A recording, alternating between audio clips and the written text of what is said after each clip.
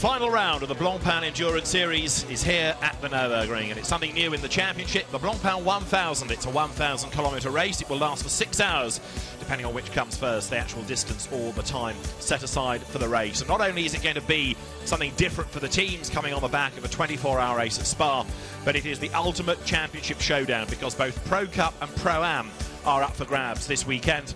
There is a long list of potential winners of the Pro-Am category. Double it and you get the Pro Cup, where there's something like a dozen people, a dozen combinations of drivers that could realistically leave the Nurburgring as champions. The day started bright and sunny. It's starting to cloud over a little bit. It's starting to get grayer. The track temperature is higher than it was earlier on in the day, but there is a report of some light rain that is in the area, and so that was a sunny view earlier on, looking into the village of the Nurburg. Now it is looking a bit grey, and although the forecast is that it's going to be a dry race, there might be one or two teams now starting to think that they might need to contend with wet weather as well. This is one of those races where it's going to be all about pit stop strategy as much as it is about what's going on track. And then you have to bear in mind how different cars are stacked up against one another for the championship. The Pro Cup being led by Kessel Racing, Cesar Ramos, Davide Rigon and Daniel Zampieri. Max Buch has only done Paul Ricard and Spa, but he could yet take the championship. He's equal on points with Christopher Mies and Frank Stippler. Then you've got Jelmer Berman, Bas Linders and Maxime Martin, who missed out last year. Marc Lieb, Ricard Lietz and Patrick Pilet absent from the Nürburgring, sadly. So they are less relevant for the championship fight, even though Manthey Racing gave a great account of itself at Spa. Lucas Ordóñez leads Pro-Am. Peter Pitzera is only 4 points back, but they share a car, so there's no real chance for Pitzera to win the championship, because whatever he scores, so too will Ordóñez. But Alex Buncombe, another Nissan driver, is in a different car. He could take the title. Andrea Bertolini can't, he's not here, but Nick Homerson and Louis Machiels are trying to win 3 Pro-Am championship titles back-to-back. They're the only people that have ever won the Pro-Am category. This is the third year of Blancpain. Doing 3 in a row is going to be very difficult indeed. Well, the cars will be making their way to the rolling lap very shortly. First, though, let's catch up with some of the top stories coming into this final weekend of the series. Pro Cup and Pro-Am both up for grabs, and the Pro Cup competition is going to be as intense as ever. The Kessel Racing Ferrari heads it on points, driven by Davide Rigon. We are 2 points in the front, but it's like nothing here. For sure, we need to be in the front of all if we want to win the champion. This morning we had a problem with electronic things, and then Cesar Ramos lose the car and we had a crash. We can fix the car for qualifying. We don't do the pre-qualifying, that is bad. For sure it's not a good way to start, but all the team is working very well. We really hope to take for the team this victory. We really like to do our best. Opposition is going to come from Mercedes. Maximilian Buch is well placed. He's only 2 points back, despite having missed the first 2 races of the year. I did not expect to be so much in the front in the championship after 2 races, but yeah, I think we earned them so much points at Spa, so it's quite good. I'm having the same co-drivers, we're having the same car, we are having the same team, the same people, so for sure tough, but yeah, I'm quite confident. And you can never rule out Audi. Christopher Mies and Frank Stippler are on the same number of points, and Stippler in particular is a man on a mission. He wants yet another title. We try everything to make it happen, especially because I think we had a very hard season regarding the BOP. It will be a big fight. It's a lot related to fuel consumption and brake consumption as well, so I think the team would have deserved it a lot. Marc VDS Racing came close to winning the championship in 2012. The team could win in 2013, although Bas Linders doesn't think they're favourites. Last year we really wanted to win it. I think the championship was ours last year. We deserved to win it. We were leading from the start, and we just lost it at the end with 2 points. But this year I think it's not really for us to win it. If we do, yeah, it's good, but we are not the favourites. Not in the beginning of the season and not now before the last race. Pro-Am this year has been largely about Nissan, and the man leading the Pro-Am Cup on points is the Spaniard Lucas Ordóñez. It'd mean the world for him to win the crown. It will be great to win this championship. Blancpain has been incredible. A very, very big surprise for me to come this year to this championship and to adapt to the GTR quite well. And it's going to be tough, but you know, it's what it is. It's what we want. We want pressure. We want clean and a nice fight during the 6 hours race. And I'll work as hard as possible to win this, no? And then there's his teammate Alex Buncombe. He's third in the points in the Pro-Am Cup, but Alex only drives one way, and that is flat out. He could yet be the champion. The most important thing is for the team to win the teams. Obviously, from my point of view as a driver, I'd love to win the championship. I'd love nothing more. But the real shame, obviously, the shunt at Spa really put us on the back foot. You know, we were leading the championship before then, but it's all down to this race. And the car seems great, so there's no reason why we can't fight for at least a podium in Pro-Am. So may the best man and car combination win. In Pro-Am, though, Louis Machiels and Nick Homerson are looking for 3 championship titles in a row. Louis Machiels knows it won't be easy. We hope for sure for 3 wins, 3 victories in 3 seasons. But it will be very difficult with Nissan. We were a little bit unlucky in Spa with the tires, right hand. And okay, but we will do all our effort and hopefully we'll get the 3rd one. But we already have 1 championship sewn up. The Gentleman Trophy was won at Spa by Sofrev, and one of the drivers is Patrice Guélard.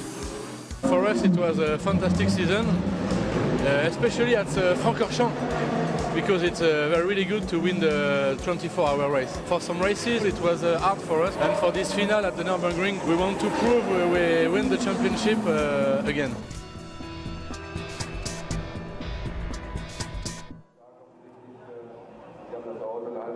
Qualifying yesterday was fascinating. It was, of course, divided into the usual 3 parts.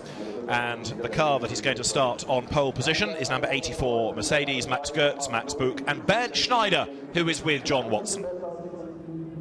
Well, I am with a winning machine here, and I'm not talking about the Mercedes beside me, but Bernd Schneider, winner of 3 24-hour races, a 12-hour race. Bernd, pole position. Can you win a 6-hour race this weekend? Of course, I think we have a good package together, and as we had in Spa, and we have the pole position. The car was really good in qualifying, but the race is a different issue, and we will see what's happened. But I think we're in a good position. Now, the strategy here is really difficult because of the length of the race and the amount of maximum time that one driver can be in a car. Exactly. The strategy will be very important now, and to play it well, it's very difficult. Especially if there's a safety car, because the maximum driving time for the drivers is 2 hours 20. That means if you do a stint by 1 hour 10, you have another stint from 1 hour 10. But if a safety car comes out, then you have to swap everything, and this will be very interesting. And the engineers have to calculate very good and that. And of course, you're here to support Max Buch, who can win the Drivers' Championship. Definitely. I mean, this is our main target, concentrating on the championship. I mean, we're not focusing so much on the others, are not scoring points so much, or they're behind Maxi, but we definitely have an eye on the guys who are in front and short behind Maxi. I expect to see you at the end of the race in the assembly area. We look forward to it. Thank you very much, and too. Bernd Schneider trying to do the Nürburgring double, the 24 hours and the 1,000 kilometres. And you'll see on the windscreen, 0-1, we have the Lumirank display on the cars as we did at the Spa. 24 hours to show exactly where a car is placed during the course of the race, because after 6 hours, it's going to get a mite confusing. 4 pit stops have to be made under the regulations for this. If you think about a normal Blancpain race, 3 hours, it's 2 pit stops. Well, this effectively is double the distance, so everything doubles really.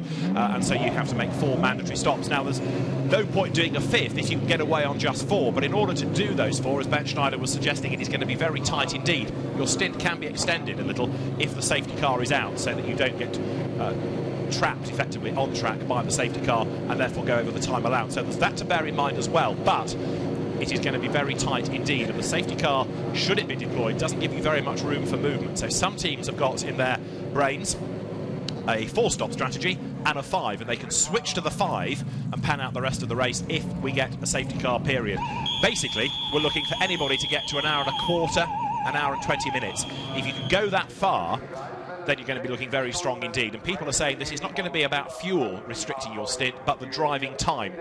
And you have to factor in, of course, that a driver must do 20% minimum of the car's total distance and time in order to be classified for points.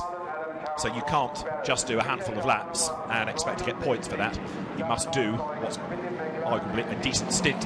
Well, the green flag lap is underway, and the grid now is being released. There are still lots of people standing on the track trying to get through the gap in the pit wall. So the marshals, just see near the yellow flag, trying to make sure that nobody gets struck by a car. as the drivers accelerate away. Yellow flag being waved, but there's a very narrow gap for lots of people to try and funnel through, and it's taking a long time as we ride on board with 32. Alex Buncombe is going to start in the Nissan. Bob Neville's team had a bit of a setback, you'll remember, at the Spa 24 hours after Alex had that huge accident at Eau Rouge. It's a new car, not brand new, it's one that JRM has been running and is now being run by Bob Neville's team, RJN.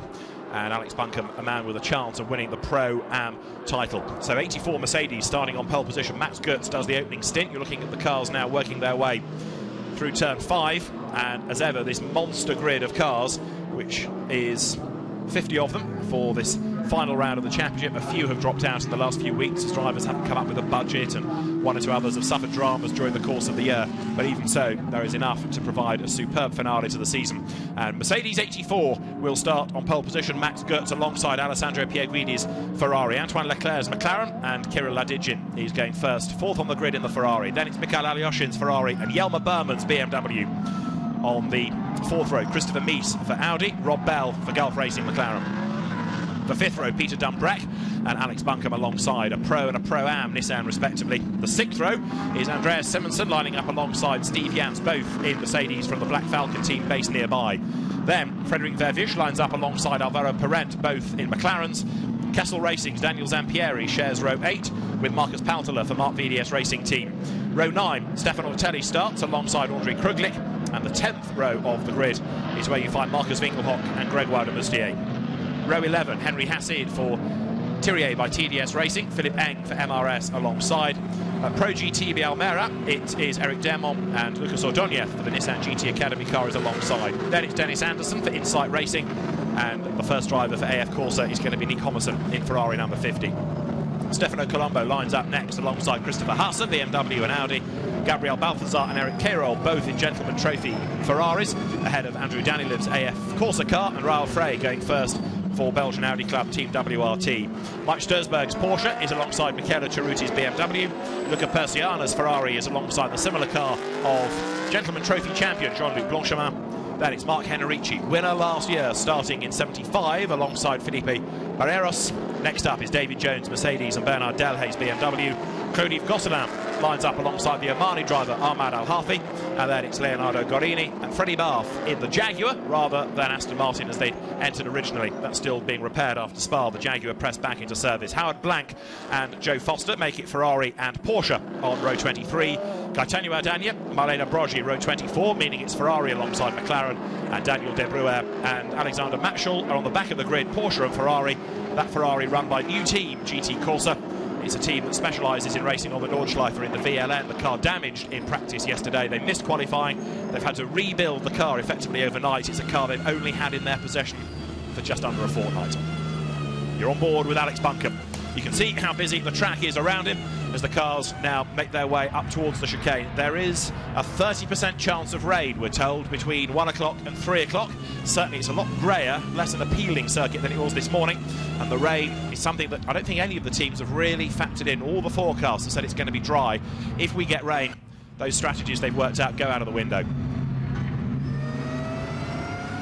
Riding on board with Jelmer Berman as well as he now turns his way up towards the chicane. It's going to be the softer version of the chicane that they use this weekend. The pace car will peel into the pit lane and we're going to be racing very shortly indeed. 1,000 kilometres or 6 hours, depending on which comes first. I would suggest it's going to be to the 6 hour mark. We have a report of number 34 Ferrari, Eric Dermont, having a little fire on the grid. Hopefully that is not going to be a problem for the rest of the race. It's all been quelled and we can get underway safely. As the lights are on red, the race director will give the command to flick them to green. The last round of the Blancpain Endurance Series is go. Fabulous sight as this enormous grid pounds down to the first corner. Good start being made by the Mercedes of the poleman Max Goetz. Alessandro Pierguidi slots in with him. You've got Antoine Leclerc third in the McLaren, then Mikael Alyoshin on the outside line, and a very rapid Audi. Christopher Mies, potential champion. We'll talk about who can win it as the race wears on. He's made a good start fifth, but the Mercedes, the dominant car from Spa, leads the way as they wriggle their way up through the Mercedes arena for the first time. Rob Bell under attack in the Gulf Racing McLaren. One of the Nissans dives up the inside, and Alvaro Parent on the curve for Hexis Racing. You'd think this was going to be a 10-lap sprint, but there are an awful lot of people in a big hurry, and that is the number 34 Porsche. It's still ablaze. Number 34 with Eric Dermont at the wheel is well and truly ablaze. That's going to have to pit. And so as something goes flying there's contact, Ferrari off, and there's another car in the background. 2 Ferraris have gone. That's a big impact straight away. One of them is the SMP car 73. That comes to a rest by the side of the road. That's Luca Persiani, the Italian ex-Formula 3000 racer. There was another car involved in the background which looked to me like possibly one of the soft rev cars. But drivers are not exactly taking a very calm approach to the start of this race. You can see straight away Luca Persiani is out of the car, and it looks as though his 1,000 kilometres has come to an end on the opening lap of the race. So we've got 2 off in the barriers, we've got another one on fire, and 5 hours and 58.5 minutes of the race remain. We've not done a lap yet. It was a soft rev car. It's number 10, Gabriel Balthazar.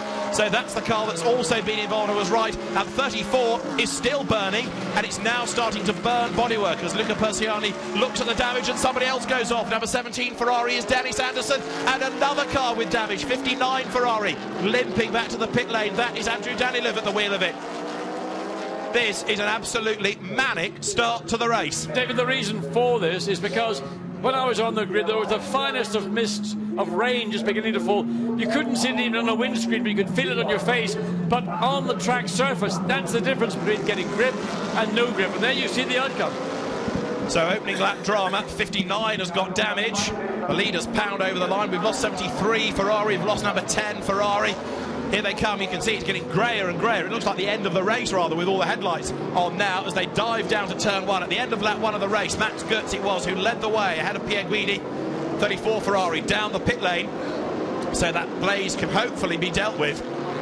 What a first lap. Antoine Leclerc third. They're 3 wide looking mid-pack, and it's somewhere in the midst of all of that is Alvaro Parent. So you're looking at the fight at the moment for 12th place. Parent in the middle of it all. Round the outside goes 16. Marcus Winkelhock in the Audi. Scene of the one and only Grand Prix he did, and he led, and Parent gets forced out wide, and up the inside goes Marcus Paltela. What a race. It's a 6-hour race. This is like a 6-minute race. The traffic coming down out of turn 4 into 5. I mean, this is a bit of the racetrack. You can see waved yellow flags. I don't even know if the drivers are capable of seeing anything other than what's directly in front of them. And a slow BMW, Stefano Colombo for Vita 4-1. Right, we may have seen the last of Pro GTB Almera because that car is heading now into its garage, and what can they do to sort out that blaze? They'll also, of course, have to make sure the scrutineers are happy for it to rejoin. Andrew Danilov, who had a crash here in the bronze test last year, has brought in his Ferrari with its smashed rear wing. And so as we have the race leaders accelerating uphill, it is Max Goetz leading the way. He's being pursued at the moment by number 90, Alessandro Pierre Guidi. And you're riding on board with number 3 BMW, which is in the hands for the opening stint of Jelmer Berman. And that is a car in 18th place, ahead of Stephane Ortelli, who's got an outside chance of winning the championship. A new AF Corsa rear wing required for Andrew Danilov's Ferrari. So the championship, headed, of course, by Kessel Racing. They're in 16th place overall. The nearest opposition, Max Buch, who is currently the race leader. Max Goetz at the wheel of the car. Now that is, I suspect, Gabriel Balthazar about to wriggle clear of his Gentleman Trophy Ferrari.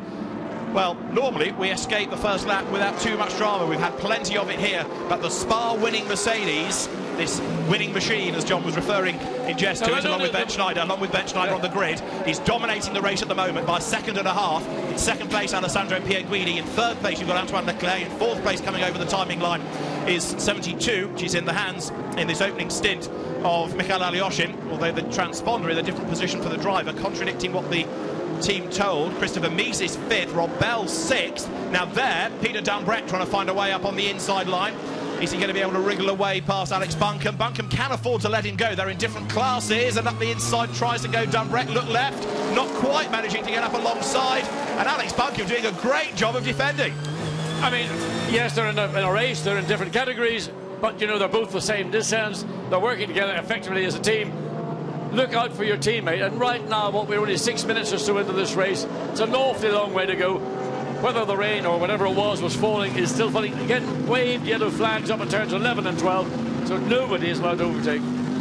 And it is so grey out there, isn't it? I mean, it was a really nice morning, and now what we have is a completely different, rather less appealing sight for the drivers. Well, I mean, this is a 6-hour race, or whatever comes first, 1,000 kilometres. Right now, it's going to be a 6-hour race. But with that weather closing in, we're in the Eifel Mountains, notorious for weather that is anywhere in the region, coming in and laying itself down on the racetrack. Right now, we've got a track that's slick, but fortunately, those dry weather tyres are up to temperature. But this battle with the two of the Nissans, Alex Buncombe and Peter Dumbrecht. And up the inside goes Marcus Finkelhock in the Audi. He splits the pair of them. Marcus knows his way around here exceedingly well. So number 16 Audi gaining a place, down in 12th place at the moment then. And of course, as things start to calm down, as they eventually will, we can start thinking a little bit about championship situation. But this Mercedes, continuing the amazing pace from Spa, the only one of the three drivers that can win the championship is Maximilian Buch, because he has done one extra race over the others. That's the Ferrari of Dennis Anderson that we saw having a spin. It now also goes for the garage, and we have reports that there is still this misty drizzle falling in the pit lane. Yeah, and it's going to continue, because as we look to the north of the circuit, the exit of turn 17, it is getting darker and darker, and that's the direction where the Eiffel Tower, the well-known Eiffel Tower landmark here at Nurburgring, and it's almost now vanished from sight. So as the battle for race leadership now is split by 2.4 seconds. Marcus Winkelhock chancing his arm now against Peter Dumbrack in the Nissan round the outside here. Behind them you've got Alex Buncombe, also trying to make progress from lower down. You've got Alvaro Parent in the Hexis Racing McLaren. Alvaro Parent still mired in 13th place, finding it hard to work through traffic. But of course, by being up front and not having to worry about any battles, so Max Goetz is able to put in the good lap times. And as I say, if anybody can get the wrong side or the other side of an hour and a quarter, then they're looking pretty strong on their strategy, both in terms of fuel and the way they're divvying up the race for the drivers. So don't expect pit stops unless they are for a problem within the hour, and anybody that can go a long time after the hour mark is looking very strong indeed. Amazing to see that field. I mean, I've never seen the Nürburgring as busy, and particularly this bunch of cars that's sort of behind the lead car. They're all literally within hundreds of seconds of each other, filing through the chicanes.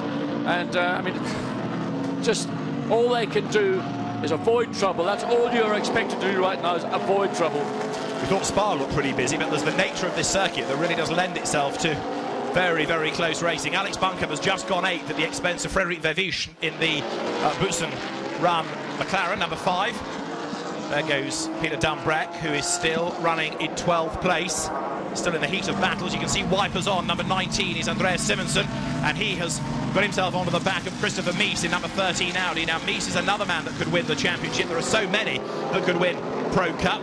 We'll monitor that as the race wears on. We'll keep an eye as well to Pro-Am. Gentleman Trophy's dead easy. That's already been sorted out for Jean-Luc Ronchemin, Jean-Luc Bobelic and Patrick Guéla. But everything else pretty much is up for grabs. And don't forget the team's awards also have to be resolved this weekend. Andreas Simonsen in the Mercedes to the outside of Christopher Mies, diving down to turn 1, and Rob Bell is there behind them in number 69 McLaren. And there's a spin, and it's number 12 McLaren, which is Gregoire de Moustier. Well, was that a self-induced or was that an assisted spin? We have to wait and see. But I mean, the racetrack is still officially dry, but as more and more this cloud is coming in, track temperatures dropping, tire temperatures are going to struggle, and if it does get anywhere near slick, well, nobody was predicting a wet race, and those predictions are so far being proved to be, well, on the limit, I would say.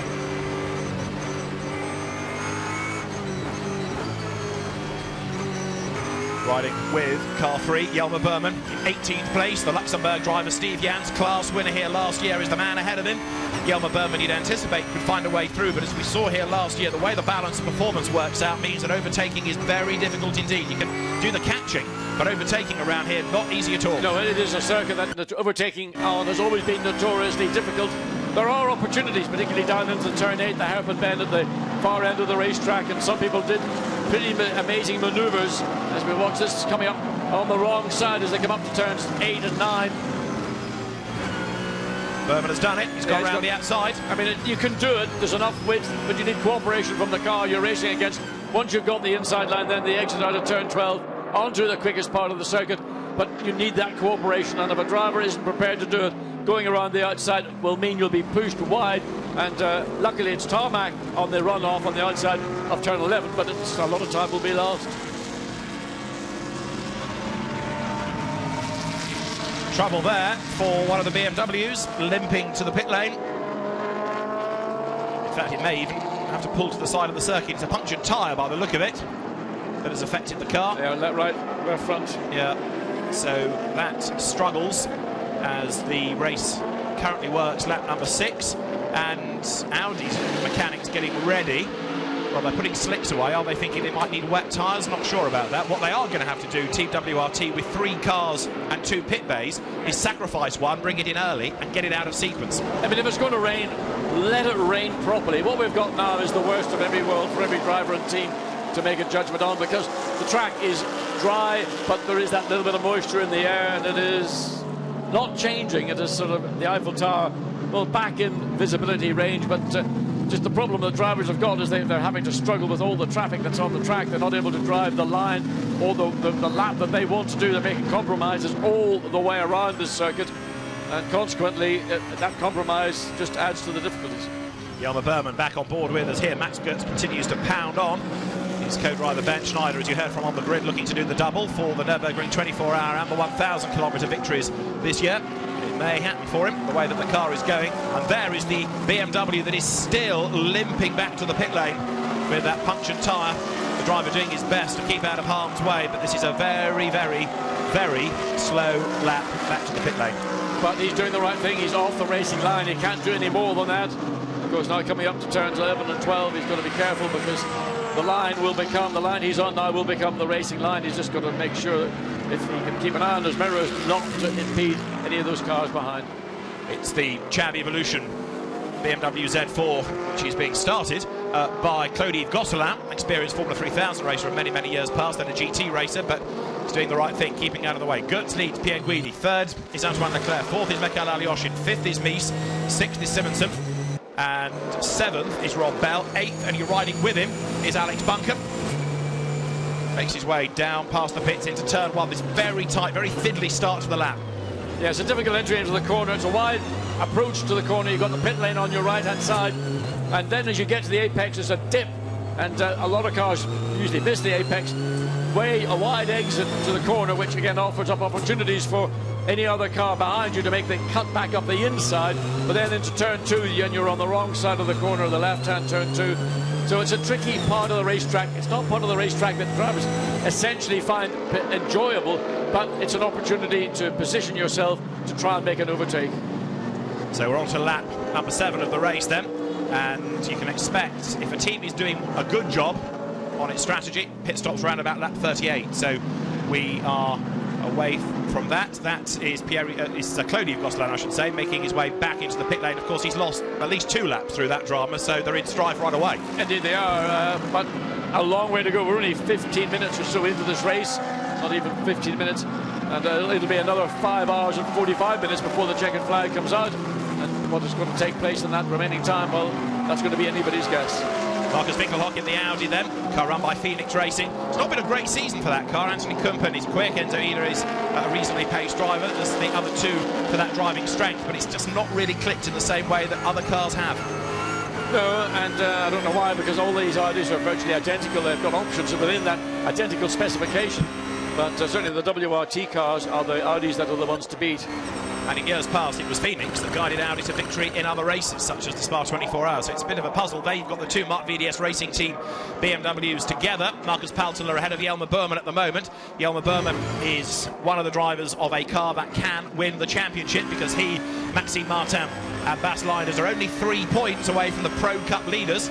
We'll get into points when it starts to have a pattern, this race, but of course this is another car you need to keep an eye to. And there's the championship leading Ferrari up the inside, heading into turn 1. Dives Daniel Zampieri, but Marcus Winkelhock closes the door. Well, it was a bit of will I, won't I, and he wasn't quite certain as to whether the Audi was going to give room or not. And eventually Winkelhock had to take the decision, close the door. Now the Ferrari is trying to come back through turns 2 and 3, and then this tightening part of the cone into turn 4, the left-hand turn 4, all over the racetrack. Now making the cutback, he's got a chance if he gets a good run out to get up alongside the Audi, certainly right under the rear wing, and then in the run down into the turn 5, which is the corner we've seen cars off in on the opening lap. This is for 13th place overall, but it's of course important that the Castle Racing Ferrari worked its way up the Pro Cup order in order to score points. You get 33 for a class win in this race, 24 for 2nd, 19 for 3rd, and then down to just 1 point for 10th in class. So as we get towards the end, points are going to become very important indeed. Winkelhock then hangs on to the place.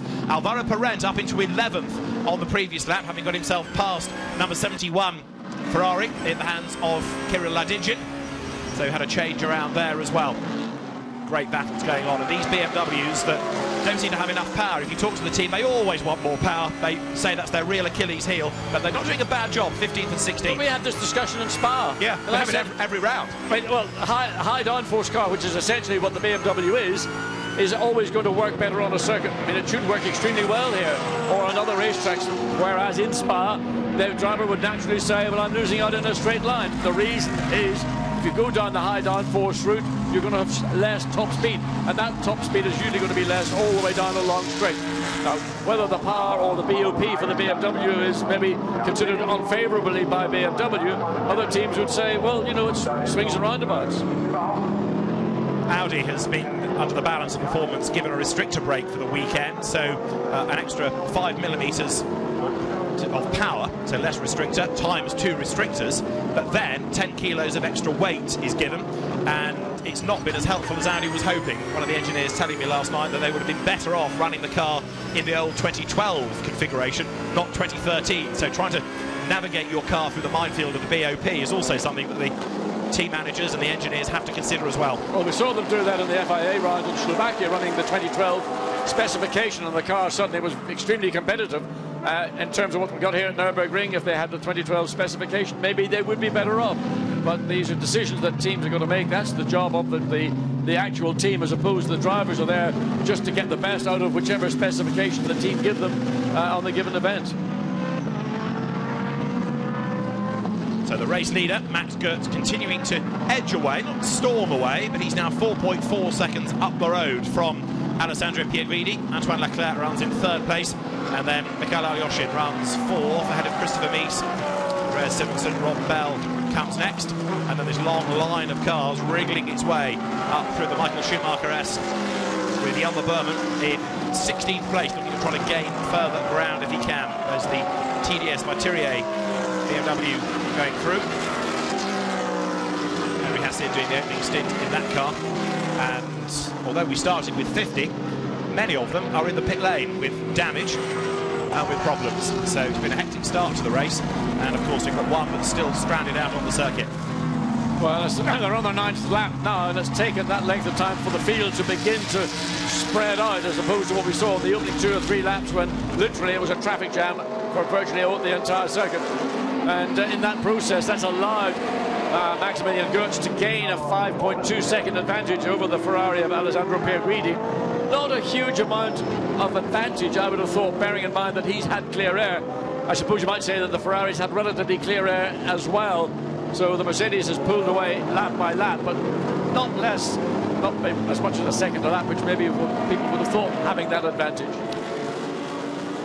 They've also been able to keep out of trouble, haven't they? Whereas many of those in midfield got themselves in all sorts of strife and were delayed, of course, by all these battles early on. 77 McLaren, one to watch. Philippe Eng, he's got 2 rather slower co-drivers, in fairness, but Philippe Eng will be the star in this, former BMW World Final winner. He's got himself onto the back of Stephane Ortelli. There is the leader, and that is Max Goetz, who's now 5.2 seconds ahead, and he is starting now to get into a rhythm. Many people rather fearful of this car, given the way that it crushed everybody at Spa. The fear was that it was going to do the same here, and on the current evidence, it's going to take some stopping. It is, and what makes that car so competitive is the fact that there are 3 very well-matched, balanced drivers. And of course, Ben Schneider telling me in the grid off camera, he's going off to America to do another endurance race, but you never guess how long it is. 25 hours. You know, I mean, Bernd Schneider is the winning machine. He is probably, in that car, the reason why it is so successful. He doesn't claim to be the fastest, but he is just so good, and he gives such confidence to the 2 younger co-drivers that they are learning from him, and that's the benefit of having someone like Bernd in your team. And Max Goetz also has really, and there he is, turning his way up to the end of the lap, risen to the occasion by being in this team. If you think back to when he was in Formula 3 Euro Series, he was not that impressive, but in a GT car, it's the right environment for him. He's a bit older, he's a bit more experienced, he's learnt a lot. Schneider and Buch watching on, pretty impressed now, because the lead is 5.5 seconds, but Max Goetz has developed into a very good GT racer. Very much so, and I mean, matching Max Buch and Bernd Schneider is a great achievement. But what they are looking at now with the lead they've got up to 5.5 seconds is that they are right on the strategy that they had determined before this race gets underway. They have not had any issues in the opening laps. We're now on lap 11. So everything is going swimmingly.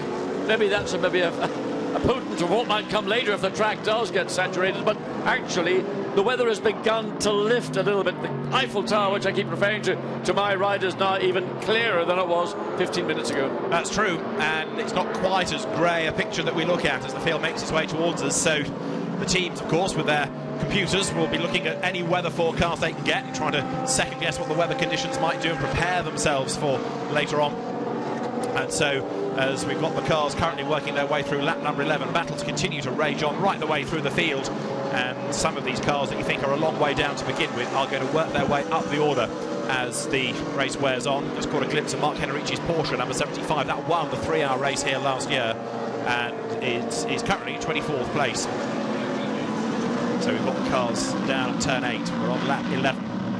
And for the moment, Max Goetz is the man to beat, 5.5 seconds he is to the good, with in second place Alessandro Pierguidi, who kept out of trouble at the first corner of this race, largely because John didn't interview him on the grid, I suspect, because when you did at Spa, he then rather blotted his copybook. He did indeed, but this time he's been very well behaved. I mean, the lesson learned is a very good lesson, and Alessandro Pierguidi, I just think maybe the vision of going into Spa side by side and assuming that he was going to come out of it side by side with the Mercedes, well, that didn't happen, and it could have been a monster accident. Fortunately, it wasn't.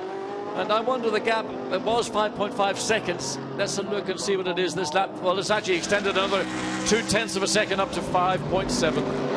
Change of place there. Look, Zampieri's got past Winkelhock and now round the outside tries to go Marcus Paltela, so the Ferrari gains one spot. Paltela right round the outside. Done it. What a move. Fabulous bit of driving. Marcus Paltela, the flying Finn, goes up into 14th place. Winkelhock then is 15th, and Jelmer Berman in the background is the next one to try and stick his nose up the inside of the Audi. Can he do so? Braking now for turn 1. Winkelhock's trying to fight back. Jelmer Berman wants to try and wriggle past him as well if he can, as into the pit lane comes Stefano Colombo's Vita 4-1 BMW. So as these BMs are having a good run, the other team, local team, not doing so well. Now to the inside goes Berman. There's an Audi in his way. Well, you can't make it. I mean, that's the sort of the end of that sequence of turns 2 and 3. And really, if you haven't got yourself alongside, forget about it. Your next best opportunity is going to be a good run onto turn 4. This short straight that leads you, then drops downhill into turn 5. Tricky under braking, and the track tends to fall away from you. Well, there is the Vita 4-1 BMW. They put fuel in it, which they will do at any pit stop if it's unscheduled, and wave it away now. Now, the car fired up as that fuel was going in. That may well be something that the officials want to have a look at. They will do. Yeah. I mean, the problem is, in the heat of the moment, you think it's clear to start the engine when the unit realises the fuel can was still attached to the back of the car, the refueling hose, and by turning it off again, it may not undo the sin that you've committed, but at least he did try to resurrect something that was a driver error.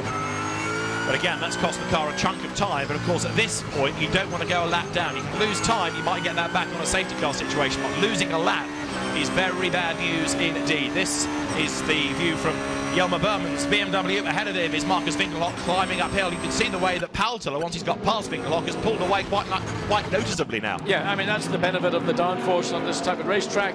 And you can see the difference between the BMW and the Audi on the quickest part of the racetrack.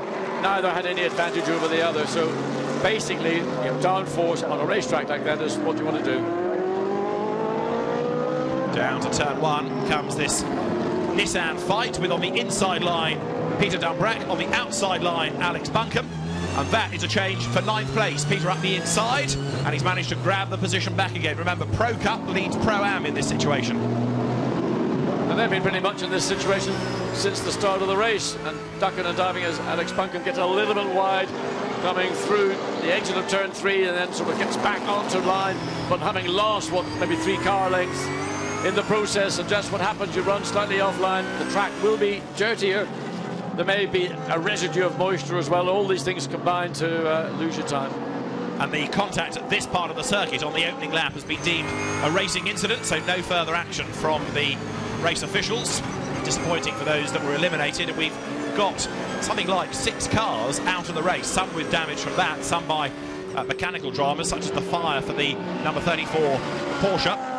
And as the race continues, Max Goetz, the last time around, did a 56.6, the gap 5.3 seconds, but Alessandro Pierguidi in second spot, doing his best to push on here. The car which for this weekend is SRO Motorsports entered, new to the championship, and Alessandro Piaguini doing another very good job. Yeah, and in fact, doing a very good job, because he actually has taken about almost half a second out of the advantage of the lead Mercedes of Maximilian Götz. So we're seeing a little bit of an effort from Götz. Certainly, he is the quickest car on the racetrack by maybe half a second over the field around him, certainly in the second place Ferrari. But whether that was just a little bit of a drop-off or whether there's a traffic issue which shouldn't have been arising quite so early, but there are cars straggling all around different parts of the racetrack, and well, it's back up to 5.5 seconds, so the advantage that Götz has, he is again using that to full effect. It's only a modest advantage, isn't it? But it all helps over the course of a stint, and we are approaching the end of the first half an hour. Still a long way to go before we get to pit stops. Good Ferrari fight here. 44, Daniel Zampieri on the back of number 71. 71, which is supposedly started by Kirill Ladygin, is being displayed as Victor Shaitar, who did a very good job yesterday, but that team have not been very good with transponder settings, so I think we'll go with the nominated start driver and say that it is going to be Ladygin. Well, I would expect to see Zampieri get past, and as I said it, by magic, somewhere around turns 2 and 3 it happened, and it wasn't really going to take terribly long, because Zampieri, starting in 15th place in the championship, leading Ferrari, needs to make up ground as quickly as possible. The further forward he gets, the more difficult it's going to become. And once he gets up to the battle that are going on around 5th, 6th, 7th and 8th place, that's when he will start to earn that money. But already he's pulled out what the best part of was half a second on the blue-red Ferrari behind, with the BMW now looking to make its way past and try not to let the championship leading Ferrari get too far ahead. I mean, right now that's what their focus is going to be. Stick to the tail of Zampieri and that red and white Ferrari. But as it stands, the champion is going to be Max Book. I know we're a long way from the end of the race, but the Mercedes is in the box seat. All the teams now being told to tell their drivers to put the lights on because of the reduced visibility of the circuits, and the mist is coming back in again, and confirmation that we are right in talking about Alyoshin and Ladygin in those Ferraris. The team with this transponder glitch once again not helping matters. It's going to be displayed wrongly when you see graphics as well, I'm afraid, because it's all interlinked. But Max Götz then goes through in the lead of the race. He is now working his way through slower cars. The lead that he has gone up to 5.9 seconds. Antoine Leclerc runs in 3rd place for the ART Grand Prix McLaren team. There is Piaguini sorting out the traffic at turn 1. Let's have a look. Going very wide at turn 1, John. Yeah, indeed. He just sort of overran under brakes. Keen to get ahead of the Ferrari that is getting a lap put on it to ensure that he gets through this sequence of corners at his pace. Made the error, running deep, recovered from it. He did what he had to do and he got the car through into turn 1, and he'll be thinking now, that 5.9 second gap, what can I do? I did get it down to 5.2, but that may have been for other reasons, not necessarily the pace of the Ferrari in 2nd place. Rob Bell, the Gulf Racing in the McLaren, he's in 8th place. Frédéric Verviche is ahead of him, having just passed him in the number 5 McLaren, and now Rob Bell's having to defend ever so vigorously from Peter Dumbrek. Still very impressive, though, that you've got Antoine Leclerc's McLaren for ART up into 3rd place, the best we've seen of them all year. I mean, Antoine Leclerc's just driving an outstanding race. He hasn't got anybody particularly close to him. 2.3 seconds the difference between 3rd and 4th, so he can focus on what he's doing. But it's a battle, the one, Peter Dumbrek, that's the one I'm going to keep an eye on, because that looks like a bit tasty. Indeed, and of course, just to go to Peter Dumbrek for a moment, new co-driver Kazuki Hoshino joins in this weekend in that car. That'll be worth watching. Yes. I don't know much more about him. He's going to be a man to watch, trust me. So, we've got at the moment the car of Alvaro Perret dancing its way over the curves. No, that's not dancing, that's bouncing. That is one of the problems that we've seen from McLaren at different points throughout the season. It gets into a sequence, it's a spring damper aerodynamic issue, and they've got to work around the homologation of the car, and sometimes when it gets out of that sequence you see it getting into this bunny hop almost across the racetrack. Very unpleasant for the drivers, and they just can do nothing about it. That McLaren doesn't seem to have anything like the poise or the pace of the Boutsen car, because at the moment number 5 in the hands of Frédéric Verviche is going strongly. He's looking for a way here. Look past the Mercedes in the hands of Andreas Simonsen. Rob Bell tucked up behind, having lost a couple of places on this lap, but ART Grand Prix still the top McLaren team in this race. They sacrificed Q1 and Q2 yesterday on old tyres to put Andy Suchek on new rubber to get a good grid position. It looks like it's paid off, as now Verviche tries to go around the outside.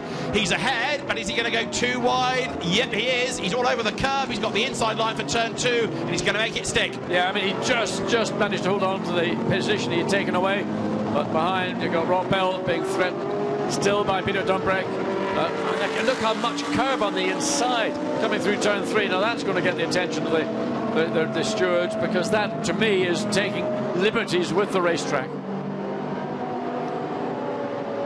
So meantime, the lead gap up to 7 seconds now, as continuing to break away is Max Goetz. There's Rob Bell, and he's still got Peter Dumbreck tucked up behind him. So McLaren versus Nissan.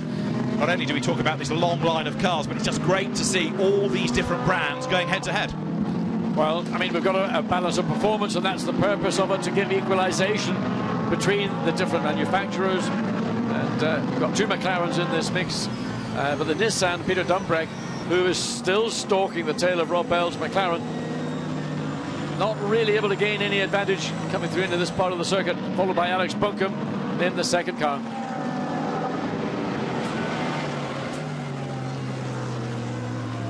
Alex Buncombe then hustling on, still competitive within the Pro-Am class, and a man to watch in Pro-Am over the course of the race, as you've got the field turning its way now up through turn 11. Goetz still leading, 7 seconds is the advantage, and this is the view looking up from turn 1. Pit out on the left-hand side, race leader there goes through shot, and if things were to stay as they were, it would give Max Buch the title by 10 points from Max Goetz and Bernd Schneider. Christopher Mies and Frank Stippler would be next, and the Castle Racing Ferrari of Ramos, Zampieri and Rigon would come next, fourth. 51 points for the drivers. There's a lot to pan out yet, but it's still looking oh so good for the Mercedes. 5.5 hours to go is a lot of motor racing, and with weather conditions that are currently unpredictable, cars being required to put on their lights, their driving lights, because of the mist that's been hanging around the circuit, and so far we've not seen what looked like it was going to be severe rain. Again, that McLaren, the way it takes so much of the inside of turn 3, I mean, it's nobody else is doing that, and I wonder how long he's going to be allowed to get away with it. Yeah, track limits are a constant issue on modern day F1 circuits. We had lots of people being warned about exceeding them yesterday in qualifying. Yeah, normally that was on the edge of most of the corners where they were trying to take advantage. But in this instance, it's coming through turn 3, where Ridley's got all but the outside of the two outside wheels of the racetrack and the inside of the corner. Now let's try and catch up on what's going on in the pit lane, because lots of drama, lots of damage over the opening laps of the race. Jack Nicholls is down there for us. Thank you very much, David. Well, we'll start off with the happier news, and that is that the Vita1 pit stop was a planned pit stop. So whether they're coming in early to get themselves out of sequence for the rest of the race, that might come into play later on this afternoon. The 21 Pierre Hershey BMW is still being worked on after their incident. The Pro GT Porsche that we saw on fire throughout the formation lap had an engine problem which caused the fire, but they're planning on getting that back out in the next few laps. The number 17 Insight Ferrari is also under repair, but unfortunately the 59 AF Corsa car, Felipe Salaquada's car, is out of the race, and it won't take any further part. I think that's everything covered. For now. We'll find a few more for you, Jack, I promise you, because with another 5.5 hours to go, there will be lots more to come. Interesting, though, that that's a planned stop from Vita 4-1 to try and get them out of traffic, and now keep an eye to their strategy to the end of the race. It's an unusual planned pit stop. I mean, so early in the race, and you sort of wonder if Verdish just dives down the inside, gets it done. Again, the issue of running over the exit of the corner. He's lost the position. It's gone. The Ferrari's got back side by side in turn 2 on the inside for Verdish. Now he takes a lump of the inside of turn 3. Is he going to do it again, or is he going to get the whole car? Watch this time, funny enough, making the pass. He doesn't, and he just sort of more or less makes sure the Ferrari is not able to come back. Job done, and by not using even half of the inside of the corner. Now here looks pretty defensive. Goes Frederic Verdish to try to keep at bay Michael Alyoshin. Rob Bell versus Peter Dumbreck. Yeah, but Rob Bell is clearly smart enough to know that going around the outside, particularly at turn 5, you can just run the other car wide. You can't run them off the racetrack. You can run them wide and stop the opportunity that Peter Dumbreck was trying to make for himself. Down to turn 8, hard on the brakes. Andreas Simonsen in the Black Falcon Mercedes ahead. Max Goetz then leading the way, and on current evidence, champion-elect. Well, of course, he did Paul Ricard, he did Spa, where he got this bag full of points. Hasn't done the entire season. That doesn't matter, because you get points for the races that you do, and so well have they gone at Paul Ricard with different co-drivers, admittedly. And then here, it's all stacking up nicely to help Max boom for the title. Max Good's doing a good job in this opening stint. So too is Marcus Paltela, who last year on occasions was rather sacrificed on the older tyres or the shorter stint or the worse of the weather, and now in car 4 he's rather developed as the lead driver in the second Mark VDS Racing Team BMW, and some of the moves he's pulled over the season, including early on in this race, impressive indeed. 14th he run. There is Simonsen, who we see in the FIA GT Championship. Andreas Simonsen, the Swede, former touring car racer, coming up towards the end of the lap. And there, Alvaro Parent moves up the inside of Alex Buncombe. It's going to take more than a McLaren to shift in this, and in turn 17, that's a big, strong car. And now Parent under challenge from Zampieri in the Ferrari. So Parent was focusing on the Nissan, and now under threat from Zampieri coming down to turn 1. I'm still surprised with the lack of pace this year from Hexis. It's been one of the disappointments of the season. Parent, we know he's quick. The team, we know he's good after its success with these cars last year. Contact! Zampieri's Ferrari gets squeezed onto the outside of the road there after the contact. He's managed to hang on to it, but how much damage has that done? As long as it was side by side, and I think that was the right front of the McLaren and the door of the Ferrari on the left-hand side, so no contact wheel to wheel or suspension to suspension, but indication that Alvaro Parent, he's not here just to enjoy himself. No, exactly, and there's also, I suspect, quite a lot of frustration in that car that it's not higher up the order. There's no argument about the pace of Parent. Talk us through it. Yeah, dives down the outside, Parent in the inside of now watch who runs wide in position of the Ferrari. It makes the cutback, gets alongside. Alvaro Parent is forced to, he didn't want to concede the position. That was almost half a car length advantage to Zampieri.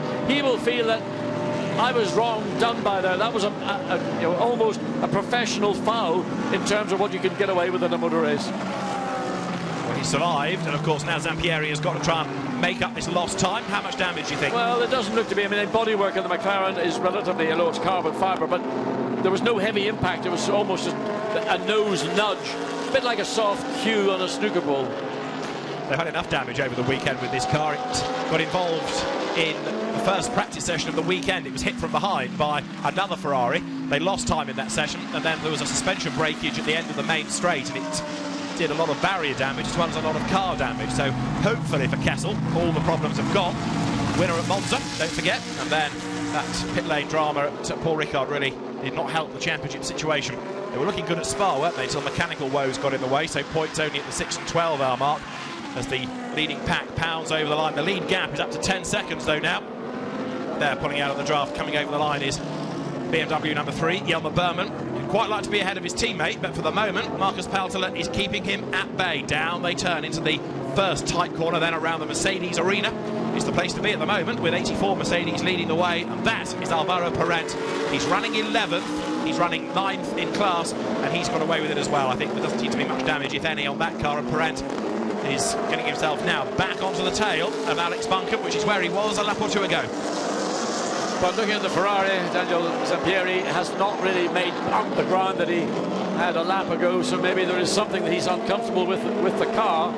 I would imagine if he can't make up that ground in the next couple of laps, then Alvaro Parent is going to feel a little bit more relaxed. And a good little battle here as well, look, between the Audis diving downhill, Team Ukraine Ferrari in the background. Everywhere you look at the moment, there's something going on in the race. Number 6 is Christopher Hasse, number 2 is Raul Frey, and then 123 behind is Andrei Kruglik in the Ferrari 458 from Team Ukraine. Raul Frey, ex-DTM racer, ex-single-seater racer, tries to find a way around the outside of Christopher Hasse, reigning champion, sharing that car with Oliver Jarvis and Harold Primac.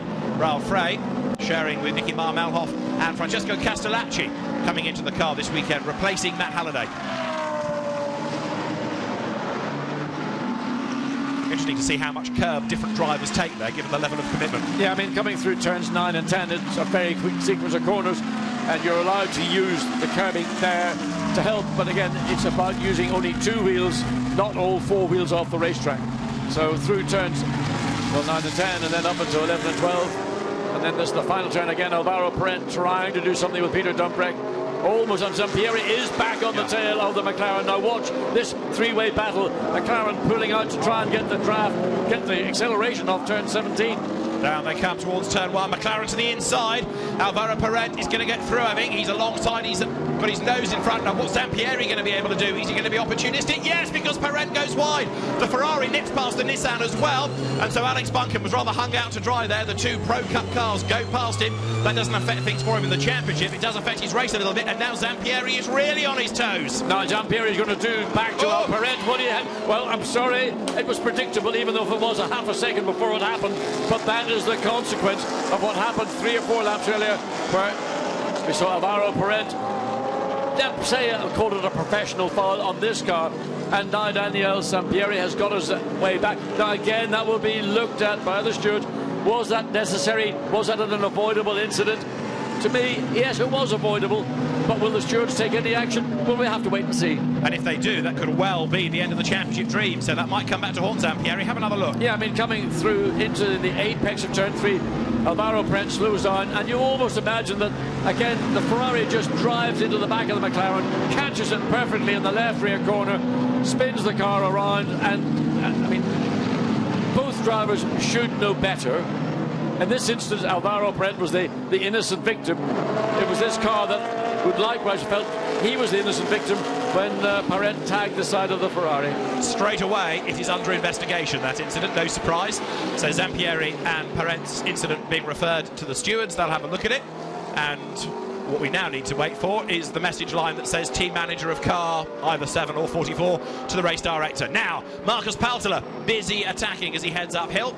So to his Yelmer Bowen, Alex Buncombe dropping down through the pack just a little bit here. And he's going to drop further because he's going to be taken up the inside by both the BM and the Audi. So Alex Buncombe, well, he's not in this race. Drive-through penalty for Daniel Zampieri for avoidable contact with car 7. But he hit me first, Mr. Stewart, whatever you want to call him, Stewart. I mean, I didn't do anything wrong. What did he do to me? He hit me first of all. You're not allowed to come back and hit another car and spin it round. Team manager of car 44 to race control immediately. Drive-through penalty. This is the incident, John. Yeah, I mean, you can see what was happening. Read it just like I mean, it's so clear. Just touched the left rear of the McLaren when the car was at its most critical point of the corner, and it didn't take very much. I mean, there would be barely any paint exchanged between those two cars, but that was a foul. And team manager from Kessel Racing in the red overalls heads up to race control. Francesca is on her way to see the stewards, and Alvaro Perret, after that incident, dropped down into 17th place in the McLaren. Hey, he's not fair. He's not fair. It's kind of too late. There, whoops, all crossed up is Howard Blank's Ferrari, off into the gravel. He should, well, I was going to say, be able to dig his way out of there. He will just, yes, but the speed suddenly dropped. He didn't nail his foot to the boards. That's going to bring lots of gravel onto the road. And a curb-hopping Mercedes comes up now, well in and among the back markers. Now, he's got a 10.4 second advantage over Alessandro Perguidi. Watch and see what it is at the end of this lap, because this is where this race for Alessandro Perguidi can come alive, even though he's been running second all the time. The lead car now having to deal with back markers, flashing his lights. I mean, he's so cautious. You could see he wasn't certain whether the Ferrari was going to commit, so he gave the Ferrari the option, and then he made the decision. It's my corner. Again, flashing the lights of the Porsche, not knowing whether it's going to stay on the racing line, or is it going to go slightly one way or the other. Again, having to hesitate and wait. Gap down to 9.6 seconds, and it'll be even less by the time he completes this lap. It's got the Stars and Stripes Porsche ahead in the hands of Joe Foster. Nips past that, and then another Mercedes is up the road as well, because the Jones family, the Prezi Spark car, David Jones at the wheel of it, is going to be lapped by 84. So you've got Goetz in the lead. Frederic Verviche is flying though, John, lower down. Yeah, I'm just noticing that he's down in 5th place, fastest sector in sector 3 on the last lap. So that car, we saw that car taking a lot of racetrack in turn 3. Maybe that's a contribution to the lap time, but whatever it is, certainly in the 3rd sector, very quick indeed. Meantime, you've got Max Goetz now just looking for a way to get past the similar car of David Jones that runs in the Pro-Am category. What will be interesting to see is how Alessandro Perguidi deals with the traffic. We've seen Maximilian Goetz being cautious, not forcing issues, not diving down the inside, and with the assumption that he's going to get the racetrack, and that's going to cost him time. It's down from 10.2 to 9.6 seconds. It will be less when he comes across the start-finish line to complete lap 23. the second place man, Alessandro Pierguidi, for SRO Motorsport, new name, but the car is familiar to Alessandro. That's the view looking from the approach of the last corner to the last chicane. You see it's the motorbike version of the chicane they use, so it's a faster chicane, it's a softer chicane, brings a little bit more speed out of the corner, and Pierguidi up onto the curb as he pushes on. What can he do, if anything, about catching that car? 9.6 seconds was the gap. Because it's 8.4. That's all because of the cautiousness of Maximilian Goetz in that traffic, not trying to force issues. He knows he's got the pace when he's in clear air, and he knows also that the Ferrari is in turn going to catch these lap cars, and therefore most likely what will happen is the gap will extend. Yeah. Not because Max Goetz has gone any quicker, but because Alessandro Pierguidi has got the same problem with getting through lapping cars. And car 44 Ferrari is serving his drive-through penalty right now. So Daniel Zampieri, whether it is fair or not, he's having to serve it. And Francesca was unable to persuade a change of a you-know-what. Even with all her charms. So the car cops the drive-through. Let's see where it falls to. But with 5 hours and 13 minutes, there is, as they say, a long way to go. There's the Ferrari. And you're going to see, looking to see if any of those marks on the nose of the car are the result of the contact with the back of the Lexus McLaren. And, this is what this team did not want. They had a 3-point advantage in the Drivers' Championship coming into this round. They started 15. They knew it was going to be difficult to make their way up through the field. It was made difficult because of the initial contact at this part of the track with Alvaro Perez, but then 3 laps later, Zampieri are paid back, I would say, with interest here at the apex of turn 3. It cost him a drive-through. I go along with that with interest. Yes, you can imagine a very fiery Italian after the first bit of contact. There'll be lots of fiery Italians after the drive-through. I would think he's not a happy driver, but you have to control your emotions. Yeah. There's no point in saying what he did to me was unfair if the stewards didn't see any action needed to be taken. And it doesn't excuse you then mugging somebody from behind and spinning them out. No, we've been talking about this mist that we've had. It's clearing, although there's red mist inside that Ferrari. That's the And I can now see out to my right that the Eiffel Tower, that landmark here at the Nurburgring, is almost in clear sky. And the team's no longer being told that they need their headlights on because the visibility is a lot better than it was even 5 minutes ago. So things improving, and Phoenix, one of the Audi teams, has given us a weather update, which is we're not expecting proper rain. The worst it will get was that bit of drizzle that we had, that very, very light rain at the start. I would rather have it wet or dry, but that drizzle is really difficult to read because the track surface is middling grey. And when you get that very fine mist falling on it, it really doesn't change the colour of the surface. It just makes it suddenly like you've had fuel or oil or something. You can't see it, and it's suddenly there, and it catches you out. On board with Berman once again, looking at Paltela. And this is turns 2 and 3. Let's ride with the BMW. Let's have a look, John, at the Nurburgring. Yeah, coming into turn 3 again, and a door being opened nicely on the inside, so we've got the 2 BMWs once again running in tandem. Coming out into turn 4, you can run wide on the exit. Below that white line is the demarcation. Then the short sprint down, and then you're braking downhill.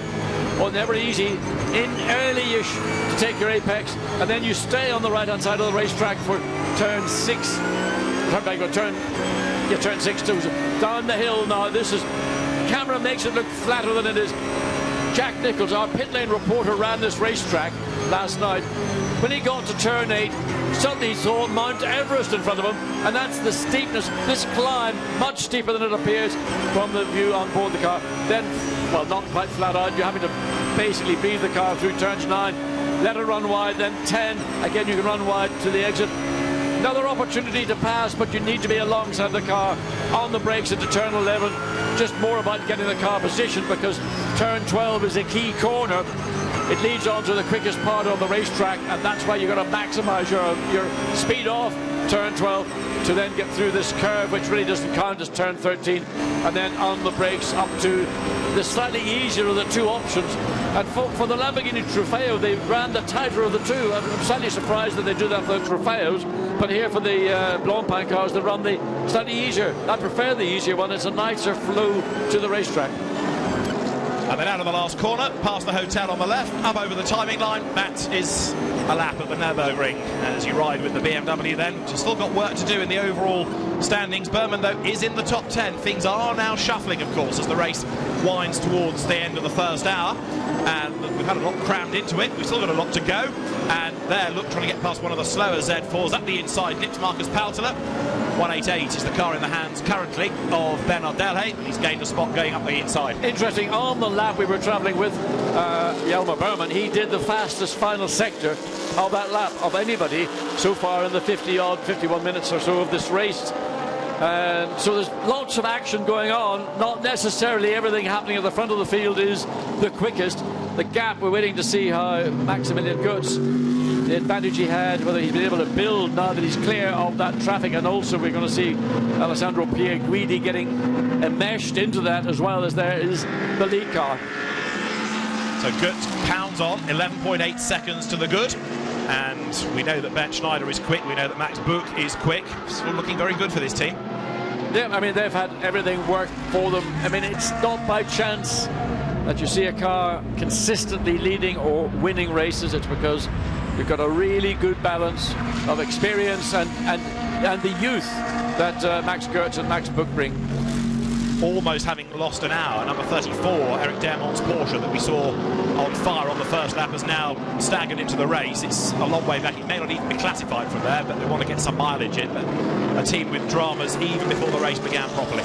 Well, I mean, anything that catches fire in the back of a Porsche is never going to be easy. It's not the most accessible car to work on because the engine does hang out over the rear of the axle and, of course, all the bodywork and there's the way the suspension attaches to the rear of the car. But anyway, they're back in the race and they will get some mileage, maybe learn something as a consequence. The problem, I'm told, is something to do with the exhaust system. That was what generated the heat, that generated the fire, that needed the repair. So that's the news from the pits. They've got it back into the race, albeit the best part of an hour down. Race leading Mercedes, Ferrari second, McLaren third, Audi fourth, number 13 Audi, another championship contender, Christopher Mies, up into fourth place, becoming another one to watch in all this now. Well, just on board Alex Buncombe trying to find a way again. This is the tight bit of the racetrack. Through turn... So through turn 2, this is coming into turn 3 now. And there you get to see the Mercedes Tribune, the massive grandstand that was built. That's the bit of architecture, Mercedes grandstand. Alex Buncombe at the moment is running third in class. He was here a few weeks ago at the historic meeting at the Old Timer. He's lost a little bit of pace there heading downhill, but Alex very versatile, whether it's a modern GT car or a historic GT, historic sports car from the 50s or the 60s or the 70s or the 80s. He can make it go quickly. And at the moment he is, as I say, third in the class.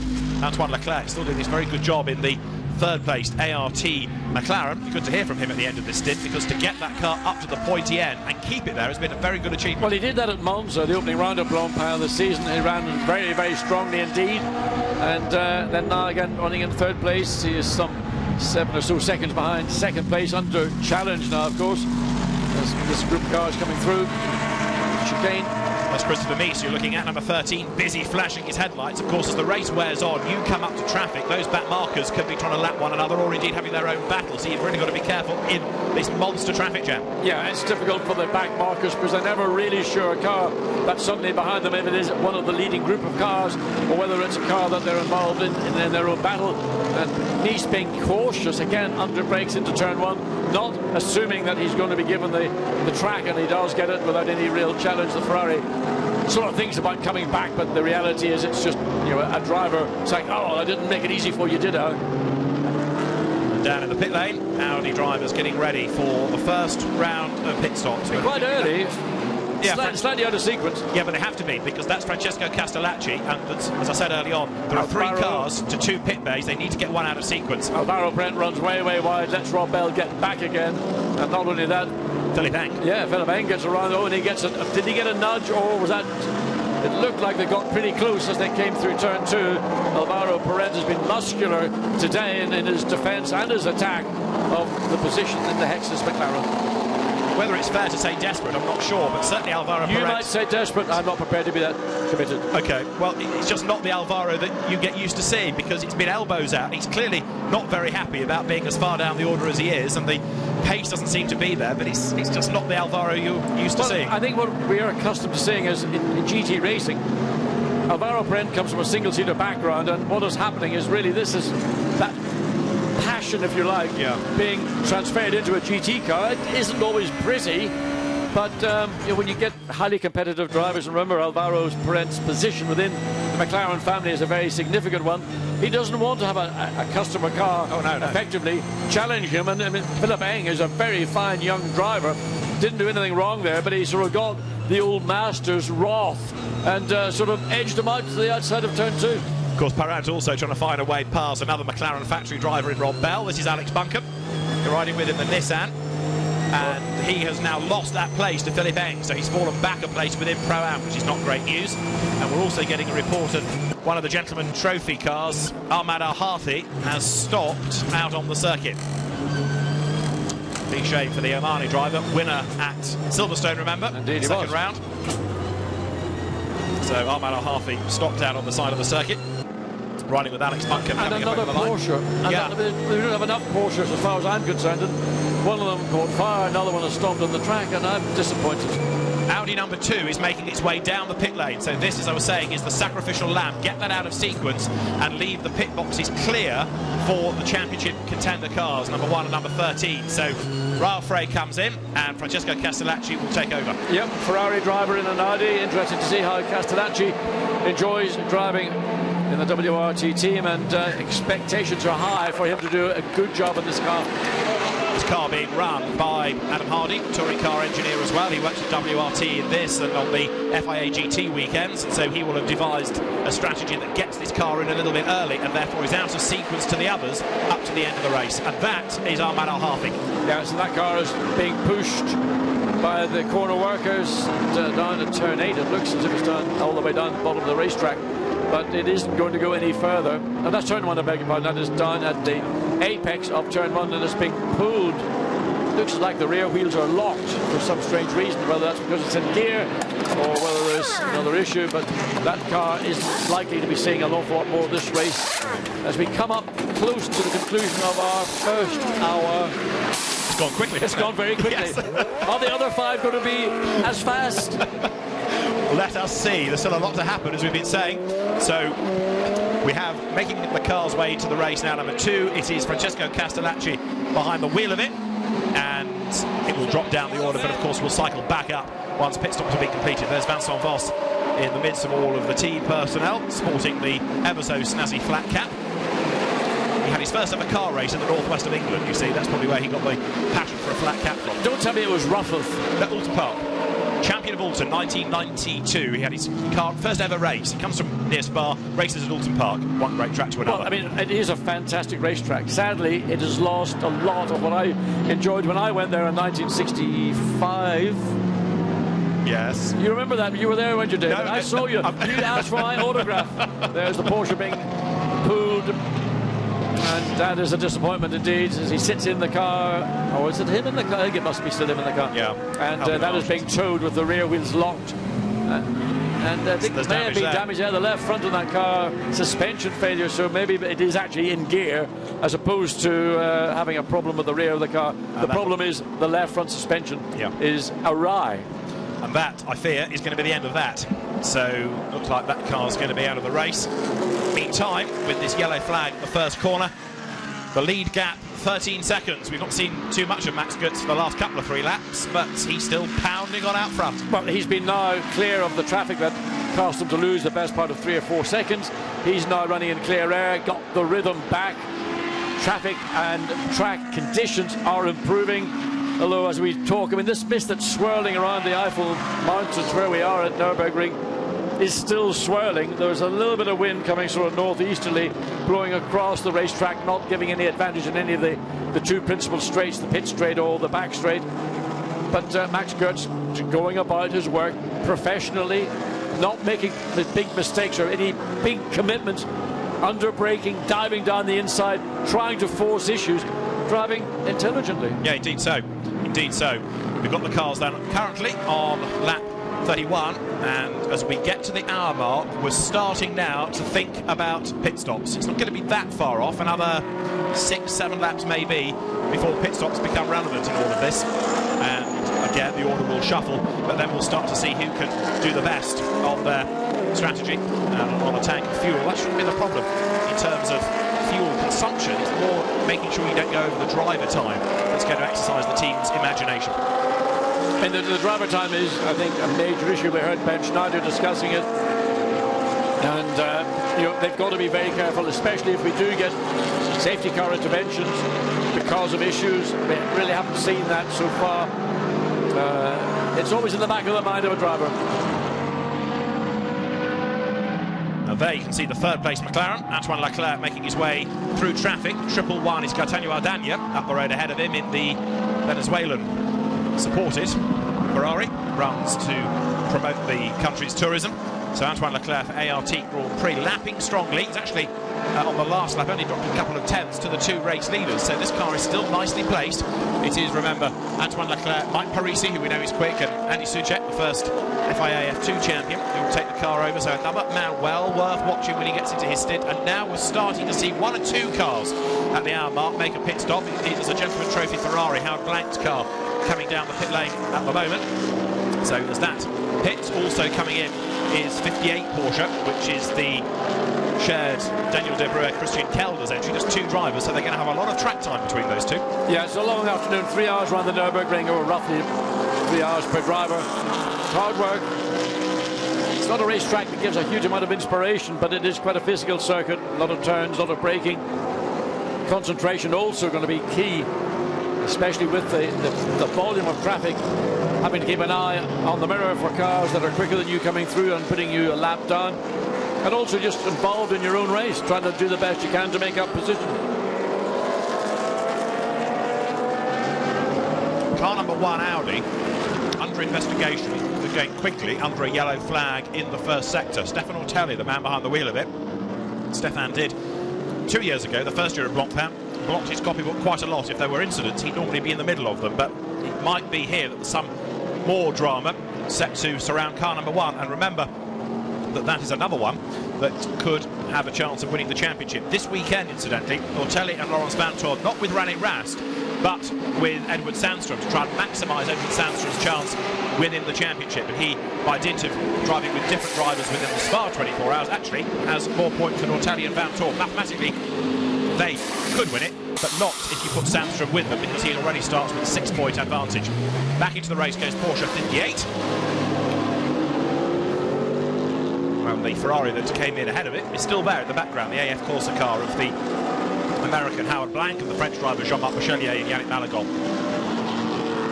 So we've seen dramas for other Porsches in the course of the race thus far. This one's, so far, good and healthy. Class winners last year on a couple of occasions. 18 Mercedes in the meantime you're looking at in the Pro-Am class. Steve Jans being chased by Henry Hassid. BMW right on the tail. There's your winning machine.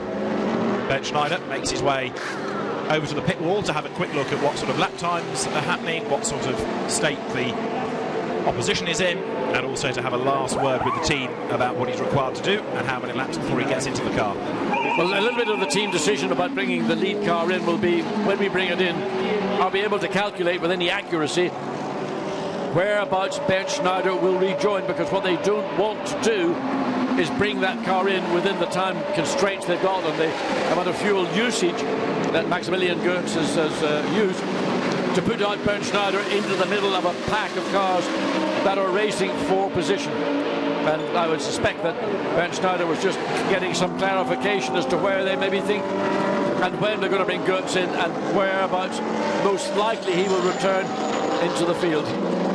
Car 69, Rob Bell, into the pit lane now from 15th place. That means that he has done 32 laps within that stint. So that's an hour and 5 minutes effectively.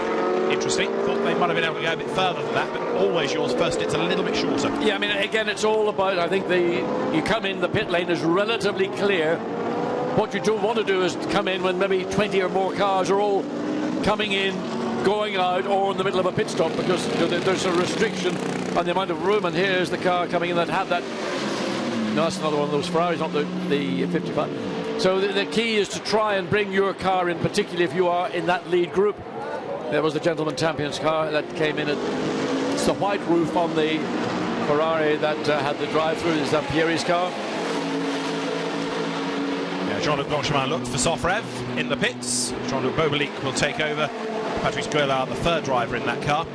So 32 laps from one of the leading runners. put that into my number crunching device. The team manager of Car 1, we're back to Team WRT here, is being summoned to the race director. Car 1 is the Stephane Ortelli Audi I was talking about a little while ago, so there may be something hanging over that car. We'll get the answer to it shortly. The stewards have been pretty quick. I mean, they didn't hang around in deciding that drive-through, did they, for the 44 Kessel Ferrari? Well, I suspect, the Kessel Ferrari was penalised quickly, and rightly too. All these punishments should be made quickly. I suspect what Ortelli did was down into turn 1 where the Porsche was being removed, was not respect the yellow flag. More than likely, it may have been either his lap sector time exceeded what he has best done, or done best, or he may well have actually overtaken a car in the process, which of course is a serious no-no. And so that will potentially come back to haunt Stephane Ortelli as more and more pit stops now start to cycle through. Yelmer Berman is in, that's intriguing, in number 3. That's a 33-lap stint, 1 hour and 7 minutes. Expect all these to go longer, and there is Car 1 in his own problems now. Run off the road, back on again, Stephane Ortelli. He just got up into 12th place, and at turn 1 he's had a spin. So number 1, the Battlefield 4 entry, now has its own battle. A drive-through penalty for number 1 for not slowing under the yellow flag. So it was at turn 1, as we were saying, and a drive-through penalty for Stephane Ortelli because he didn't slow down enough under the yellow flags while that incident was being attended to. So a spin and a drive-through, not great news. Look up and down the pit lane, lots and lots of stops now cycling through. Also in number 32 Nissan of Alex Buncombe, another 33-lap stint for that car. Well, so far the top 10 cars have yet to come into the pit lane, so they're dragging out as long as they can. An hour and 4 hours 50 minutes of this race remaining, and it's going to be the last dregs of fuel in the car before they bring these effectively top 10 cars in. Stephane Ortelli's spin, I gather, involved the Joe Foster Porsche. Whoops, he'd already spun, he spun into the back of it. So Stephane Ortelli seemed to lose it under braking. He was well wrong coming into the corner and clipped the back of number 48. So contact between cars 48 and 1 reported at turn 1 is absolutely true, but it was largely because rather Banzai Ortelli was already going in the wrong way and he hit the back of a car braking and trying to turn into the corner. So cars doing 33 laps, 34 out of McLaren number 5, Frederic Verviche. But the longer you go, the better it proves you can do in this race, and the closer you can get to doing it on just 4 stops.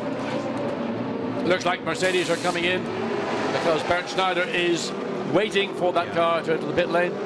Parent is in, and so also is Ortelli. But it's going to be Ortelli for the drive-through, I would predict, rather than for the mandatory stop. First of the 4 that you have to do in this championship.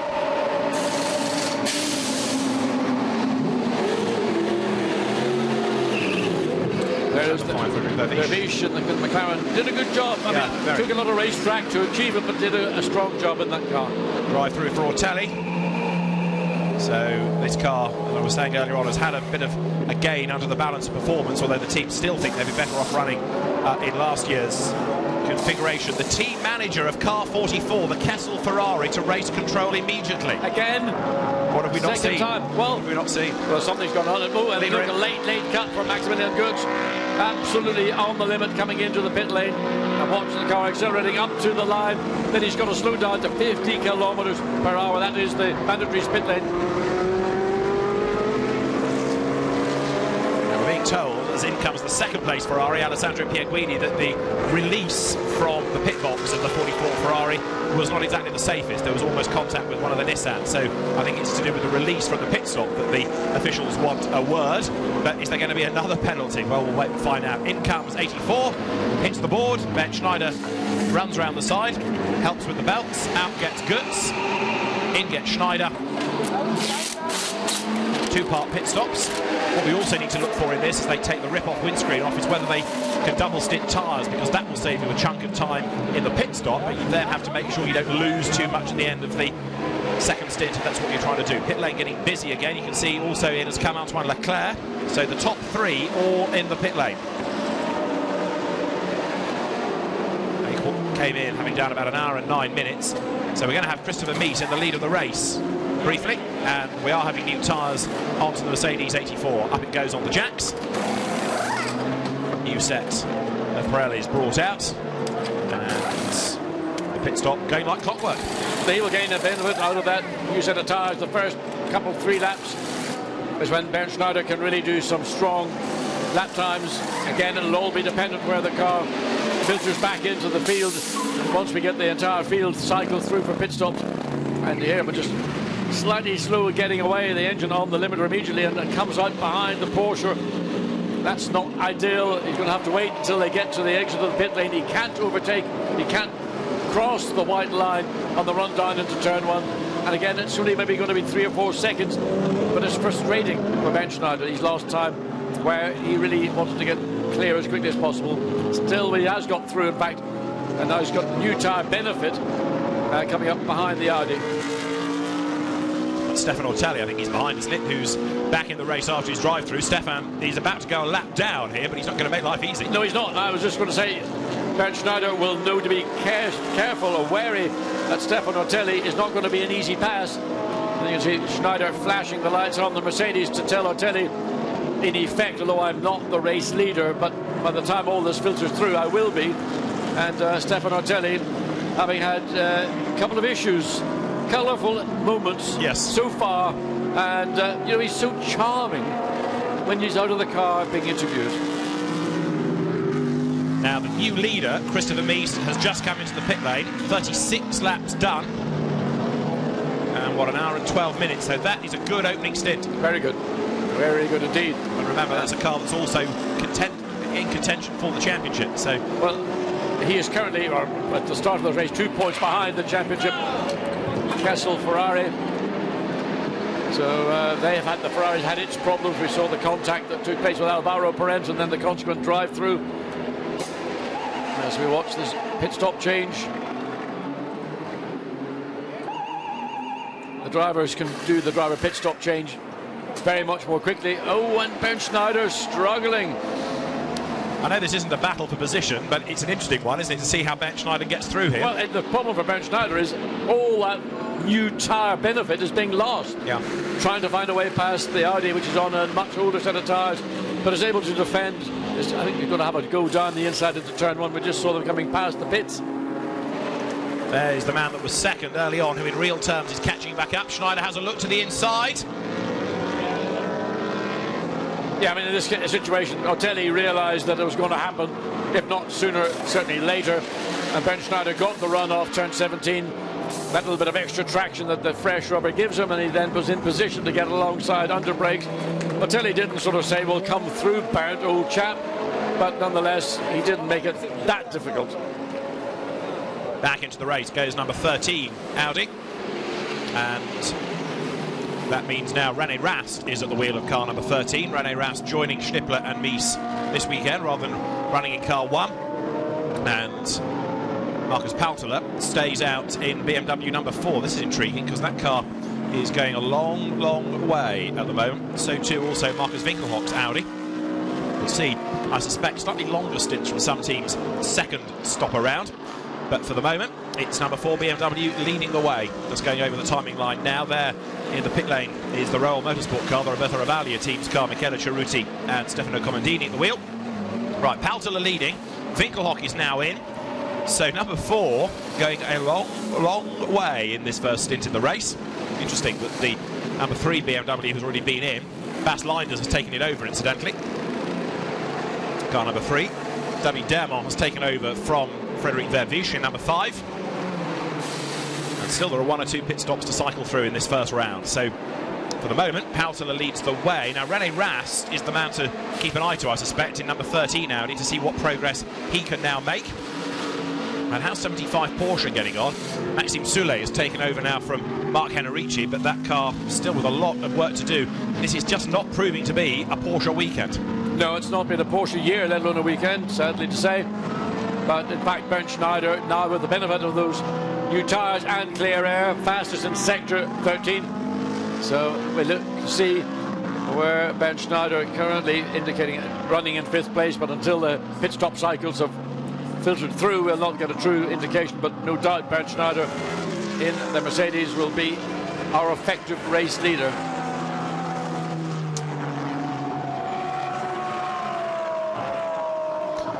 There's Marcus Paltela. Now the maximum driving time is 2 hours and 20 minutes, an hour and 10 per stint if you like, but what you could do is go over and above that on your first and do a shorter second stint. So how you break up that 2 hours 20 for the drivers is sort of up to you, but as long as you don't exceed the 2 hours and 20 for a given driver, that's down to the team, that's down to the clever brains trust on the pit wall. And the leader comes in this time, Paltela is in, so this has been a good long stint. He's taken it to just over an hour and a quarter. Yeah, just over an hour and a quarter, and good job by Marcus Paltela. Comes in again, look at the pit lane, virtually clear, so an easy run in. Don't worry about unsafe releases from other teams. Audi in the pits at the same time. So Marcus Paltela will come in, and pretty much everything going to plan for the Mark VDS BMW. And you can't miss that arrow, can you, telling you where you're going to park? If you can't see that when you come down the pit lane, there's something not right. We shouldn't be out there. Never assume, David, never assume. So there is number 4 BMW set to rejoin. Marcus Paltela, cracking stint, that really good job. And as I was saying earlier on, he's really been allowed to shine this year by being the lead driver in the car rather than being subordinate to anybody else. So Bernd Schneider leads. We said so much of that at Spa. We've said it a lot in the DTM over the years. We can say it again here. And he's just done the best last sector of anybody in the race. A drive-through penalty as well for number 44, the Kessel Ferrari, for not slowing down under yellow flags. When it's not your day, it's not your day, is it, John? No, it's not. And I mean, the disappointment, championship leading car coming in and having these issues, and it's just compounding, getting worse and worse. Bernd Schneider again just consistently lapping in the middle, 1 minute 56s, and the next best is a middle 57. Davide Rigon, I think, is the man that's committed the latest sin for car number 44. So it really is not a happy time, this, for Kessel Racing. About to rejoin, look, is number 4. So Marcus Paltela brought it in, and Nick Katzberg will take it out. Nick, we know, again, is a very, very rapid driver. So there he is, and he will join in behind number 3. So Bas Leinders, the player manager, the team boss of Mark VDS Racing's on-track activity, will be ahead of his teammates. Pretty good teamwork, though. Yeah, both cars have basically been running, not quite nose to tail, but very closely on the racetrack, and indicating that there's consistency and good work going on in the pit lane to get these two cars back out to run in tandem again. The Kessel Racing Ferrari penalty, just to finish that off, same offence as Ortelli, not slowing down enough at turn 1 while they were recovering the Porsche, so exactly the same thing. And these are experienced drivers, John. Well, the thing is, when you see a yellow flag, you don't put your foot on it and go quicker. You know you've got to go at least no quicker than your best, and of course difficult sometimes if you're in a battle to make that assessment, but that's the judgment that a driver has to be aware of and has to make. So we're riding here with number 3. This is Bas Leinders, making his way uphill into the next S. The car at the moment 9th, but it's going to be better than that at the end by that, because others have made pit stops, so that'll cycle through. Most a glorious noise, this BMW Z4. An increasingly common GT car. BMW has put a lot of effort into it as well, with the customer support program that we've seen in domestic GT championships as well as in Blancpain. Riding the curb, coming out of turn 12, speed building this next part of the circuit on a map. Looks like a bit of a kink, but it's a real corner. Bas Leinders charges through it, and can he get past that back marker Ferrari on the brakes before he gets to the chicane? The answer, I think, is yes, up on the inside. Yeah, we came from quite a long way behind, but I think it's cooperation from the Ferrari. They saw the BMW catching as they came on to what we might call the back straight through turn 13. Bas Leinders makes a good pass, judged well. Did have to rely a little bit on the cooperation of the Ferrari, but if you make your signal and your intentions pretty clear, normally a driver will realise that this is a car that's not in my battle. It's coming through the field, recognises it as the Mark VDS BMW, and says, OK, I'm here to enjoy myself. I'm not trying to win the championship. I'll get out of your way.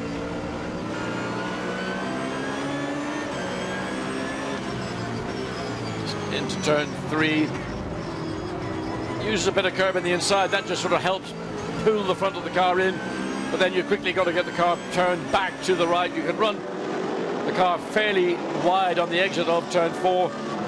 Just make sure you don't run all 4 wheels off every lap. That will also get the attention of the stewards.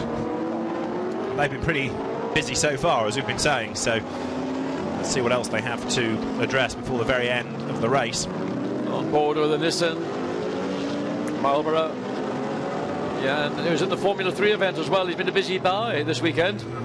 He had a couple of spins this morning, but he's acquitted himself pretty well in single-seaters. Right, let's have a look at a lap on board now with the Nissan. Again, out of turn 4, runs the car wide, doesn't go to the limit, but it's a very acceptable exit. Then again, back down in the gearbox into turn 5. Just this turn 5-6 sequence doesn't really add or detract any part of the racetrack. It's just 2 corners, and then you've got a chance on the exit of turn 6 to try and get on the. It's quite a steep decline into turn 8, easy to overrun under brakes, and Jan Marlborough, look, he gets just exactly that, just fractionally late in the brakes, maybe focusing a little bit more on the car ahead of him, trying to make a judgment as to where he will eventually catch that car, having to breathe the throttle, not able to go flat out through turn 9 and 10. Now on that final rise up into turn 11, you just get the car in. I mean, he's closing down to the back of the car, but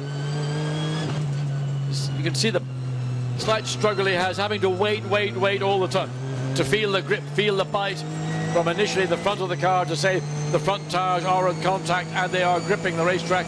And then when he gets on the throttle, you don't get this transition for the back end of the car beginning to slide. And there they well, coming through the quicker of the 2 versions of the S's. And on this lap, certainly the Nissan has closed down the car ahead, and now onto the pit straight as we go back down to turn 8. And we have a look at the Jaguar, which is the Emile Frey developed Jaguar, which has replaced the damaged Aston Martin for the Emile Frey racing team. Good to have the Jaguar back on track. It's a quick look in the background of that shot. You saw the Vita 4.1 BMW. Just looking to see how, if at all, the progress of that car is panning out after its early stop that got it out of sequence. The 26 is now up into, yes, 3rd place overall. So interesting, having it, I was looking further down the timing screen, it's crept up to 3rd. So Bernd Schneider leads from Alexander Scriabin, but this car now is in 3rd place. So it's partly there because of being out of sequence, but is that the clever strategy, and is it going to be up at the pointy end come the end of the race? We're going to have to wait another 4.5 hours to find out, but this could be a really clever roll of the dice by that team. It's an interesting option the team have taken, certainly given themselves track position at this point in the race. We're just now into the 2nd hour of a 6-hour endurance race. An awful lot more can take place, and sometimes teams do roll the dice, do things that are completely off the wall. I mean, we sort of were uncertain about the pit stop when it came. We thought maybe there was a problem. No, it was confirmed that this is a predetermined strategic move, and right now it's an interesting concept.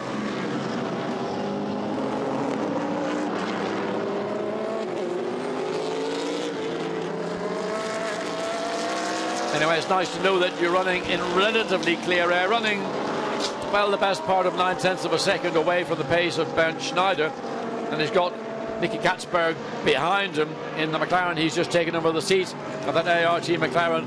Interesting to see Nicky Katzberg, who's very familiar with BMW Z4s, if he can make any impression. He certainly knows the strength of the BMW and its weaknesses, and he'll try and get his McLaren as soon as possible ahead of car 26, the 3rd place BMW.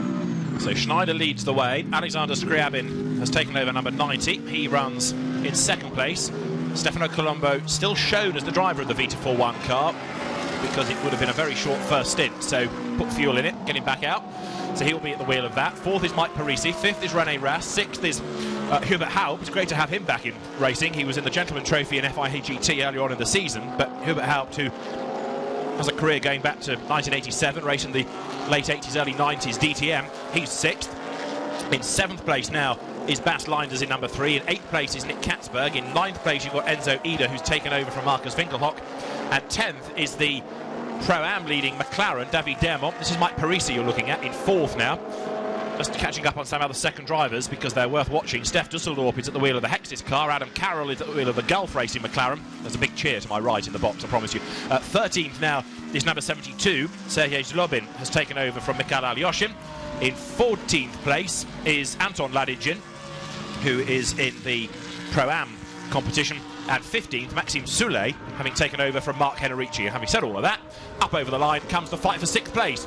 You got Hubert Haupt here, just ahead of Bas Linders. You can't even see the BMW behind the Mercedes, such as the bulk of the Mercedes, but what an effective race car it's been. Bas Linders had a thought about it into turn 17, wisely didn't have the track position to make it stick.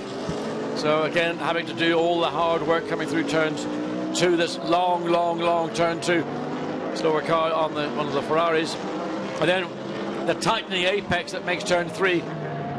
Bas Linders looks to have a little bit more grip, front-end grip with the BM than the Mercedes does. Oh, sorry, this is the Jaguar we saw going slowly. The Jaguar is pulling off, and that looks like it's the end of the day for Lawrence Frey and the unique XJKS 8, whatever. Yes. Oh, whoa. Big problem, big shunt. That's Fabio Babini. Well, that means that there's no chance that that is going to be the winner. Remember that AF Corsa team was looking for 3 in a row. Fabio Babini is not very impressed with the Marshals' efforts to engage him. Not only that, I mean, he went off, looks like, on the entry or approaching turn 13. Not at turn 13 before it. Whether it all went wrong in turn 12, whether that was an assist. Well, there you can see it. Just it is. Where was there? May have been another car involved. Certainly, you can see bodywork. Yeah. That's a big hit, isn't it? I suspect there's been contact between 2 cars, and it's fired the Ferrari off into the barrier where the safety vehicle is now approaching from. But there's bodywork on the, you can see on the right-hand side of the track on the inside. So an incident, big incident for the Ferrari, and we don't know whether that was a single incident, whether it was a mechanical reason, failure or something, but a big hit to the left front of the car. And come what may, that's going to mean a Nissan driver wins Pro-Am, because Fabio Babini, first time out with the team as well, is, I'm afraid, the man behind the wheel when the car comes to grief. He'd just taken over, hadn't he, for the second stint of the race from Nick Homerson. Said the Homerson-Machiel's dream of 3 titles in a row comes to an end. Big disappointment there. But I just wonder, with all that debris lying around, whether or not that might even prompt a safety car. We shall see. Very rare do we need them at Formula 1 venues, but if there's bits of sharp bodywork on the track, that is good enough reason, isn't it, to get the safety car out, get everybody bunched up, and if we do have a safety car, all the strategies get thrown up into the air once again. This is the battle still between Haupt and Linders, and then behind you've got Nick Katzberg, who's benefiting from all of this by being able to lap a little bit quicker, so it's going to be a 3-way battle before much longer, I think, soon. Seeing a yellow flag in Sector 3. McLaren dives down the inside. Nicky Katzberg getting ahead of one of the BMWs, or the BMW that was running previously in 3rd. So Nicky Katzberg's done what he's had to do. As the 3rd place V4-1 BMW, with still Stefano Colombo at the wheel of it. Now, how's he fetching up lap time wise? 2 minutes 0.4. He's losing a little bit of ground against the leading Mercedes, but he's on the same sort of pace as Alexander Scriabin is with the 2nd place Ferrari. The Jaguar, by the way, has just slowly made its way down the pit lane. We're on lap 44, and it's going to be in the early 60s when the next significant pit stops are to be found, I think. They're interesting that everybody slowed down on the lap where that Ferrari accident occurred.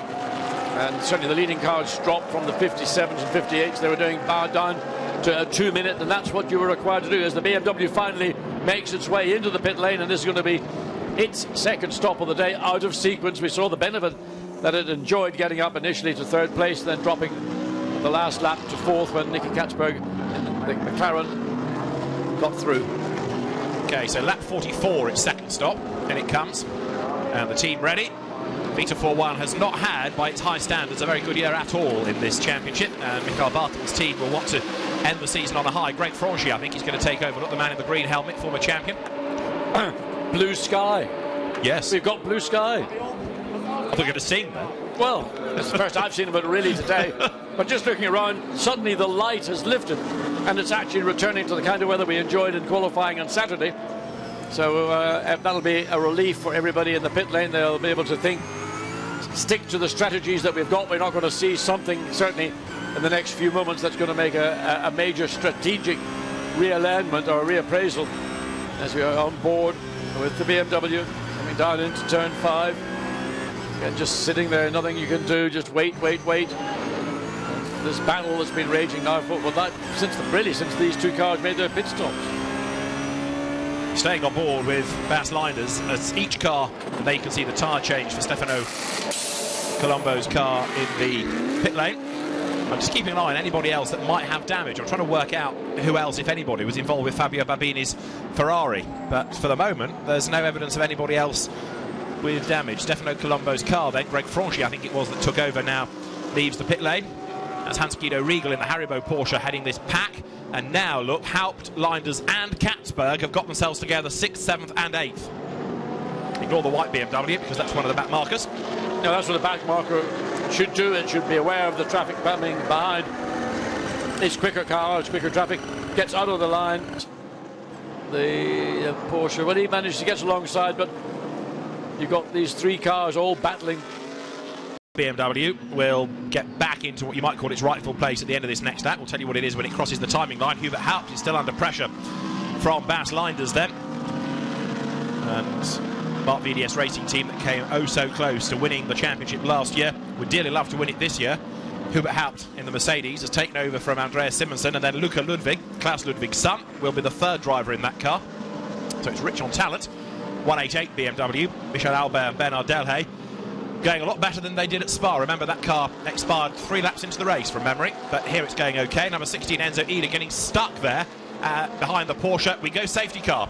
The safety car is being deployed. Now, if that's because of all the damage for Fabio Babini's accidents, it's taken a few laps for that decision to be made, but the safety car is being deployed nonetheless. Indeed it is, and there's no weather reason for the safety car to be employed. The only thing we can think of is that there is issue with the barrier down around turn 13, and that may need some repair, possibly because it was a heavy impact. There is the front of the Ferrari. You can see that was a major impact. I mean, that car, I dread to think what the barrier looks like if that's what the front of the Ferrari looks like. And it is being, unceremoniously dragged away. Principally, the safety car, I think, is to get that car removed to a safe place behind the barrier. And you can see, look at that poor thing.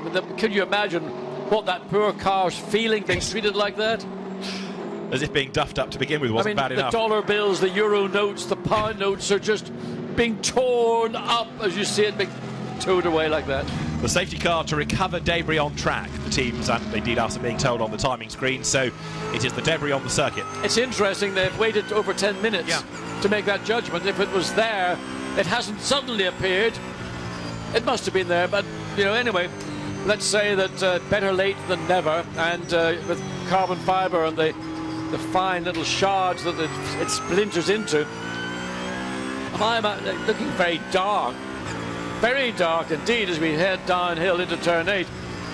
Now, whether that's the onboard camera and whatever they've got on the screen of the BMW, but that's darker than I remember it for some time. Now look at this, 1 or 2 people diving into the pit lane now in order to put some fuel in and then rejoin at the back of the Crocodile, because you'll lose less time by doing it this way. So quite a few. Steph Dusseldorp has come in, for example, for Hexis, and an increasing number of people making these splash and dash type pit stops because they won't lose that much time under the safety car. I think 44 is in. It is, yeah. So number 44 says Ramos will bring the car into the pit lane. I mean, this is one way that they can possibly resurrect all the damage that's been done in the first hour by unforced errors, and then of course that pugilistic move and Alvaro Perez. But it is a driver change. Interesting. It was very short. It was a very short stint. Right. Very short stint indeed. Now the jigsaw is being pieced together. Contact between cars 50 and 23 under investigation. 23 Stephen Kane in the Dunbrec Maschino Nissan. That was the other car, presumably with Babini. It would have been. I mean, the Nissan is a big, strong, solid lump of car.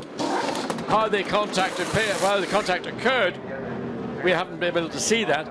But whatever it was at high speed. The Ferrari had a high-speed contact with the barriers. The Nissan appears to be relatively undamaged, so I'm assuming that it must have been a rear contact to the Ferrari that sends it spearing off into the barrier.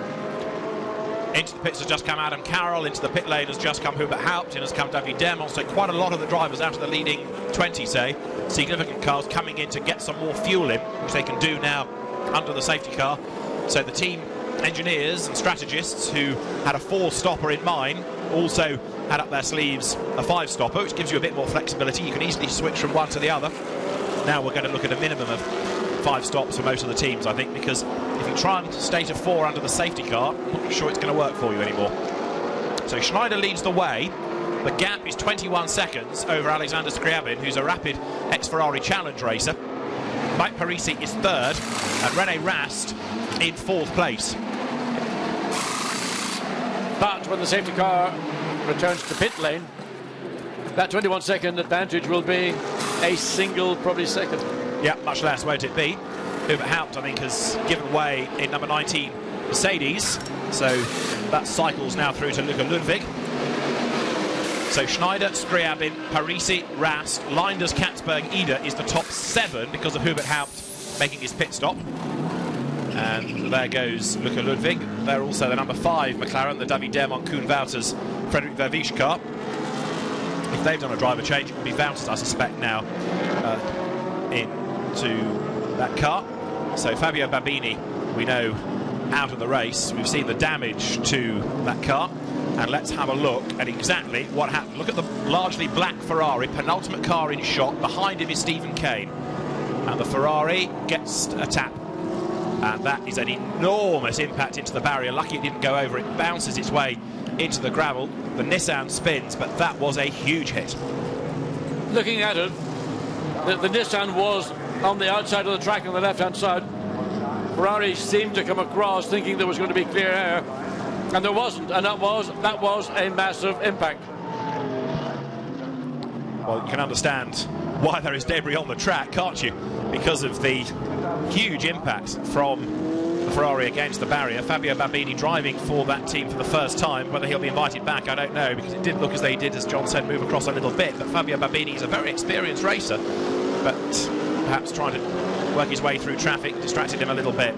Well, I mean, there were 3 cars, and 2 of them made contact, and it was an avoidable incident. And particularly if you are the car that gets tagged on the tail, which is what occurred when the Nissan's nose and the left rear of the Ferrari came into contact. Cars at that point of the racetrack doing probably 230 or so kilometers per hour, best part of 140 miles an hour. So it was going to be a big impact. And as you saw, the Ferrari got well and truly airborne. Even the Nissan had to rotate before it managed to get itself pointing in the right direction. It would have just suffered a very slight impact on that left front. But let's have a look again. If the Ferrari comes, it simply drives down on the Nissan, and as if the Nissan wasn't there. Wasn't clear. The Ferrari was not clear of the Nissan, and consequently, well, we need to have a look at it again, maybe, and get a slow motion version of it. But the Ferrari was in the middle of the racetrack. The Nissan was on the left, on the side of the racetrack, and the Ferrari just came across the front of the Nissan, at which point that's where the contact occurred, and that's what caused the Nissan to spin. But ultimately it threw the Ferrari off rapidly into the sand trap. So let's look again.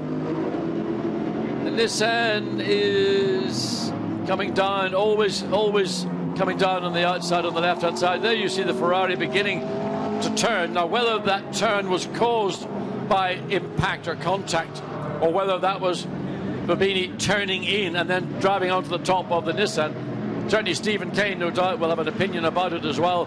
He will have felt that I was there doing nothing wrong. I was on my line. I couldn't go anywhere more offline to the left because I would have been off the racetrack. There is part of, is that part of the Nissan as well, or is that part of the Ferrari? I can't really tell looking at the bodywork, but you can see a lot of bodywork still on the racetrack. And the marshals will want to get that all cleared as quickly as possible. Although it is offline, nevertheless, it only takes one little shard to get flicked back onto the line, and that can lead to a tyre getting cut and whatever else follows from that.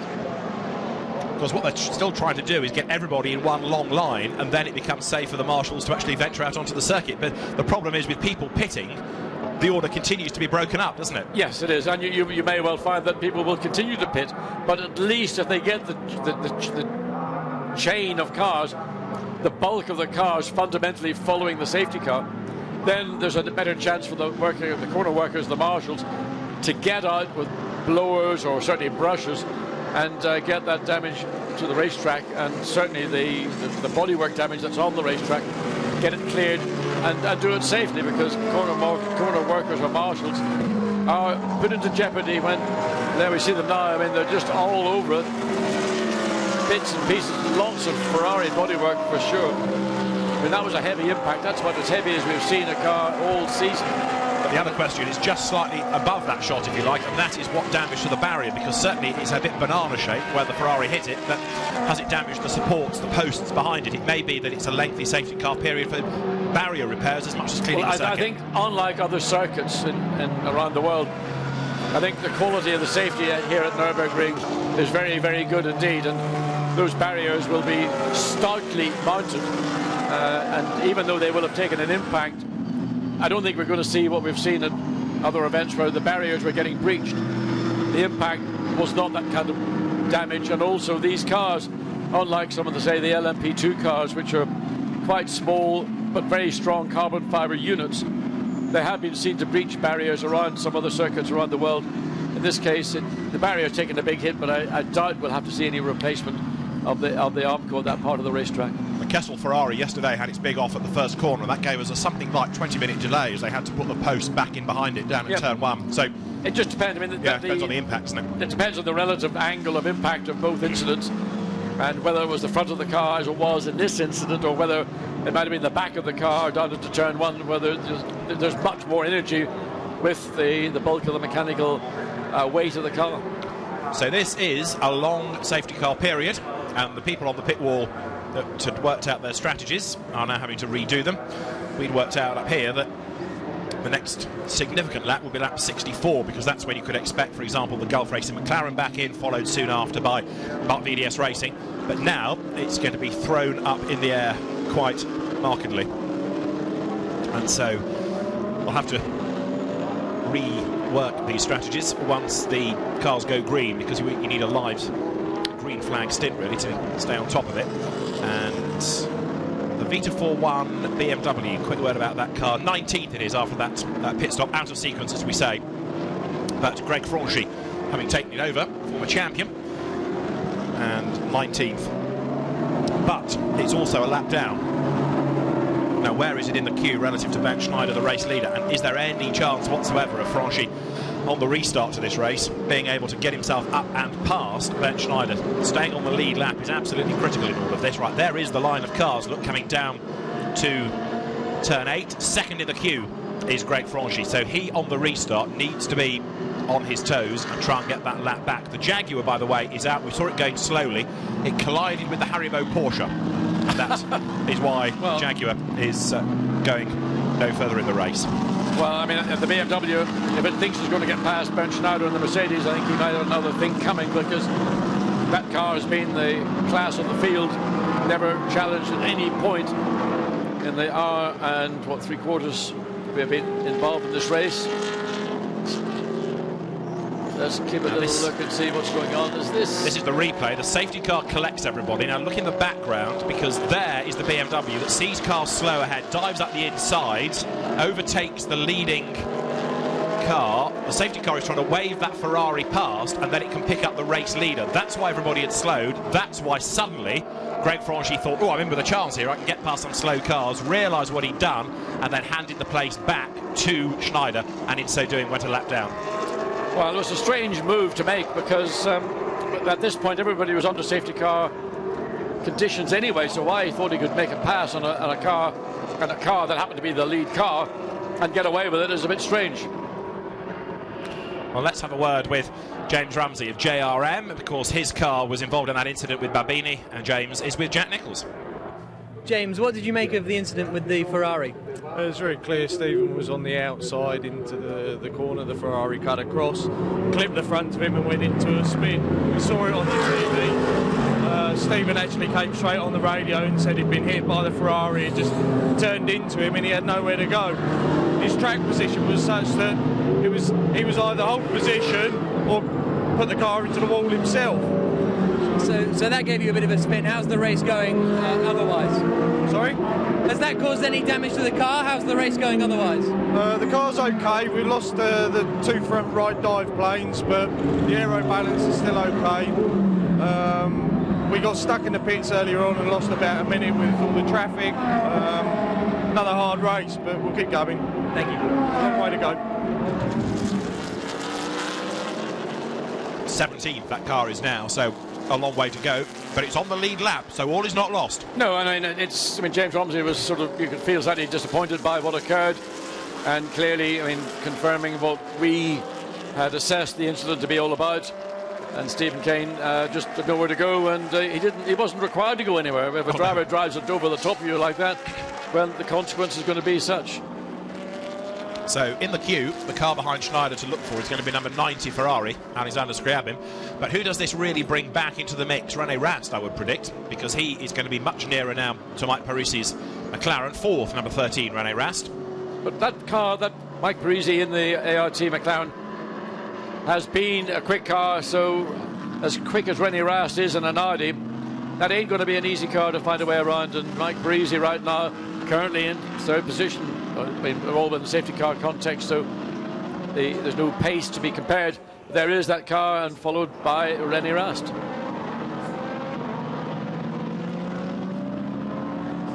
So the Fields just makes its way around. I mean, how long do you think the safety car might last? Could be another 5 minutes. In this lap. Oh, it's in the. It's in this lap. That's so good. yeah, no, we're going to go back to racing. So well done, Marshals, because it is now going to get the race back underway. And what can that BMW do on the restart? Because there, Greg Franchi needs to try and unlap himself. I'm not saying it's going to happen, but that's what he needs to do. Yeah, but what Ben Schneider needs to do is suddenly back. Well, he hasn't. I thought he might have backed it all up, but he's not. He's now come through the chicane hard on it, and the BMW trying to remain in touch with the back. But in fact, he himself is going to get caught, and it's going to be an interesting challenge coming down, because the Mercedes in third place is rolled over the back of the BMW and is coming up and is getting alongside. So Greg Franchi's chances or dreams of leading this race have gone. Absolutely, because up the inside goes the Mercedes. That is Luca Ludwig who goes through. That puts him up into 19th place. So straight away things shuffle in the order, and now Ben Schneider can get back into that rhythm he'd established and just serenely motor off into the distance. A winning machine. It's been said before, you know. He is a winning machine.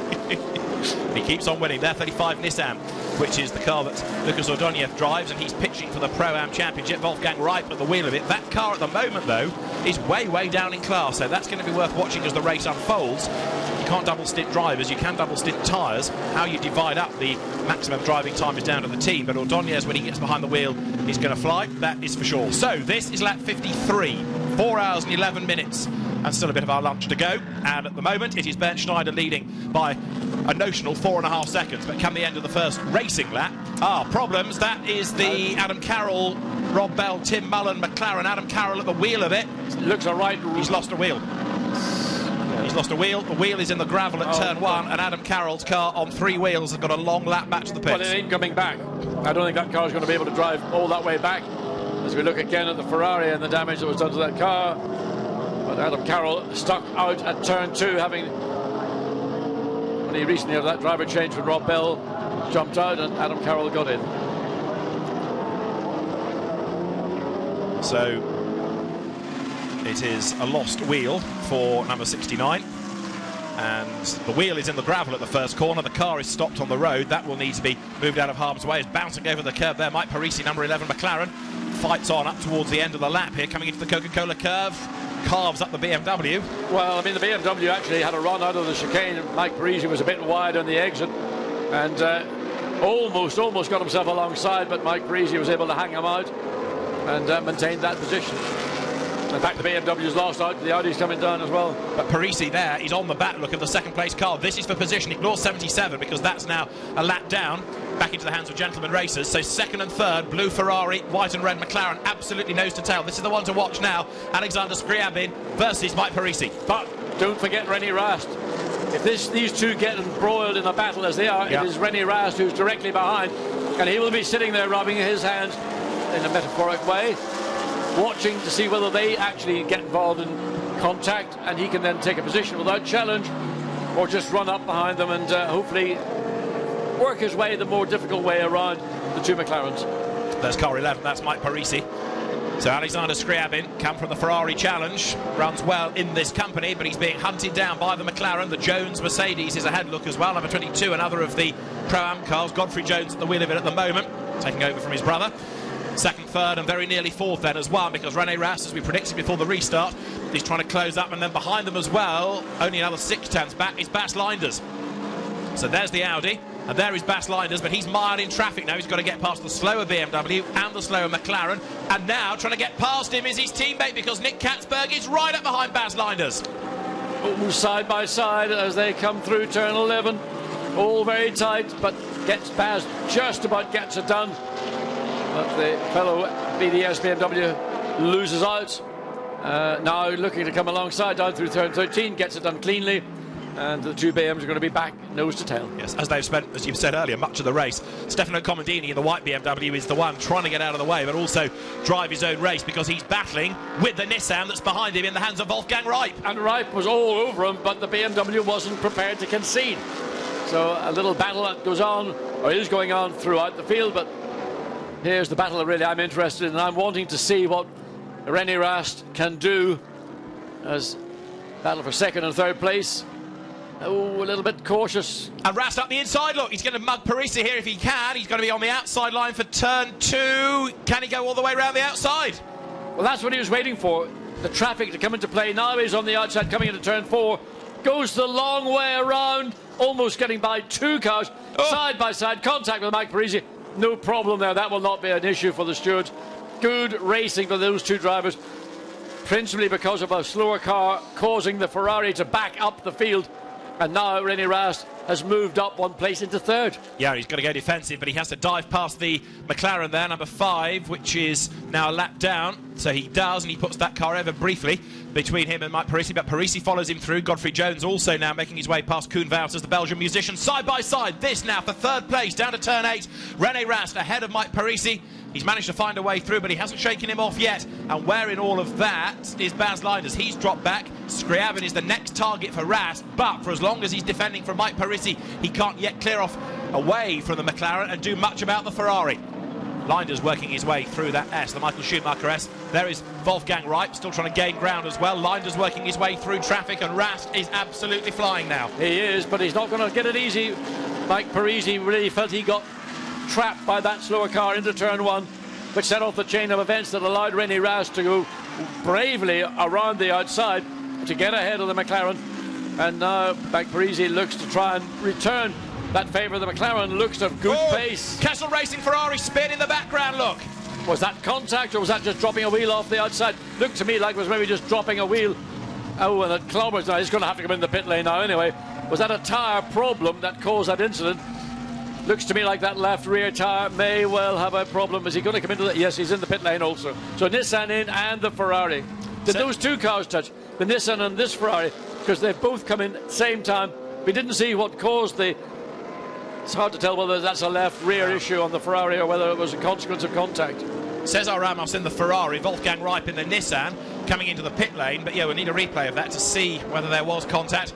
But either way, the Kessel Racing dream of winning the championship is getting further away, isn't it? It is. It's almost, look at the, just looking out round skywards and to see we get keeping this really black background to the race, but hopefully that's staying away. In the meantime, René Rast is not getting to relax. He's got Mike Parisi. There is the Ferrari in, there is the Nissan in. I just wonder whether those 2 cars, did they have contact, or is it just coincidence they've come in at the same time? I suspect there may have been a contact that's caused the Ferrari to go off track. And door open on the Nissan. Let's see. Refueling it, right out. I thought that there might have been right rear damage to the Ferrari. Nothing that we can see. What's going on with the Nissan? Because there's nobody taking it over. Ferrari for the garage, a bad sign. Yeah, I mean, there is damage to that car that we can't see from the camera in the pit lane. And now I wonder what was the cause of that incident. Was it contact between the Nissan and the Ferrari, or was it just coincidence that they're both into the pit lane at the same time? But that's your Pro-Am Championship leading Nissan, and it's not going anywhere, is it? No, it's out of schedule as well. This is not a scheduled pit stop. But there's nobody in it, I don't think. Or is there? No, it's an empty car. And so Lucas Ordóñez's dream may well be ebbing away. 35 is right, Pizzera and Ordóñez. He's been off the racetrack. Yep. Also, there's grass being pulled. Now, whether that set off the chain of events with Cesar Ramos, I suspect it did, because it purely couldn't be coincidence that these 2 cars so closely together came into the pit lane at the same time. So with all that grass, it'll be overheating in part, but want to get that out of the way. So this is, again, 2 championship leading cars, one in Pro Cup, one in Pro Am, both in the pits after an incident together on the same lap. Pendulum continues to swing in favour of Max Buch within the championship, doesn't it? And in Pro Am, now Alex Buncombe will become the man to watch. There is Mike Parisi. He's still 4th behind Rene Rast, but Rast, look, has pulled away and has now caught up to the 2nd place Ferrari in the hands of Alexander Scriabin. This, in the pit lane, is a look at the Nissan's dramas, as 35 is up on its jacks. It has now got a driver. They put new tyres on it. They've cleared as much of the field out as they possibly can, and that car is going to rejoin, but again it's in danger of going a lap down, which they cannot afford to do. New boots on. It was all a little bit confusing because we saw the car sitting there, no driver on board, no driver attempting to get on board. And I don't know whether the driver wasn't prepared or just simply confusion, but we see the car getting the last of the tyres, the left rear, as the lead car continues lapping currently in the low, 1 minute 57.1, and that's over a 2.5 seconds faster than the 2nd place Ferrari. Of course, Rene Rast and Mike Parisi in 3rd and 4th place, running similar lap times to the 2nd place Ferrari, so therefore they're not really cutting into that advantage. Ben Schneider, incidentally, has done a better lap than Gertz. So let's have another look at the replay of the incident that caught out Cesar Ramos. We saw the spin of the Ferrari, but have a look at the very top of the screen. There's the spinning Ferrari. But the Nissan had already gone off, I gather. But that's the Ferrari spin we've seen. Ah, there is the Nissan, yes, rejoining. Yeah. I mean, the Ferrari spin may have been a reaction to what the Nissan was doing, but there didn't appear to be any incident between the 2 cars. So the Nissan went off on its own volition, and there was an overreaction apparently from the Ferrari, but maybe...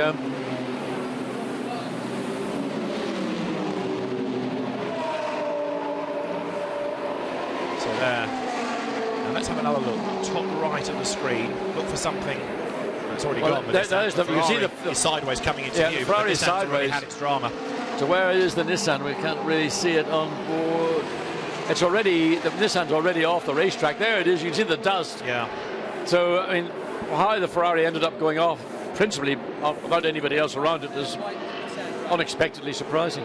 And one for Cesar Ramos to answer, I suspect. Although I don't think we're very popular within Kessel Racing's garage. Every time we go there, it's to find out about further dramas. Let's go to Nissan instead and hear Wolfgang Reip's opinion on what happened. Of course, he was ahead of the spinning Ferrari, but Wolfgang Reip was driving number 35 Nissan. Let's try and catch up with him now, because he's out of the car. 35 is back in the race, albeit with time lost. And we'll have a word from him as soon as we can do so in the pit lane. As in the meantime, Ben Schneider continues to lead. Scriabin, Rast, Parisi, Leinders, Katzberg, the top 6. 25 is Ludovic Badet in the BMW. Right, we found Wolfgang Reip, and let's find out exactly what happened to him. He's in the pits with Jack Nicholls. Wolfgang, tell us what happened. Well, I had a Ferrari behind me, and in the fast right before the chicane, I let it pass, but I was outside and I let the inside for him, and he just pushed me out of the track. I'm more than 200k. That's it. And any damage to the car, or is the car okay? I directly stopped into the pit before to do a step, but it looks like no damage. Cheers, Wolfgang. Thank you.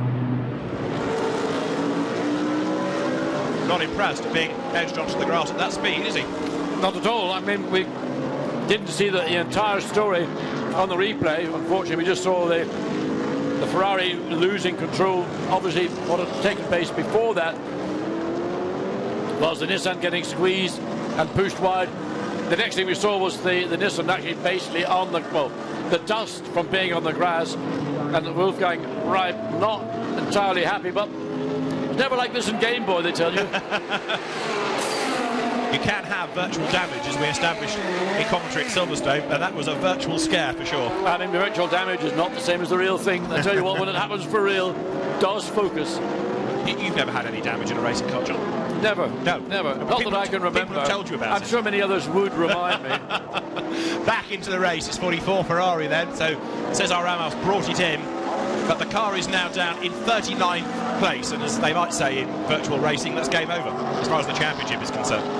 Certainly puts a new perspective on the options. We've just got 4 hours, just under 4 hours of the race remaining, and this battle going on still. You can see Mike Parisi all over the back and joined in turn by Baz Leinders, who's come into this battle. So Baz, having lost track position, is back up at this battle going on for 3rd place. Now, Rast, Scriabin, Parisi, Leinders, because we've had the change for 2nd, are all covered now by something like a 2.5 seconds of one another. Tremendous battle. This is 3rd, 4th, 5th you're looking at. Rast is now scarpered, but Scriabin has got the BMW. Now, isn't it interesting in this 2nd stint how the Baz Leinders Mark VDS BMW is looking far more competitive? Parisi at the inside now, hard on the brake, brakes as late as he dares going into turn 1. He's through, he's wide, he was up a place, he's down a place, but he's got the inside line for the next corner. Alexander Scriabin gives him racing room, and Mike Parisi, an experienced driver, hustles the McLaren up the inside line, and Baz Leinders wants a piece out of all of this as well. Can he find a way by?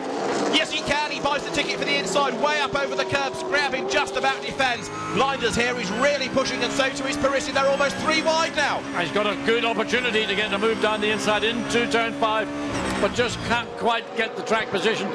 And Mike Parisi defends, having made a prodigious move down the inside into turn 1, and just about held on to the position. And that's what gave Baz Leinders the light to say, I can make myself maybe 3rd, maybe certainly not where I currently am, lying in 5th. Down to turn 8 then. Parisi up to 3rd. Scriabin 4th. Won't be long, I suspect, before Leinders finds a way past him. Alexander Scriabin, who's a quick am, really, goes strongly in this car, good in the Ferrari challenge, and back into the pit lane is coming the Castle Racing Ferrari. So I think the day, the race, certainly the championship dream is officially over now. There is in 6th place, number 4, Nick Katzberg. You're riding with Baz Leinders. Ahead is the blue Ferrari in the hands of Alexander Scriabin. It's all getting very tight, coming through turn 12, and Baz Leinders knows that, and down to turn 8, we've got one of the McLarens in the gravel. We have, and that's out of the Pro-Am competition. Alejandro Gonzalez it is. That's the one that Philippe Eng started and did great things with, like we saw at Monza. Absolutely. I mean, Philippe Eng, a really impressive young guy. Yeah. And there's always a difficulty when you're in that situation. But look at Baz. Can he find a way as he comes up to turn 17? He knows he's got to wait. His best chance, and he's going to have to take a bit of a punt as the 44 Ferrari, probably for the last time we're going to see that car in a race. Still really can't put a move onto the Ferrari, just in that drag from turn 17 down to turn 1. Hasn't got what it takes, and he can't even get close enough to have a look. Maybe a late break and take his chances and running wide in turn 1. That is the number 2 Audi in the gravel. It is Nicky Melnhoff at the wheel of it. It's at the last corner, and it is, as you can see, well and truly beached. And Nicky Melnhoff has got a bit of previous for putting cars in gravel, and I'm afraid that if it can rejoin, we'll just lose it another big chunk of time. Yeah, I mean, it's going to have to wait until a tow vehicle can come and pull that car to safety. Will that actually trigger another safety car intervention? Because they don't want drivers racing. That is a part of the racetrack. If you get it wrong in 17, that's the trajectory you're going to take. So they may well... We've got yellow flags at Sector 2 and Sector 3. So drivers are required to respect that flag. We've seen drivers today being penalised for it. Snatch vehicle's there. We can see out of our window that the snatch vehicle is at the Audi, and this is how it all happened, John. Yeah, so it comes out of the chicane. Oh, that's what it was all about. Did he get an assist? He did get an assist. And the Porsche tagged the right side, and Nicky not at fault on this occasion. Maxime Soulet was the Porsche driver. Yeah, I mean, he wasn't sufficiently far up, and it's when you're not fully alongside coming into turn 17, the car ahead is always going to squeeze. It was an avoidable incident, ultimately, because both drivers could have saved it better than we've just seen. Number 25 TDS BMW has had a spin and lost time, which he can ill afford to do in Pro-Am, and this is why. That was Ludovic Badet getting it all wrong. The chicane, skates through the gravel, finds the escape road. Could have been a lot worse, that. It could have been a lot worse. I think he just got the right rear wheel. I mean, actually, barely. I thought he might have got it on the white line, and that might have been the cause of the car to suddenly snap sideways, but I think it was doing it before he even saw the white line. But he did find the bit of racetrack that has got tarmac on it to get back onto the track and not really suffer too much damage in terms of time loss. Nicky Malmhoff's Audi being dragged down to the gravel up at the last corner as you're looking at the race leader, Bernd Schneider. He set the fastest lap of the race, so a man who seems to get quicker the more he retires from racing is the quickest man in the race thus far, and the advantage he's got over René Rast, and don't for a minute think René Rast is a slow driver, is nearly 20 seconds. Third is Mike Parisi, fourth is Alexander Scriabin, Bas Linders is still behind in fifth, and Nick Katzberg sixth. Seventh is Enzo Ida, in eighth place is Sergei Slobin, ninth is Maxime Soulet, and 10th is Adam Christodoulou, heading Pro-Am for Black Falcon in the Mercedes. Quietly got himself into a good position. But just to go back to Bernd Schneider, how much must it upset all those young, professional, charging, ambitious racing drivers when a man in his, let's be kind, early 50s is out there giving them a master class on how to develop a 6-hour event. Hope I haven't spoken too soon. Oh, by the way, he just threw in the fastest lap just to really, really irritate them. I was saying earlier he done it with Verstappen guns, so just to underline the point, Bernd Schneider, the man to beat. He's got the track to himself as well. He's just got over the timing line in splendid isolation. The only car near him is the recovering Mark Malmhoff, who's back on track, and the next car through is 18th and a lap down, so he's way clear of anybody else. Yeah, and the sun again coming out, and the black cloud that was hovering around the bottom of the racetrack, it's blowing off into the distance, thank goodness. So as we get through, it's coming up to 2 p.m. in the afternoon here at Nurburgring, and just over 2 hours of this race have been run as Mike Parisi again. You can just see how cautious he was. He wasn't sufficiently far to take the corner, but he wasn't sure whether the BMW was going to actually say, well, come on through anyway. So just being, I suppose, intelligent about not being irresponsible. That BMW, remember, Greg Franchi, is a lap down and running in 19th place overall. So Schneider to Rast remains 20.5 seconds. Parisi is third. Scriabin is fourth. Still keeping at bay Bas Linders. Again, it comes back to what we said earlier on about how difficult it is to overtake. Bas Linders has got the speed in him as a driver, and irrespective of whether the team feels it's good enough grunt or not, he's there in fifth spot. Katzberg is next, not on the tail of the team patron. Down towards turn 8 comes Mike Parisi, and remember, he's trying to lap this car. And in theory, Greg Franchi should allow the car that is currently running in third place an easy pass. In North America, in this time of the racing, GT racing, you've got to make your own life, you've got to make your own passes. But part of the etiquette in European racing, certainly in all forms that I've been involved with, is if you're a lap down and the leading group or a car in that lead group is coming up, you try to assist that car to get through, and you can do it so easily. All you do is coming up through turn 17 here, or 13, just lift off a couple of meters earlier, let the BMW, or let the McLaren, I should say, as we're now seeing, and that's finally intelligent driving from Greg Franchi. And this is Linders attacking Scriabin in the background. The Ferrari defends. Bas Linders right on his tail as they work their way now out of the final corner, up over the line. This is where you'll see how the Ferrari with its aero stacks up against the BMW. Of course, the Ferrari trying to get away from Linders and also lap.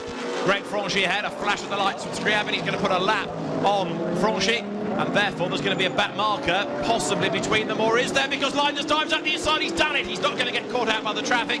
This is Bas Linders at his best, taking really brave, opportunistic methods to gain ground and stay with that Ferrari. Well, I mean, motor racing is a bit like a storybook. You've got to read what's on the track. It's not on the page, it's on the track. Bas Linders saw what was happening. He realised that there's an opportunity for him to get some benefit out of getting past the BMW, the Vita for One BMW, which he's done, and he's drawn himself even closer now to the back of the Ferrari in fourth place. But as we know, the Ferrari has got good grunt, it's got good straight line speed, and for all the downforce that you have, if you're getting out-dragged here on the run downhill and you can't get into the braking zone and look to try and get alongside, it is frustrating. You just got to chivvy away, worry the Ferrari, put your car on the mirrors, force the driver to look backwards rather than looking forwards. Get his concentration into your control. Try and force that mistake out of him as the race now works lap 64. So it would have been round about now that we could have anticipated the next round of pit stops, but for that safety car period. So that's going to elongate this next stint. Over the timing line has just got the race leader. 64 laps are done. And you're looking there at the Ferrari that's currently running in fourth place. Baz Linder's fifth. Again, on this part of the circuit, falls away just a little bit from Alexander Scriabin. Ferrari through the chicane towards the completion of the lap. Linder's closing up under braking. He can't find a gap there. He's quite near enough. And we saw a lap ago that the Ferrari is much better in a straight line here. But Linder's was really good on the brakes. What can he do this time around? Katzberg riding shotgun in sixth place as they go now down to turn one. Ferrari still got too much in a straight line. Baz Linder's puts the car on the right-hand side of the track just again to force the driver to look at his mirrors. The more you can do that. And there, number 25 BMW, which is currently third in the Pro Cup, working its way past the number 5 McLaren, which has lost out quite massively after the first stint. That's a lap adrift of the BMW, but the Nissan behind is worth keeping an eye to, Jan Mardenborough. So it's between these two now in Pro-Am with the dramas for car 35 that we've seen making that long pit stop.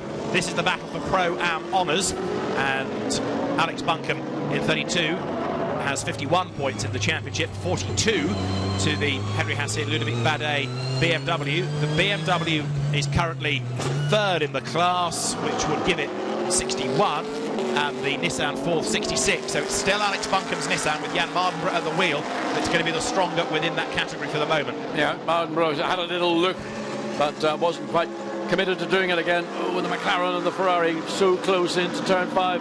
Jan Mardenborough sitting back thinking, this is my opportunity.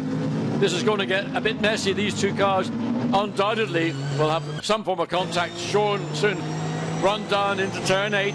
One of the overtaking situations of areas on the racetrack, but Ferrari not close enough to be able to do so. And Jan Mardenborough just sitting back and accelerates out of turn 8.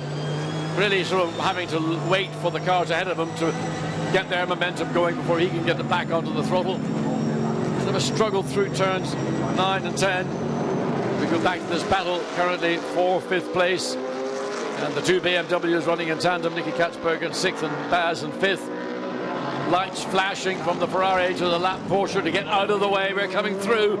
It's a train, not a one-car. It's a 3-car train. That's the front Pereira, Eric Dermont. Porsche getting out of the way. You're on board with Baz Linder's once again. This is turn 1. Burst of acceleration, a lift into turn 2. There's the Porsche. The last time you saw it, it was in its garage. Prior to that, it was on fire. So this is a major result, but it's still circulating. It lost the best part of that first hour, but at least it's in the race now.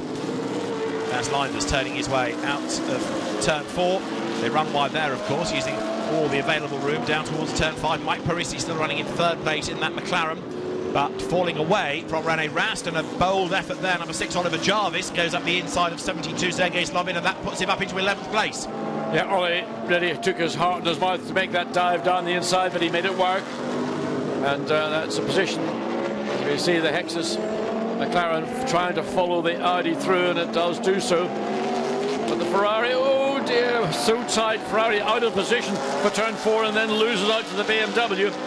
And again, there's an illustration of a driver not thinking the situation through clearly enough, trying to regain a position. Oh, Porsche goes on a BMW. That's Linder's.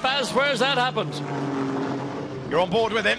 He's at the Michael Schumacher S's, so climbing uphill from turn 8, and Baz Linder's all over the grass. Well, Baz, why? I mean, we saw you running closely behind the Ferrari, but there was no clear reason that we could see. I mean, an unexpected drop, if that was the case, from Baz Linder's. And that's now split this battle that we were seeing with the two BMWs chasing the Ferrari. And now it's going to be left to Nicky Katzberg to uphold the honours for Mark VDS.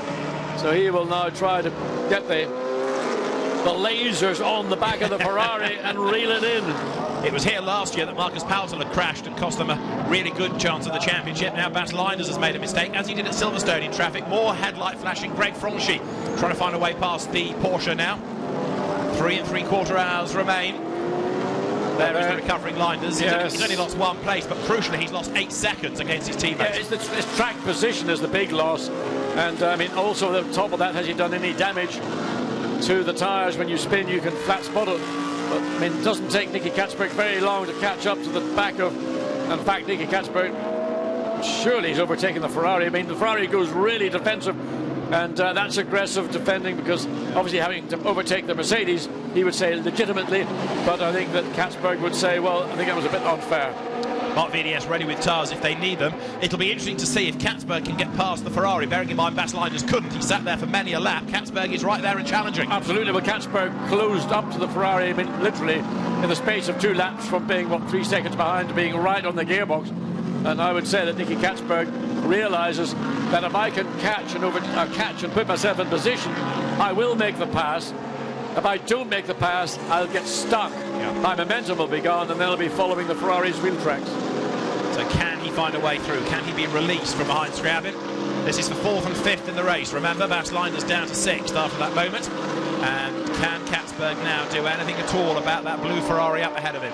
He's almost in the same situation Linders was. He's done the catching, he gets so close, and then sits there. And that's the difficulty. That's the difficulty he's got. He's got himself closed up to putting himself into position. Now he's in it. The momentum is seemingly beginning to fade away. So the BMW running at the pace that Scriabin is in the Ferrari. So Katzberg slightly closer into turn, holding a better line through turn 17, comes out of the corner side by side. It's going to be a knuckle-to-knuckle drag down this pit straight. But the BMW is on the inside. He will have the advantage other than the Ferrari, and it can't make any difference. So good bit of driving from Katzberg, but Scriabin allowed that pass to happen. He was wide in turn 17. Now, the minute he was out in the dirtier part of the racetrack, the BMW was on the clean bit and got the benefit off the corner, and they just went side by side, eyeball to eyeball into turn 1. And Nicky Katzberg said, "Thank you very much. I like it. I'll do that again if I get the chance." Well, he did a better job of that, dare one say, than Bas Linders, because it didn't take him that long to get past the Ferrari. And now look, he pulls away. So you get this situation, it's almost like single-seater racing with wings, where you get stuck behind traffic. If you can get through, you can pull clear, but it's the getting past that's the hard part. Into the pit lane is coming number 32, Jan Mardenborough, in the car in the box seat to win Pro-Am for Alex Buncombe in the championship. Meantime, let's have a look at what else is going on track, because you've got Greg Franchi still hustling on in the BMW, still flashing his lights at the much delayed number 34 Porsche that's in 42nd place, 25 laps down, and won't get out of his way. Indeed, but that's the problem. You find yourself in this position. You're having to deal with cars that are a lap or more down than you, that are slower in a lap. We know the BMW is a competitive car around the Nurburgring, but there are areas where the Porsche will just simply outpower the BMW. That's Katzberg. Next target, Mike Parisi. So when we get a clear flying lap time out of the BMW, we can see what the chances are of him catching the ART Grand Prix McLaren. 44 McKessel Racing Ferrari, by the way. It's a bit like Rasputin, that car. It's back in the race. Whatever they try and do to it, it won't die. It is still going. It's in 38th place and feeling very forlorn, but it's still being dragged round by Daniel Zampieri. I mean, there's more abuse. That car has been, I don't know what you can say about it. Anyway, the big interest for me right now is the BMW goes off. Now that's 25, which is the other car, Bade and Hassid, that could win Pro-Am, and that's its second excursion in a handful of laps. Yeah, up at turn 11 again. What's going on up at turn 11? It's a nothing corner in real terms. Maybe a mechanical issue. The car's stopped. Well, indeed. Well, if that's that, the pendulum swings Alex Buncombe's way, doesn't it? Up the inside goes 35, Nissan. That also is delayed, of course, after earlier dramas. And out of the car, it's over. It is. That's Ludovic Badet and Henry Hassid's dream of Pro-Am over. Ludovic Badet switched from Ferrari to BMW this year, and I'm afraid whatever it is that stopped them, it's a significant stop, because that is the end of the hope of winning Pro-Am. Not been good for some of the contenders in the various categories this weekend or this day, has it? No, it's been a bit self-destructive. They've got their own problems, spins, drive-throughs, then mechanical issues for some. More pit stops cycling through. Car 7 just coming down the pit lane at the moment, which is Steph Dusseldorp. So in he comes. Just keeping an eye on that battle now that Nicky Katzberg got ahead of Scriven's Ferrari. 5.2 seconds on the lap that he got ahead of the Ferrari between himself and Mike Parisi in the final of the podium positions in third place. So we're going to keep an eye on that 5.3 seconds, 5.2 in fact, to see whether he can run down the McLaren. If he gets the momentum and he doesn't get too many cars that are back marking, that he's got to find a way around as he runs up behind the back of a Nissan.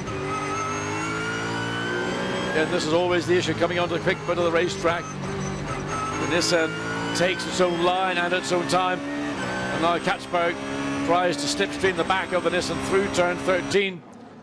And really just losing ground as the Nissan begins to power away. Hopefully tries to think about something up the inside. Can't do it into the chicane, but can he do it into 17? He's going to have a look down the inside. Thinks the better of it. But getting, again, positioned to come off 17 the way he did when he passed the Ferrari.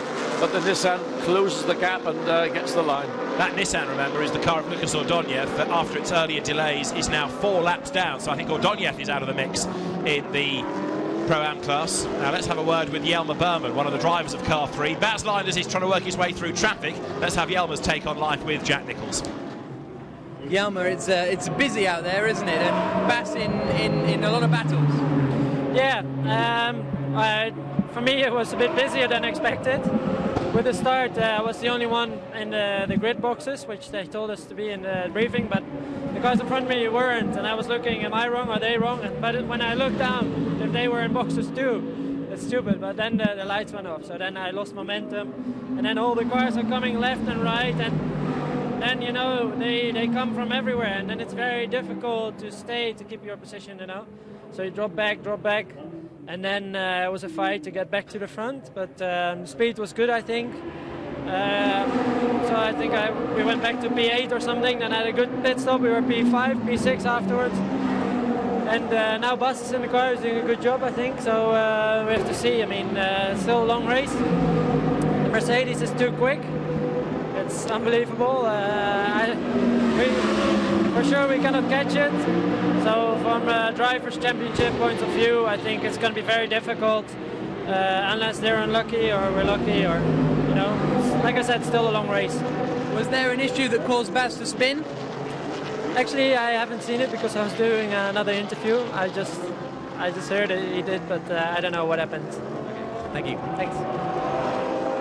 The flash of the headlights there. Number 16 Audi powers through. Enzo Ida gets ahead of Greg Franchi, who really did benefit the year he won the championship from having Matthias Ekstrom and Timo Scheider with him at Spa.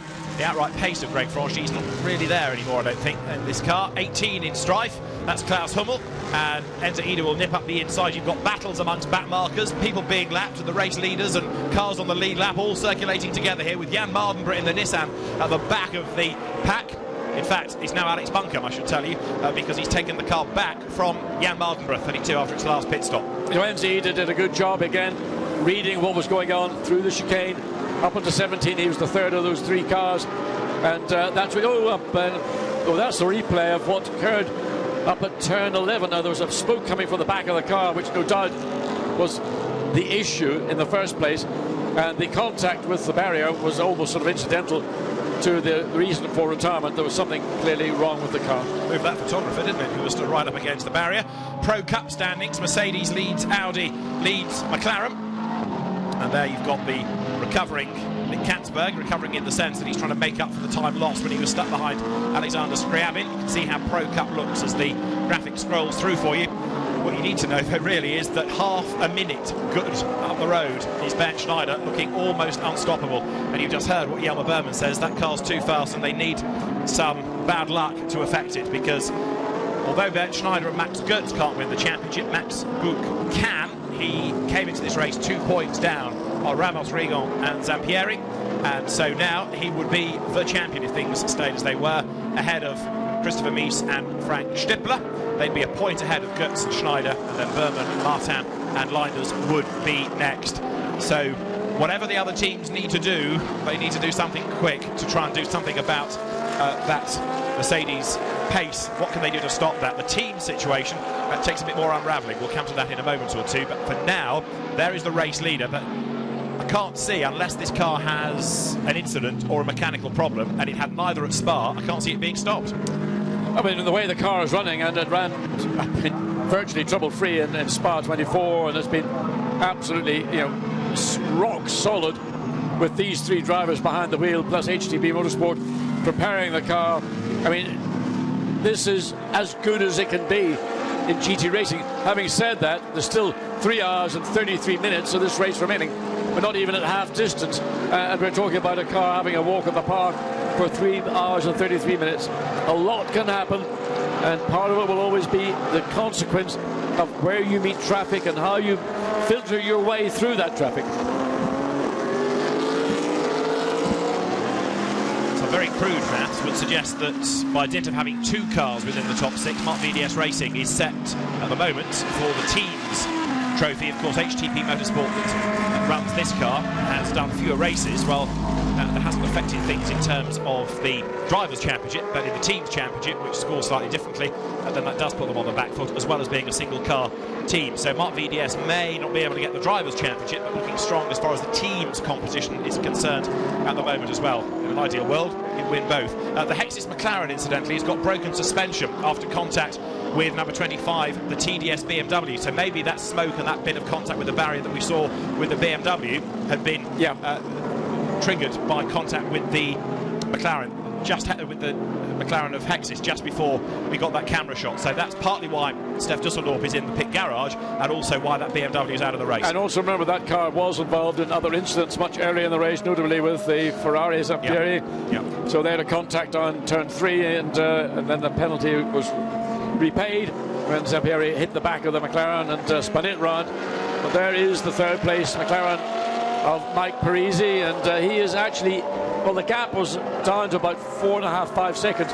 Then suddenly either Mike Parisi or Nicky Katzberg lost another 3 or so seconds.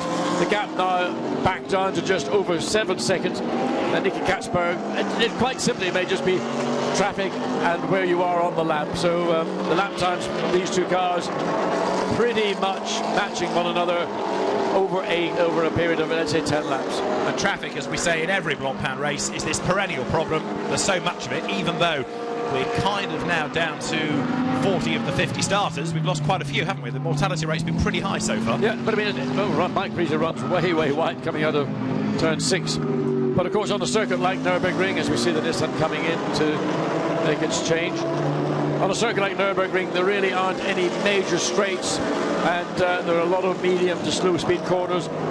You never really get that kind of rhythm that you say, let's get at Monza, where it's a longer lap, or Spa-Francorchamps. Even at Silverstone, for example, you get an opportunity. Paul Ricard with that long Mistral straight, even though they put a chicane into it, slow them down before they get to Seine corner. There's a rhythm to the circuit, which is a different rhythm to that you have at Nürburgring. And it's this circumstance where you get cars grouping together, and then everybody loses momentum and nobody can overtake, and it takes one item or one issue to break that up before everybody can then get through. Mike Parisi is about to catch the Curie Ardennes Porsche ahead of him, the Daniel de Gruyter Christian Kelder's car. Class winner here last year. Not really touched on the Gentleman Trophy too much, but within it, that Porsche is a long, long way down. In fact, it's the last of the cars still circulating in that category. So it's really struggling this year compared to last season. Every time you say this, it really brings a tear to my eyes. I'm not doing it deliberately, I promise you, but it's just, I'll get it out of the way. It's not a Porsche day. It's not been a Porsche year. No. Just watching again the McLaren, that sort of little bunny hop that we've seen, and Mike Parisi, under braking into turn 1, probably not entirely comfortable with the way the car behaves. Probably feels that if he didn't have that issue, he could be a little bit more committed, therefore a little bit later onto the brakes into turn 1, which of course makes the point of trying to pass a car into turn 1 that little bit more confidence inspiring. Ferrari going through shot is the one that leads Pro-Am at the moment. Number 71 in the hands of Victor Shater, the former German Formula 3 racer, turned Legends racer, turned ELMS racer, now in Blancpain and going strongly. Second in Pro-Am is 32, back with Alex Buncombe at the wheel. And then third, and actually this deserves a bit of a cheer because the car's been so anonymous all season. It's number 43 BMW, run by SRO Motorsport, Roberto Ravaglia's team, the great Roberto Ravaglia, and it is Michele Ceruti and Stefano Comodini, just the two of them. But the car is third in class, and 458, the red, what else but 458 Ferrari, just ahead here of Shaita, a car that missed qualifying after damage in practice yesterday, and it is GT Course that runs the car, new team, and thankfully he's back on track after a big amount of work overnight. There's Alex Buncombe, a long way back, isn't he, in terms of track position from the class-leading Ferrari, like half a lap adrift, lots of gravel there on the road, so no wonder people go over the curb to avoid that. And then behind Alex Buncombe is Stefano Comodini. That's Enzo Ida, 7th overall in the Audi. People running, of course, on different laps now, so it's a very jumbled order on track. But Alex Buncombe, the way that things are going, by my maths, is going to come out on top here and score victory in the class. Well, currently in 14th position, and you know, still over half race distance to go, and just keep out of trouble. We know how strong Alex Buncombe can be. There you go, backs up my maths. He would be the class champion from Kirill Ladygin and Victor Shaita, and Lucas Ordonez would be third, and his co-driver Peter Pizzera would be fourth. We've got, coming into the pit lane, Alexander Scriabin, who was, of course, running in second place a little while ago, and Bas Linders coming in as well. So Ferrari in and BMW in as well.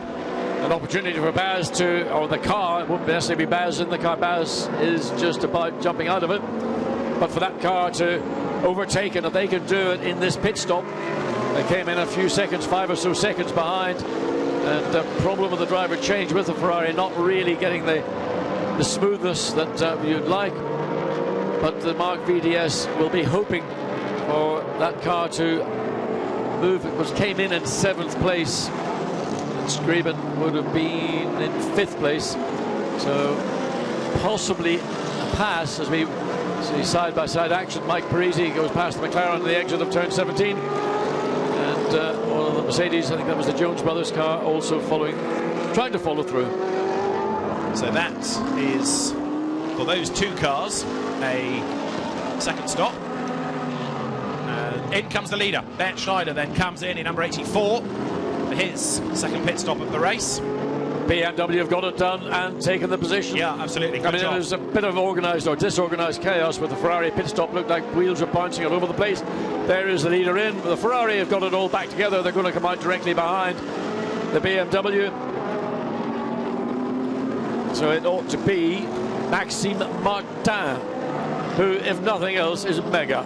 Absolutely. He's one of the best things about the Blancpain Endurance Series, the best part about, one of the best things about GT racing. Mike Parisi is in as well. And he's going to fly in number 3 BMW. Bernd Schneider has brought the car in. Of course, this stint that we've just had elongated for the teams because of the safety car and the fact they weren't using as much fuel, but we should now be able to go to round about lap 112 for many of them, as Schneider will give way, and Mike Parisi to Andy Soucek in there, the ART Grand Prix McLaren in the background. Yep, Andy Soucek, I'm looking forward to seeing in the McLaren. I was impressed with him in Monza, and we're going to see Maximilian Buch in the Mercedes, which Bernd Schneider has handed over. Done a brilliant job, can only say that. It couldn't be any less effusive in my praise for a hero, I have to say, a living legend. I suspect he might be back in the car before the end, so we can wax lyrical again about Bernd Schneider. Now, while that car is in the pits, Rene Rast has a chance to try and make some hay here, but from such a big deficit, it's not going to be easy. And this now should give us Max Buch in the car, shouldn't it? It does. Number 84 with 75 laps done. Max Buch heads out on track. So just under 3.5 hours remaining. We've not yet had a normal Blancpain round, and we've still got another one to go, effectively, in terms of distance. Tell me about it. This is from the man sitting down. Doing Spa 24 was easy because we had natural breaks in the broadcast every 3 hours. So Andy Soucek about to go in the McLaren. 23 is in the background as well. Stephen Kane was the man behind the wheel of that most recently, so I suspect Kazuki Hoshino, the former Formula 3 and most recently Super GT racer from Japan, is going to take over that car. And what have we got? 3 hours and 24 minutes of the race still to run as more fuel goes in, and the busy mechanics, just the two of them allowed to do the tyre changes. That's grueling work, isn't it? You've got to be fit. I mean, I was watching another race series recently on television. In fact, I was listening to my old boss, Roger Penske, at a forum last week in England. And for NASCAR, they look to professional American football players that aren't good enough to make the grade. These guys are so strong and they are so athletic, and they're on bonuses for their pit stops. If they do a really sharp pit stop, they get a financial bonus. And these guys are in the gym. They're like rugby players would be in England or in Europe. They are physically massive. And they have to be. If you lift a NASCAR wheel and tire, it probably weighs about 25 kilograms. I mean, they are very heavy. Yeah. And these guys just lift it on one hand, flick it on, pop, pop, pop, pop, pop, 5 nuts on, gone. And, the way you get better in this form of racing is sharpening up your pit work. And if that's what it takes, if you've got to go down that route to get people who are not, maybe, let's call them kindly, weekend warriors, but are fully professional team members, they actually need themselves to be physically very strong and actually very agile and fit. Fascinating to hear that. So are we going to see them in Blancpain in the next few years? Well, the guys that are doing it now certainly have to be fit, and they've got a few more pit stops to work through yet. So their work with the wheels and tyres is far from done. There is the man that leads on track. It is René Rast, ahead of Nick Katzberg by just under 11 seconds. I don't want to say in a sense it's a shame the Mercedes is so dominant, because behind there are some good battles, but when you've got the race leader way out in front, it does rather overshadow the battles behind. And what we can see from our commentary position is the number 25 BMW on a flatbed being brought back through the paddock, and that definitely says season over for the Thierry by TDS racing car. Leader in, that's Rast, who knows his way around the Nurburgring. He's done plenty of races here, going back to the Polo Cup, in the Carrera Cup Deutschland, in the Super Cup, and of course in GT racing more recently. And that wasn't the Polo with the hole in the middle? No, his car was never with the hole in the middle, never damaged. No, it was always in mint condition. Oh, sometimes we do. You've got 3.5 hours. Yes. Yeah, keep with it. Anyway, René Rast, good stint from the German driver, and absolutely committed and professional in every aspect of his motor racing. Absolutely, he is a very, very good driver. I think he was a little bit miffed at first not to be part of the Audi DTM squad, because I think he felt he'd done enough, but as we've discussed in the past, his lack of knowledge of cars with aero rather went against him. That's why they go for Formula 3 drivers. But Audi recognised his ability. He helped them win last year's Spa 24 Hours. He gave up the opportunity to race at the Hungaroring in the Super Cup and missed 2 races there, crucial for his championship, in order to stay at Spa and win. He still won the Super Cup, and Audi has repaid him with a season in this, an FIA GT, and also he races in the GT Masters, the German GT Championship as well. Just looking at Maximilian Buch, currently in 5th place. Last lap was a 157.4. Best lap for that car still with Bernd Schneider, 56.4, so within a second of the best lap at almost, not quite, almost half distance. So again, consistency of performance and driving from now all 3 of the Mercedes drivers in car 84. Frank Stippler will take over from René Rast. Frank taking this very seriously. He's another driver that could win, and I say he's taking it seriously because normally on this weekend, take last year as an example, he doesn't just race here, he also nips around the mountains and goes and races in historic races at the Spa 6 Hours. He shares a Jaguar E-Type. Well, this year he said, actually, no, I won't bother with the E-Type in 6 hours around Spa. I'll just concentrate on 6 hours of the Nurburgring. So he said, yeah, I'm getting old, you know, I can't do 2 6-hour races in a weekend. That would be a little bit too much, particularly going from here at Nurburgring. Although it's only about 100 kilometres, 150 kilometres up the road to Spa-Francorchamps. I mean, it was eminently doable. But why wear yourself out driving an old E-Type? Because he's a great enthusiast, that's part of the reason. Yeah, but I mean, priorities. If you're driving for WRT Audi, believe me, E-Types are for Sundays and Sundays. Well, he did it last year, but not this. He's committed to Audi, he's committed to the Nürburgring. The car has rejoined, and Nick Katzberg now leads. Now, this is number 90 Ferrari after his most recent pit stop. Matteo Bobby is behind the wheel of it, so stand well back. He'll make it go, I bet. Absolutely. It won't always be on the black bit, but it'll go. Absolutely. Go. I mean, look, keep an eye and see, particularly if we are in a traffic situation. Matteo Bobby started the season off in British GT and ended up with a fair few dents on his car, to say the very least. And having been running the sort of satellite Vita 4-1 Team Italy, I think he's now parked that notion and has come to race this weekend with SRO Motorsport. So you've had Alessandro Pierguidi in the car, you've had Scriabin, now Matteo Bobby is behind the wheel. In has just come Laurens Vanthoor, who got number 1 on the pit stops, up into second place, but will slide back down the pole as everybody else cycles through. Maxime Martin is going to be the next driver to look for as he lights up the circuit. And Nick Katzberg in number 4 leads the way. Keeping an eye on our good old mate Richard Westbrook. Seemingly he's come into the pit lane. I think it is all the way down 23rd. Yeah, just taken over, hasn't he, from Mike Sturzberg, so that's going to be a car to watch. But no, I won't say it's not been a Porsche weekend. He's going to make you cry again, but he's got a lot of work to do. Let's rephrase it. There's the leader, Nick Katzberg.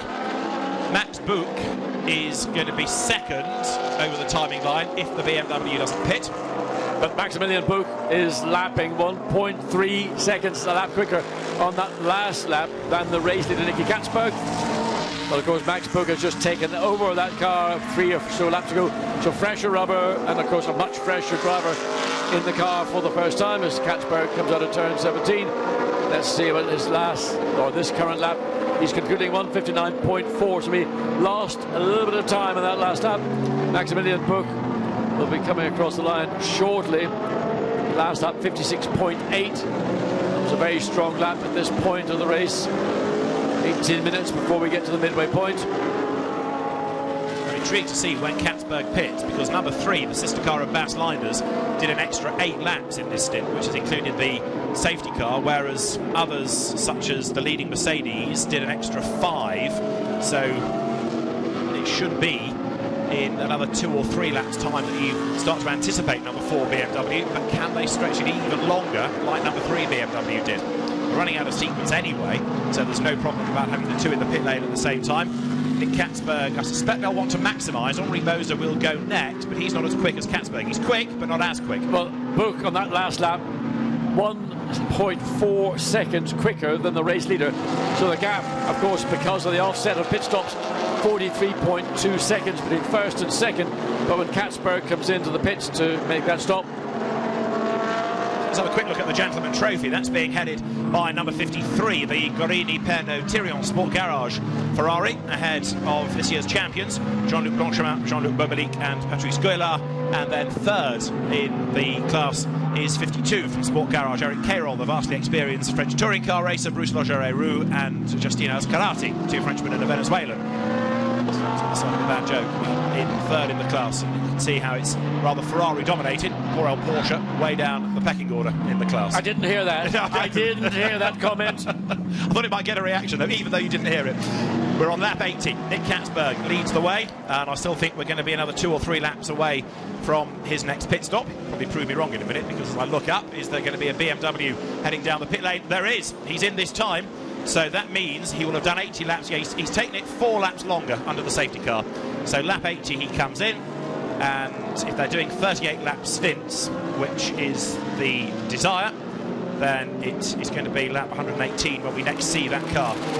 Out gets Nick Katzberg, done a good job. And of course all these teams can only do their very best. What they can't do, what they can't affect, is the pace of this car, because metronomically it just pounds on. Doesn't matter who's driving it, it's just quick and it's reliable and it's incident free. And the other thing, John, and we talked about this at Spa, is that it's not just brilliant on the circuit, it's not just got brilliant people behind the wheel, but it's all run so well from the pit lane. You never seem to hear of anything to do with an infringement in the pit lane, or you never see a fumbled wheel change or a stall in the pit. Everything just works. Yeah, but I mean, when you put together a team, you need to put together something that is cohesive, where everybody has got the same aim in mind. This is not single-seater racing where once you're in the car, you're racing for yourself.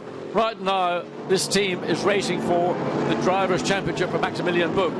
And because the 3 drivers are fundamentally very closely matched in terms of lap time, that's only one part of the deal. The rest is making sure that you don't spend time off the racetrack in the pit lane that is unnecessary. So the metronomic model, if you want to call it that, is the model that we're seeing from car 84, Mercedes-Benz, Maximilian Buch.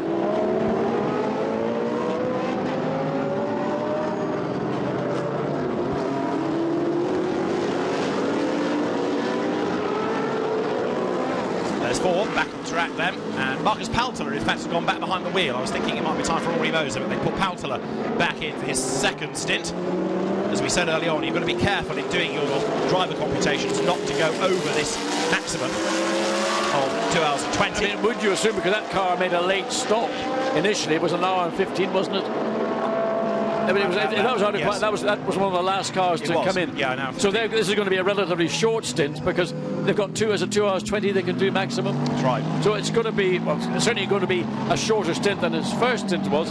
So, I mean, the reason they've done it, I suspect, is to try and maximise the performance that they believe that Paltala can get out of the car. Then Moser will get in and do his bit, and then ultimately revert back to who's got time left. And probably try and keep Katzberg in to the end, because he's the quickest of those 3 drivers. Work backwards, put your quick man in at the end. There's the 3rd place car, Victor Shahitar back at the wheel of 71. This is the Ferrari that he shares with Anton Ladygin and Kirill Ladygin. But Frank Stippler, yes, stalking him down in the hills around the Nurburgring, the forests with their wild beasts. Many of them exist, they say. And they're all race fans, apparently. Indeed, yes. Especially in the North Schleifer. And they've all got Wurst in their hands, and they're all enjoying themselves. There is Stippler, out of the chicane, way up onto the curb. And he's really pounding on, is he, in pursuit of the 3rd-placed Ferrari. Well, Nick Katzberg has just done a ripper stint at the wheel of number 4. Let's hear from Nick Katzberg in the pit lane with Jack Nicholls. Nick, you don't look too tired, having just got out of the car. How was it out there? To be honest, it was pretty tough. I mean, it's really struggling with the tires. They don't last very long, so I have to keep focusing on not wearing the tires out too much. Also, the brakes is a factor, so I've been struggling, but I see everybody else is struggling as well, so I'm quite happy. What's the strategy with the number 4 car? Because obviously Marcus did a very long first stint, and you did another long stint. You did another long stint as well. What's the strategy there? I don't know if I can say too much, but I think we're going for 5 stints, so we'll see what happens. Thank you. Right, 5 stints, 4 stops. That's what most people want to do. They don't want to make extra pit stops. Oh, big spin. That was a driver error, I would imagine. Again, I mean, a massive spin for the McLaren, and it keeps rolling and rolling backwards. You should put the brakes on when you're rolling backwards, because it does stop the car more quickly. Jan Gody at the wheel of it. It's the 2nd ART McLaren. Look at the damage on the near side. That car's had a massive whack. Was that the cause? And maybe it was. Maybe that's the reason why. The Joneses. Well, the British family. Morgan Jones is at the wheel, was at the wheel. David Jones' son. Below, yes, down the inside. Mercedes way on the left, just swings across. You know, sorry chap, you were out of my mirror eye line. Well, in fact, the Mercedes was way to the left, the McLaren way to the right, and the Jones boy made the commitment, and there is a residue of liquid, and I think that might be more than water. It looks a touch of oil to me. Car 12 losing fluid, it says on the screen. You can see it. Losing, I think it's lost fluid, and the Mercedes has to be hoiked out of the gravel. So in Sector 1, we've got a yellow flag. Everybody must respect that. They certainly know about it. They were told about it in the driver briefing. Goes in one ear, not the other most of the time. I mean, driver briefings are not for racing drivers. We know everything. Now BMW number 3 pushes on, and Maxime Martin is now at the wheel of it. He had done a lap in the 57s, then he got caught in traffic and his lap times went up a little bit. Maxime is in 6th place behind Andy Soucek. Now there's a good battle developing between those two in terms of time, because the gap's coming down. The one that's really leapt up the order over the last round of stops, and I think it's out of sequence, and this is the reason why. 71 Ferrari, Victor Shahitar back at the wheel. Yeah, we're just looking at it, suddenly in 2nd place, but also doing very, very comparable lap times to the race leader, only 0.2 of a second away on that last lap. I mean, that's not just being out of sequence, out of position. That's a strong lap from that car. It is. I mean, the lap times are good, but he's got up into 2nd place in the last few laps, largely on pit stops. But there it is. He's going strongly. Albeit you're spot on, but if he ain't doing the business behind the wheel, as he is, that was a genuinely quick lap. Indeed, and it's his personal best. And he got Frank Stippler up into 3rd then, still hunting him down. But Stippler lost 0.4 of a second last time, and we know that Frank Stippler is very good. He is. That may well have been Frank was being absolutely purer than pure, and when he came to that first sector and saw the flags, he probably did it by the book. Frank's that kind of guy. Yeah. He's not going to bend the book or do it, he will do it precisely as you're asked to do. That might have caused maybe 0.4 of a second, just lifting off that little bit earlier, rolling into the corner. Maybe the Ferrari was a little bit more testing the water to see what you can get away with. We don't know.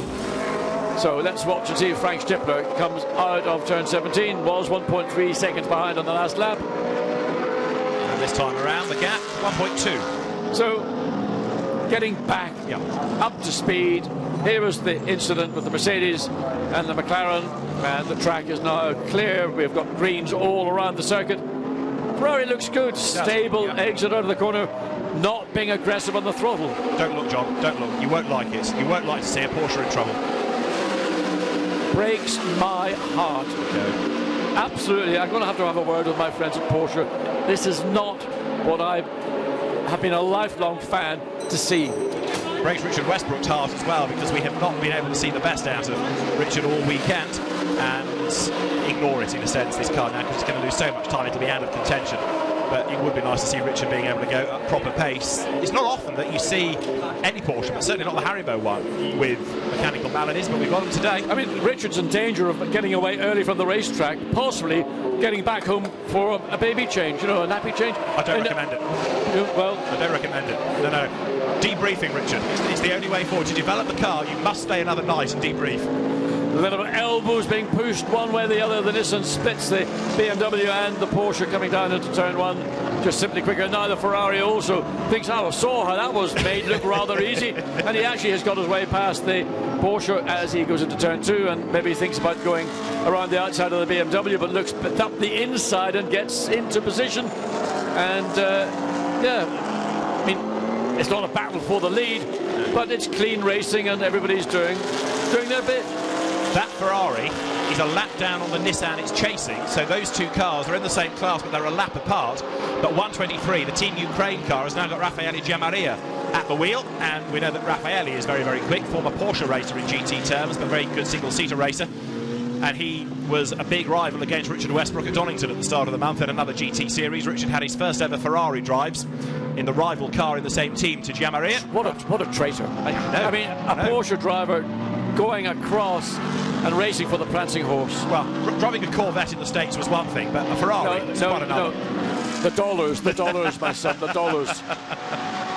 Over the curve goes Giammaria. He's running in 19th place at the moment, but as I say, he's a lap down on the Nissan. But what is significant is that he's got himself, I think I'm right in saying, ahead now of the 43 BMW, which will give him a place back in class as we approach the halfway mark of this race, with the lead gap Max Book to Victor Schaitar, who is doing an out-of-sequence long stint in second place, just under 40 seconds, but he's doing a very, very good job. And Schaitar, second overall, versus Buncombe 12th overall, is the top two in Pro-Am.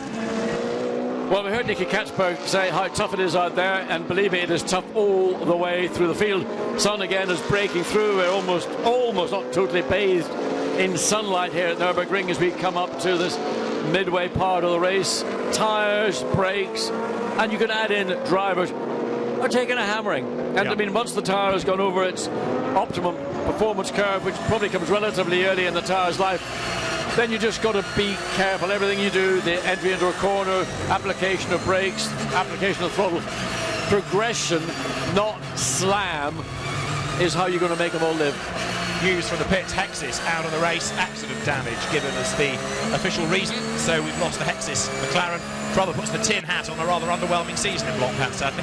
Very disappointing. I mean, effectively what you might call the factory McLaren team, but private team sponsored by Hexis with Alvaro Perez as their driver, and it's not gone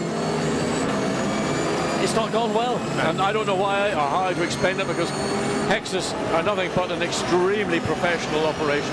No, it is a big mystery, and speaking to him, the team manager, every time you see him has a frown on his face these days, not like last year. So it's a very different world in which he's operated in 2013. Meantime, BMW number 3, Maxime Martin, running in 6th place, lapping last time in the 58s. He was getting closer to Andy Soucek, but he's now stuck in all of this traffic, look. So it's always an issue coming up around turn 11 into turn 12. Got past on the inside of the left-hander, then gets a good run off turn 12. up to maximum speed, flat out through the kink, about 240 kilometers, maybe 250 at best. And then that short run up to reasonably heavy braking, and the brakes don't get a great deal of recovery from the end of the braking zone into the chicane, then into this tightish turn 17. So the brakes are always running just about at their limits. No long enough straights to allow them to get that heat soak away from the discs and the calipers. In fact, the whole wheel assembly, it heats up from the heat of the carbon fiber discs. 75 Porsche, winning car here last year, 11th on the lead lap.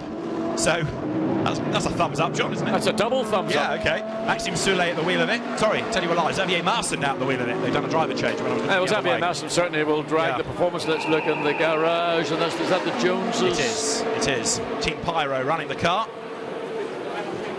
Worried faces. Yeah, well, I don't know whether the liquids came from the McLaren. I suspect they did with the damage to the side pod. That's roughly where one of the radiators would be, or certainly some of the effect on the cooling will be based. Having a look around the right front, there's the damage to the bodywork. And is that catching on the wheel, or has there been suspension damage as well? It doesn't take a huge knock when the cars are so pivotally balanced as they are entering a corner.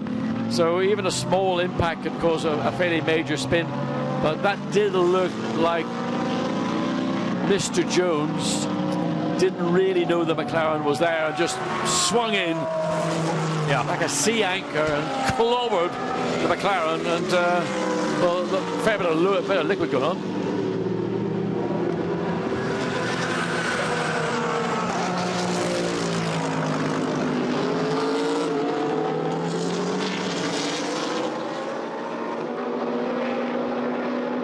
So we've got Max Buch then as the race leader.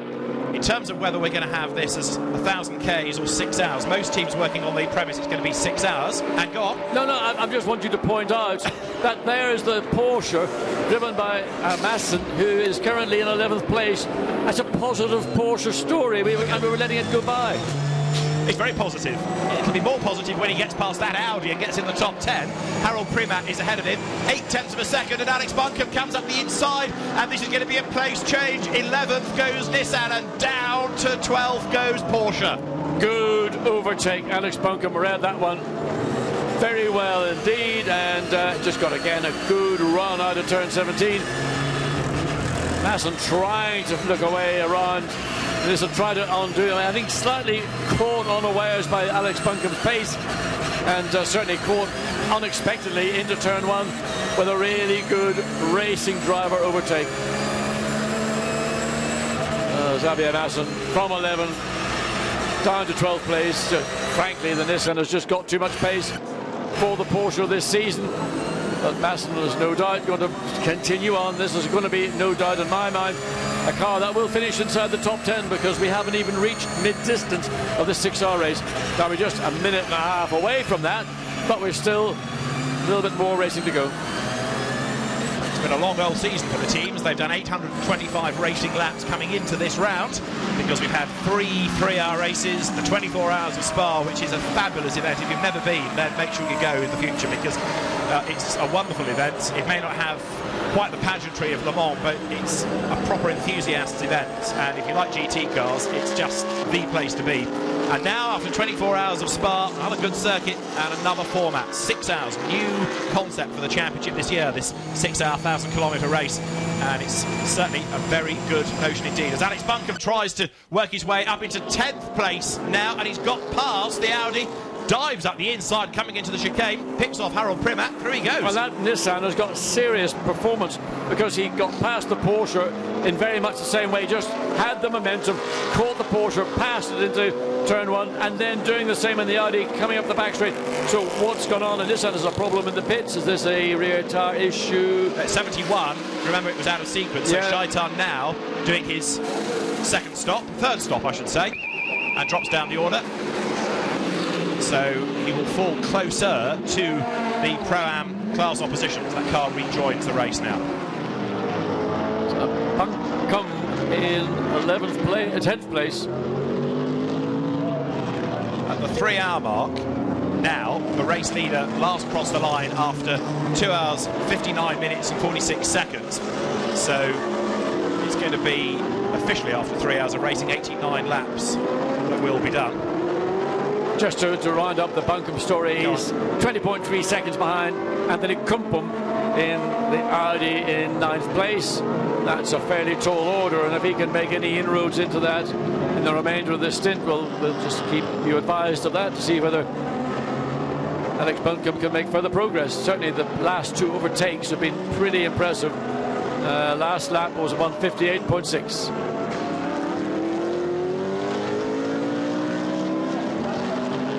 Now the race leader, who at the end of this lap will have done 457 kilometres in just over 3 hours.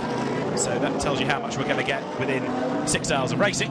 Leads the way, and it is 84 Max Buch then at the wheel. Bernd Schneider having set the fastest lap of the race in this car. However, don't forget, Frank Stippler, number 13 Audi, runs in 2nd place. And in 3rd, you've got number 4, Marcus Paltela, ahead of Andy Soucek, ahead of Maxime Martin, ahead of Matteo Bobby. 7th is where you find Edward Sandstrom. In 8th place is now Anthony Kumpen. There's the 2nd place car, that's Frank Stippler. And as he makes his way up towards the Michael Schumacher-S, the Jones Mercedes has officially been retired, and its team manager is being summoned to the race director. So I suspect there is a little bit of grumpiness about the way that the incident occurred. Stippler here trying to work his way through traffic. Another flash at the headlights. The EA Sports car flashes its way now out of turn 12, the Warsteiner Kurve, and pounds downhill once again. Stippler using all of the curve there, inch perfect. Yeah, I mean, that's what you would expect from Frank Stippler. But 3rd place, Marcus Paltala, I've just been keeping an eye on his times. And apart from the race leader, Maximilian Buch, who's just on a 56.9 on his last lap, Paltala in the BMW is putting in very, very strong laps. 157.3 was his last lap, and he's been quick, been getting greens, which means personal best in each of the 3 sectors consistently.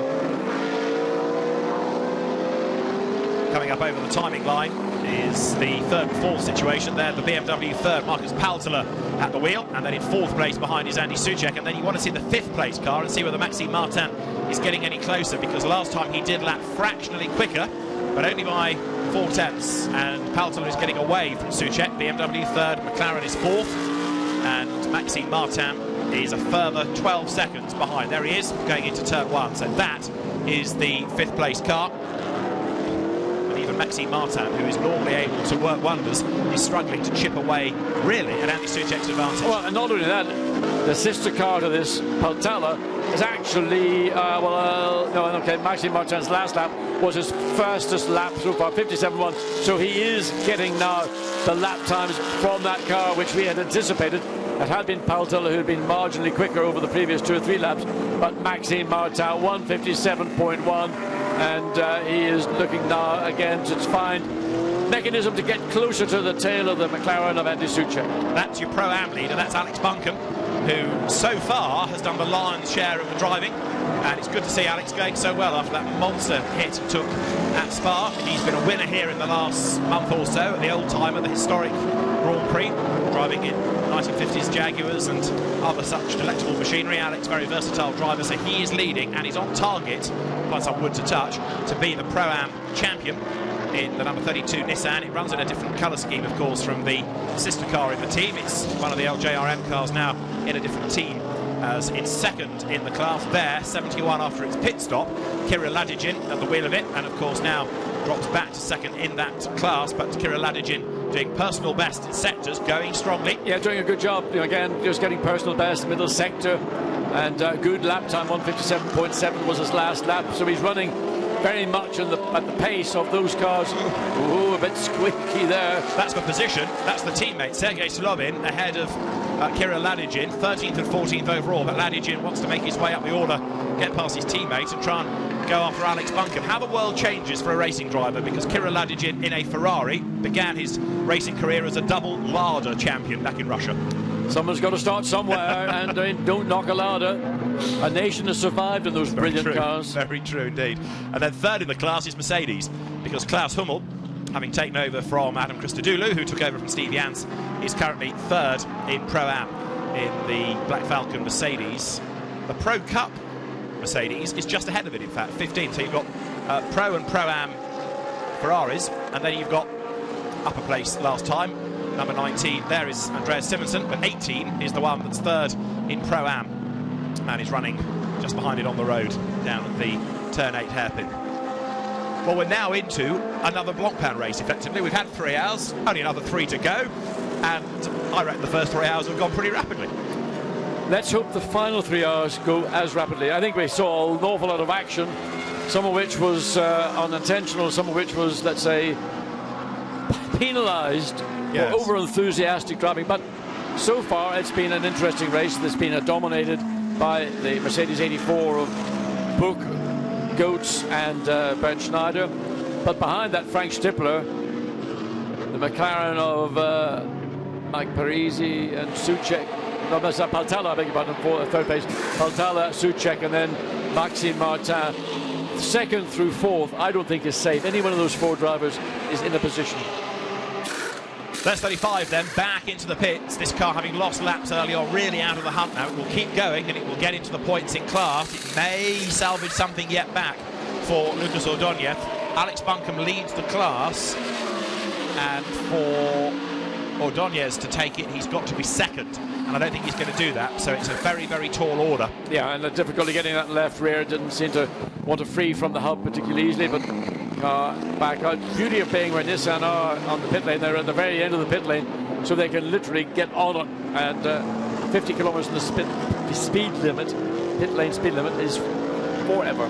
52 is the car there leading the Gentleman Trophy, and it has got ex-Formula Renault racer Bruce Roger-Roux at the wheel of it. This is the car that he shares with Justino Escarate and Eric Cairol, run by Sport Garage, which even a week ago didn't have any drivers for either of its cars. Well, they're now 1-2 in the class, so they managed to find 6 decent pedallers. There is Roger-Roux, who never really broke into successful single-seater racing in the way that internationally he had done in native France, very quick in the French Formula Renault Championship, but when he came to international racing in the Euro Cup, was rather overshadowed a little bit, has to go back home and regroup. But he's a quick GT racer, good gun for hire as it were, and he's the man then leading the Gentleman Trophy class at the moment for the under 30-year-old drivers with limited experience, or indeed the older drivers, the bronze rated drivers.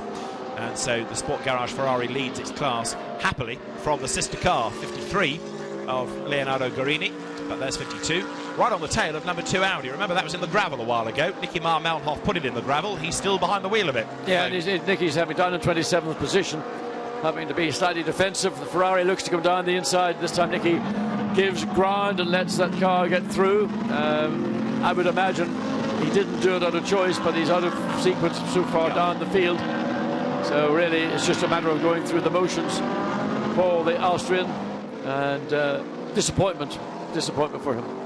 Marcus Paltala up over the timing line in the BMW, then runs in 3rd place.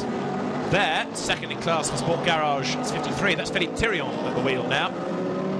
Senior racing in the ELMS in prototypes in Formula Le Mans, but he's joined by Leonardo Guarini, ex-Lamborghini Trofeo racer, and Olivier Pernot, who drove at Spa, but who doesn't do that much racing these days. He has a very successful event management company and race preparation business, specialises in the Trophy Andros, the ice racing category. But Philippe Thirion, the man behind the wheel, is a long way back. He's lapped by Marcus Paltala. As you might expect, the much quicker Paltala dives past the Gentleman racer. There's a minute between the top 2 within the Gentleman Trophy, even though they're out of the same squad. Yeah, but Marcus Paltala, he waited. He saw the Ferrari was not going to be the quickest car out of turn 4. Got himself into position and just simply out-accelerated the Ferrari because he was in a better line and had got better grip and traction off the corner. And again, that's part of what in these endurance races you've got to work out. You're not doing a 10-lap sprint around the Nurburgring, you're doing a 6-hour endurance race. So, you know, losing at half a second, waiting for a slower car to be clear that you can get past, isn't an issue. That'd be an issue when you get down to 10 laps and there's a safety car deployment, and then you're given a 3-lap run to the flag. That would be an interesting little sort of end to the season, wouldn't it? Absolutely right. There's the car that's 3rd. Sorry, not 3rd anymore. Was 3rd, but has just had a pit stop and dropped back in Gentleman Trophy. Treble 1 is the car. It's the Paolo Andreassi, Pablo Palladini, Gaetano Ardagna Ferrari, but that's now way down in class. 368 it is now.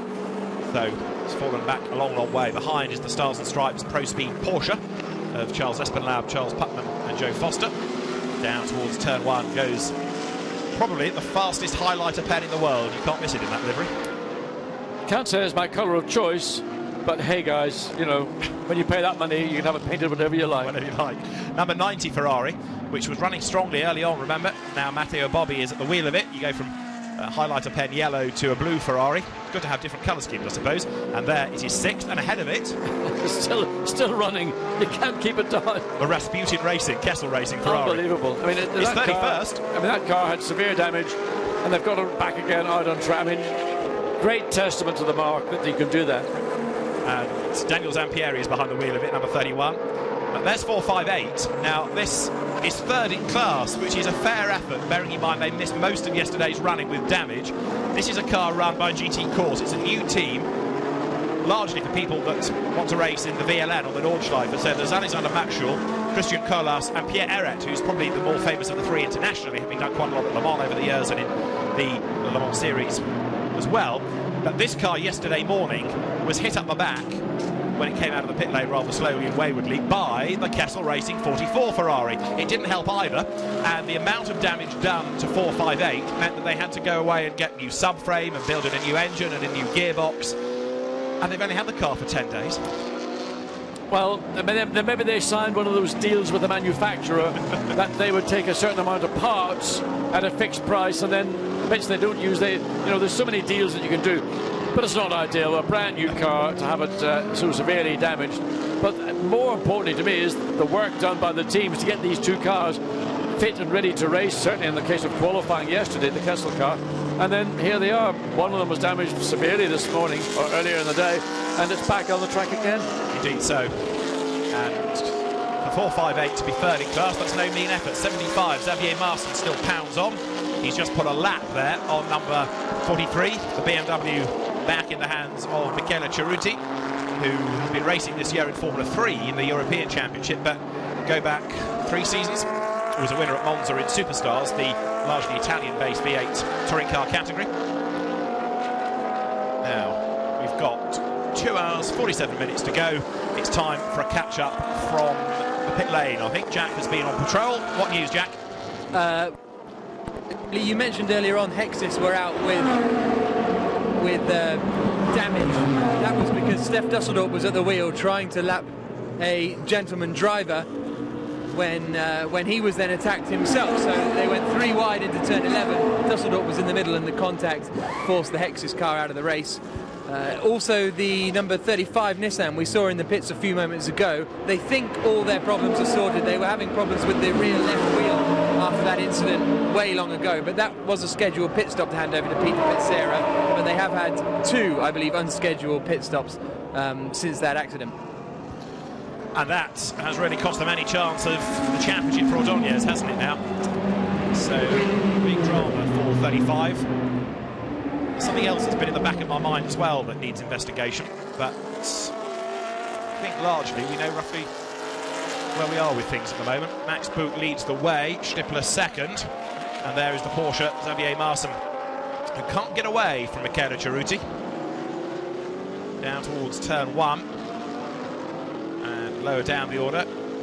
3rd in Gentleman Trophy, Patrice Gouillard is keeping at bay the 51 Ferrari, which has got Francisco Guedes at the wheel at the moment. Car 20 is the champion of this year, as I was mentioning early on.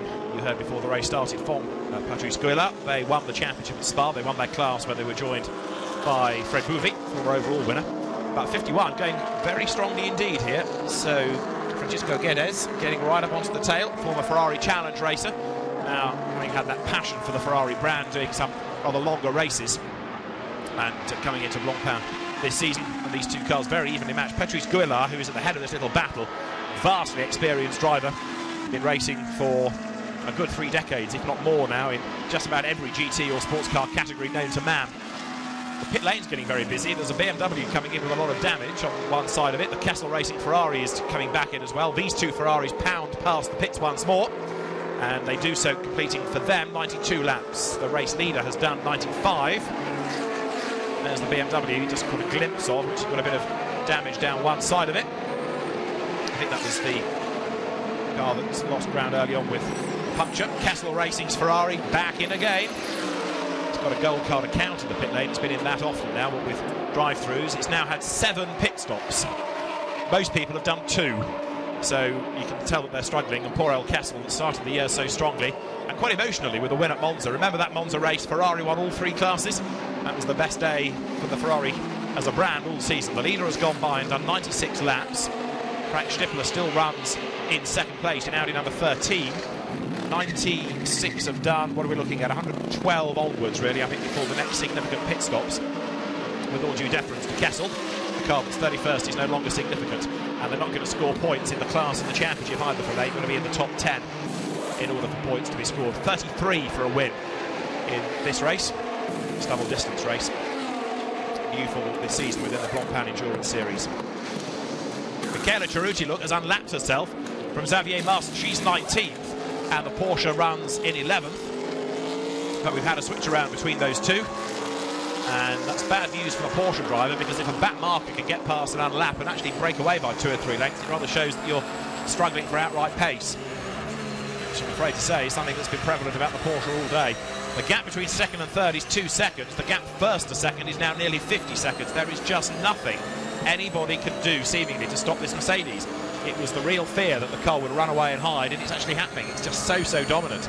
And unless it has a problem of some sort, it's very hard now to see anybody doing anything about it. And Max Buch, therefore, is on target to win the championship.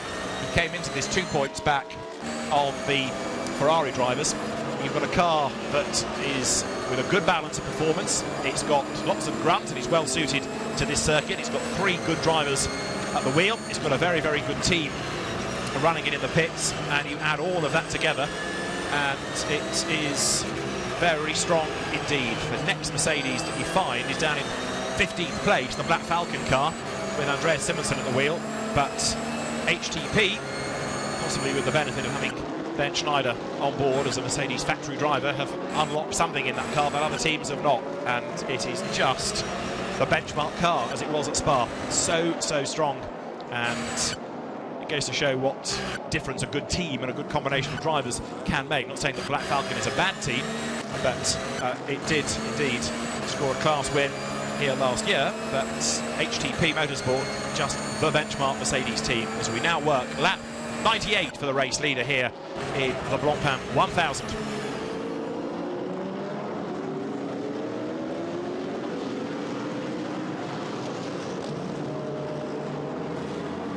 Let's have a look back at some of the earlier dramas in the race.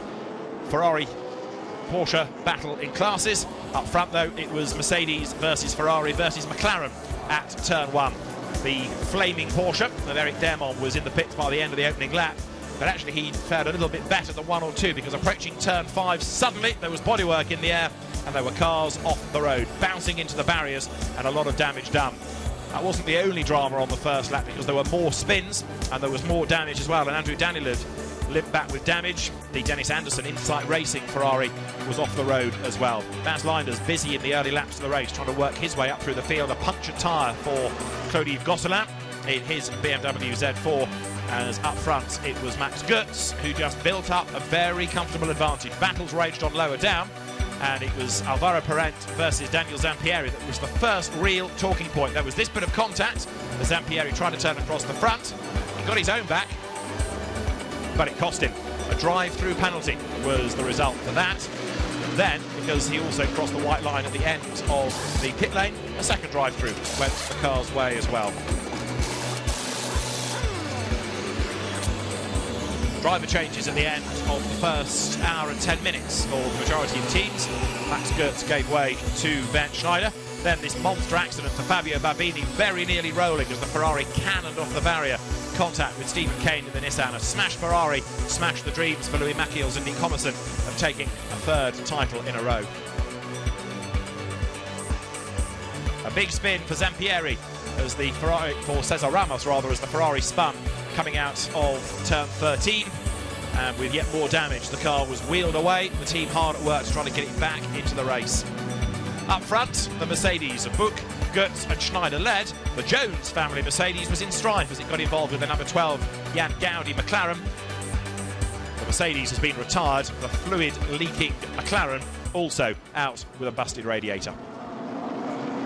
In the sunshine, late afternoon. We've got just over 2.5 hours to go here at the Nurburgring. This first Blancpain 1000.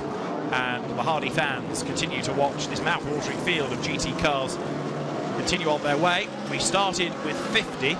We're down to 38 now with damage, with mechanical problems. And as the race is on lap 99, we're looking at being 6 hours rather than the 1,000 kilometres, which would be the intention. It's going to be round about 900, just over 900 Ks, I would suspect. But we may have another safety car period. You never know what can happen. To be fair, safety car periods in Blancpain pretty rare, because normally by running at a Grand Prix circuit, if a car is off in a dangerous place, you can use the little access points and the perimeter roads required at a modern-day F1 circuit in order to get a snatch vehicle to that car and get it out of the way. However, we did have debris on the track, and that was why earlier on in the race we had to have the safety car period in order to sort that out. There's 84, which is Max Buch leading the way, and he now leads by getting on for half a lap over Frank Stippler in second place, and then for third Marcus Pautala, fourth Andy Soucek, fifth Maxime Martin, sixth Matteo Bobby. And the way that things stand, it's going to be the championship for Max Buch. Even though he didn't do the first two races, he turned up at Paul Ricard and ran strongly there with help from Alon Day. And then, of course, the big haul of points from Spa. You get points at 6 and 12 hours as well as 24, and it was a very good weekend for Buch. Co-driver Max Goetz has done his stint. He's in the pits with Jack. Maxi, you're destroying this a little bit. Is it easy? Not easy, never is easy, but we have a good car. We have a great team. They did a great job until now, and the car's running very good. You must be confident even if a safety car comes out, for example, and your lead shrinks, you can still build it up again. Yes, yeah, we expect some safety car in the beginning because a lot of drivers are on track. A lot of can be happen, and it's happened. So yeah, we decided to stay out. Some cars come in to do a pit stop, but for our strategy it wasn't possible to do. Yeah, Mo and Maxi Buch is driving. He do very good lap times. I go in the car at next, so we will see.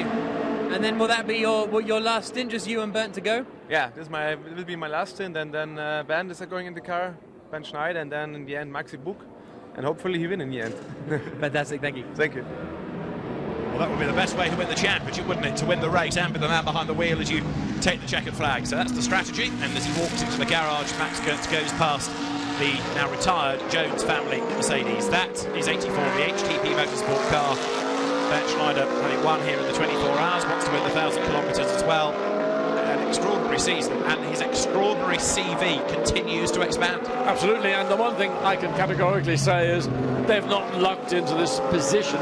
Remember, we've still got 2.5 hours just over that of racing, but they, as I mentioned earlier, have made it happen. They've got a great balance of drivers. They prepare the cars superbly. I mean, these cars are fundamentally a customer SLS, FIA GT3 spec type Mercedes SLS, and they just make it work. There's no such thing as, oh, this happened to be in the right place at the right time. It is a professional team employing professional people, and as Matt Goetz said there to Jack Nicholls in the pit lane, it isn't easy. The trouble is they're making it look easy. Nothing goes wrong with this car, seemingly. We talked about early on how well everything is put together, on track, off track, the car, the team, everybody just gels, and there's the evidence of it. Yeah, I mean, a part of that is that people talk about bad luck in every aspect, sport, life, whatever. Bad luck is something that in many, many circumstances you've got control over.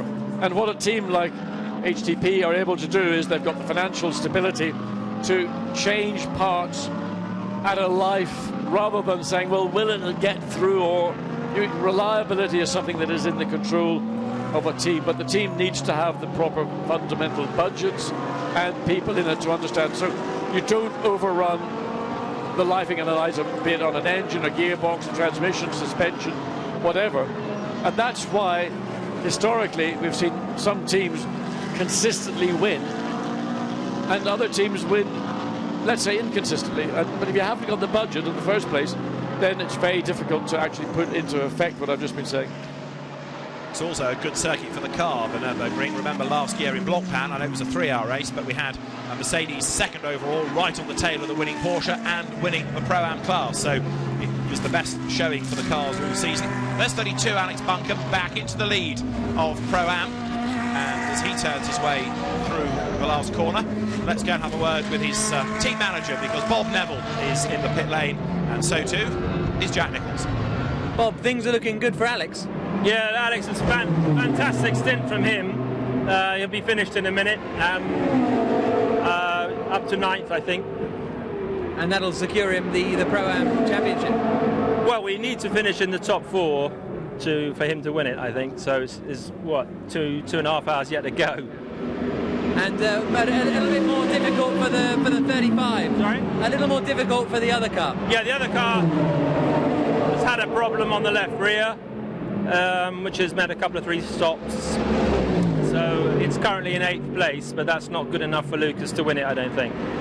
Some of your drivers, the GT drivers, have been phenomenal this weekend. Wolfgang in qualifying yesterday, for example, their improvements have been phenomenal. Yeah, I thought that's particularly impressive. I think it was Bernd Schneider, wasn't it? And Vas Lenders, and then Wolfgang. I mean, that was incredible. Thank you, Bob. Yeah, Jack.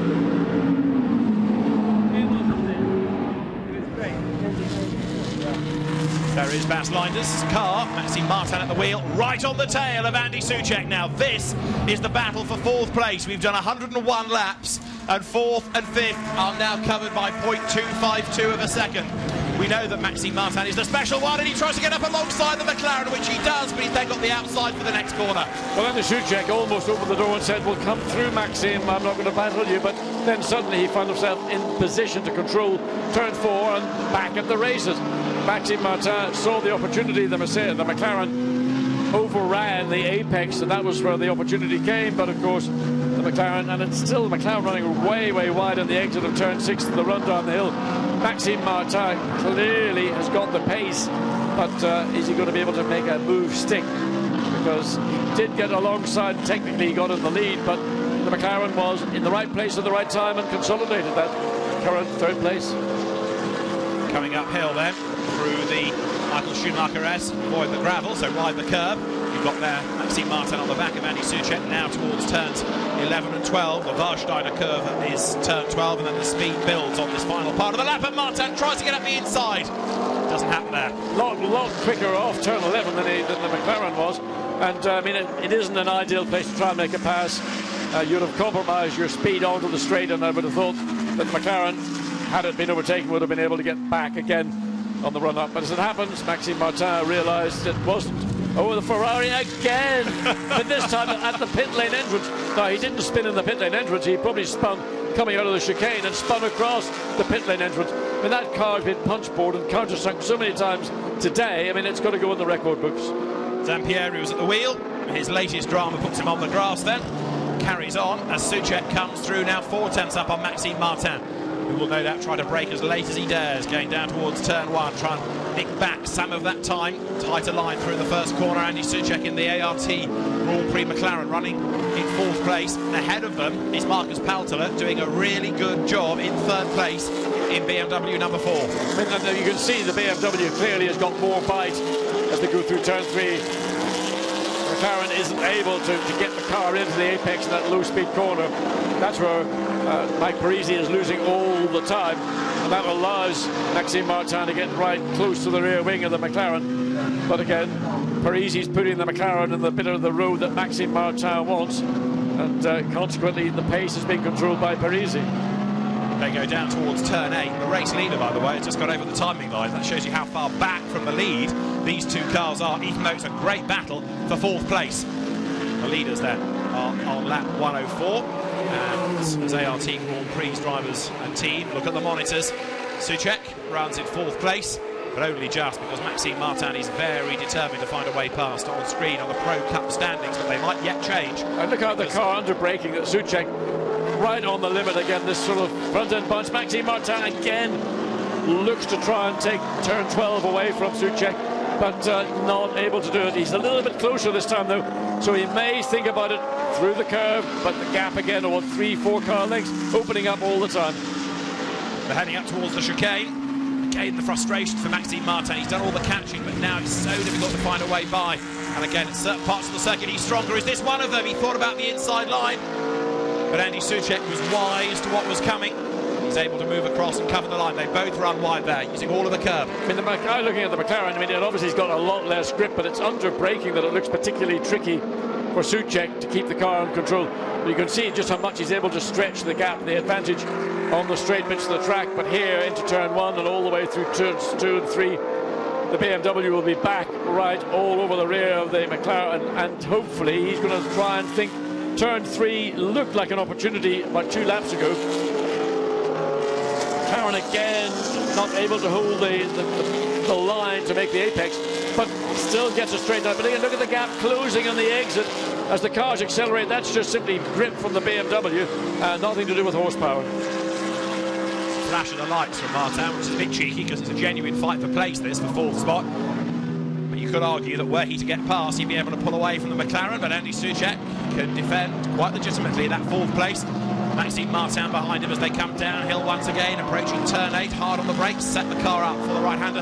Soucek seems to go deeper into certain corners than does the BMW. Is there a gap coming out? No chance. Uphill now, the drag uphill is a lot steeper than it looks, this, and as they come now up towards the Schumacher S, we've got the McLaren staying ahead.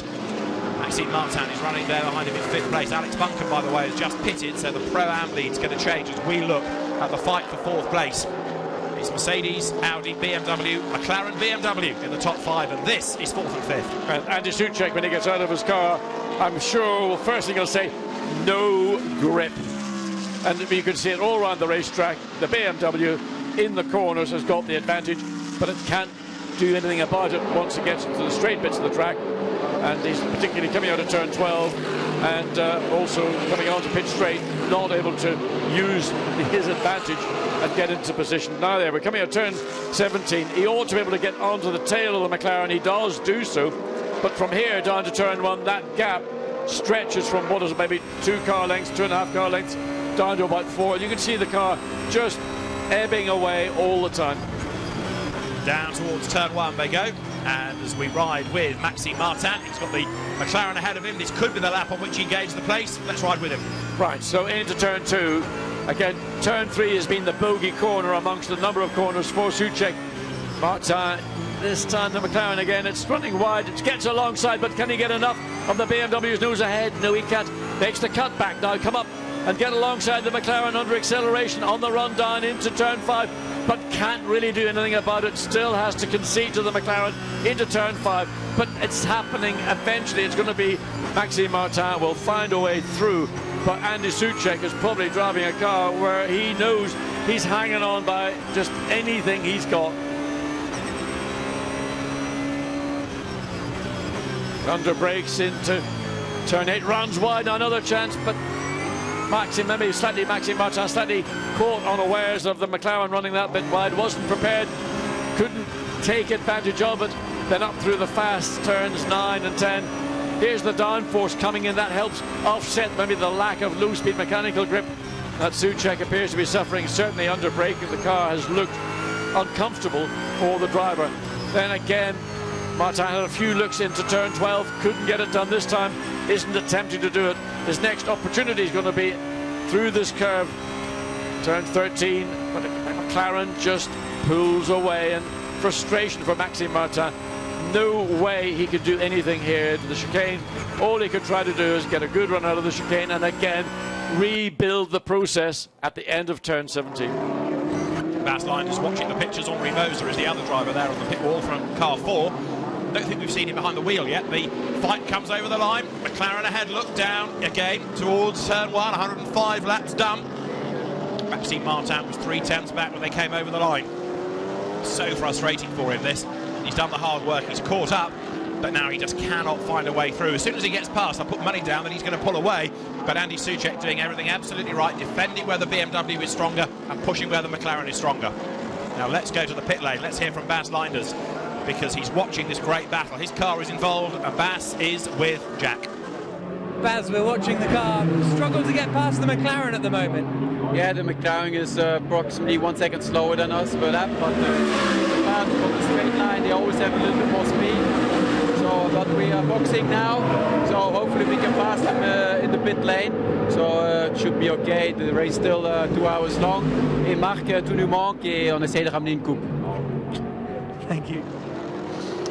Message from Mark van der Straten, I think. So as the game has been given away a bit there by Bas Linders. Andy Richardson, who's the engineer for this car, he wants them to box this time, so get them out of the traffic. So rather than sitting there behind Andy Soucek and not making progress, get another pit stop out of the way, try and be clever on the strategy. Absolutely, that's what those guys are paid to do, not sitting there just on the pit wall thinking it would be great here. The race is sitting, swinging their legs. They're there to work, and part of that work is you've got a car stuck behind a slower car. We just had Bas Linders say it's about a second on average a lap slower than the BMW.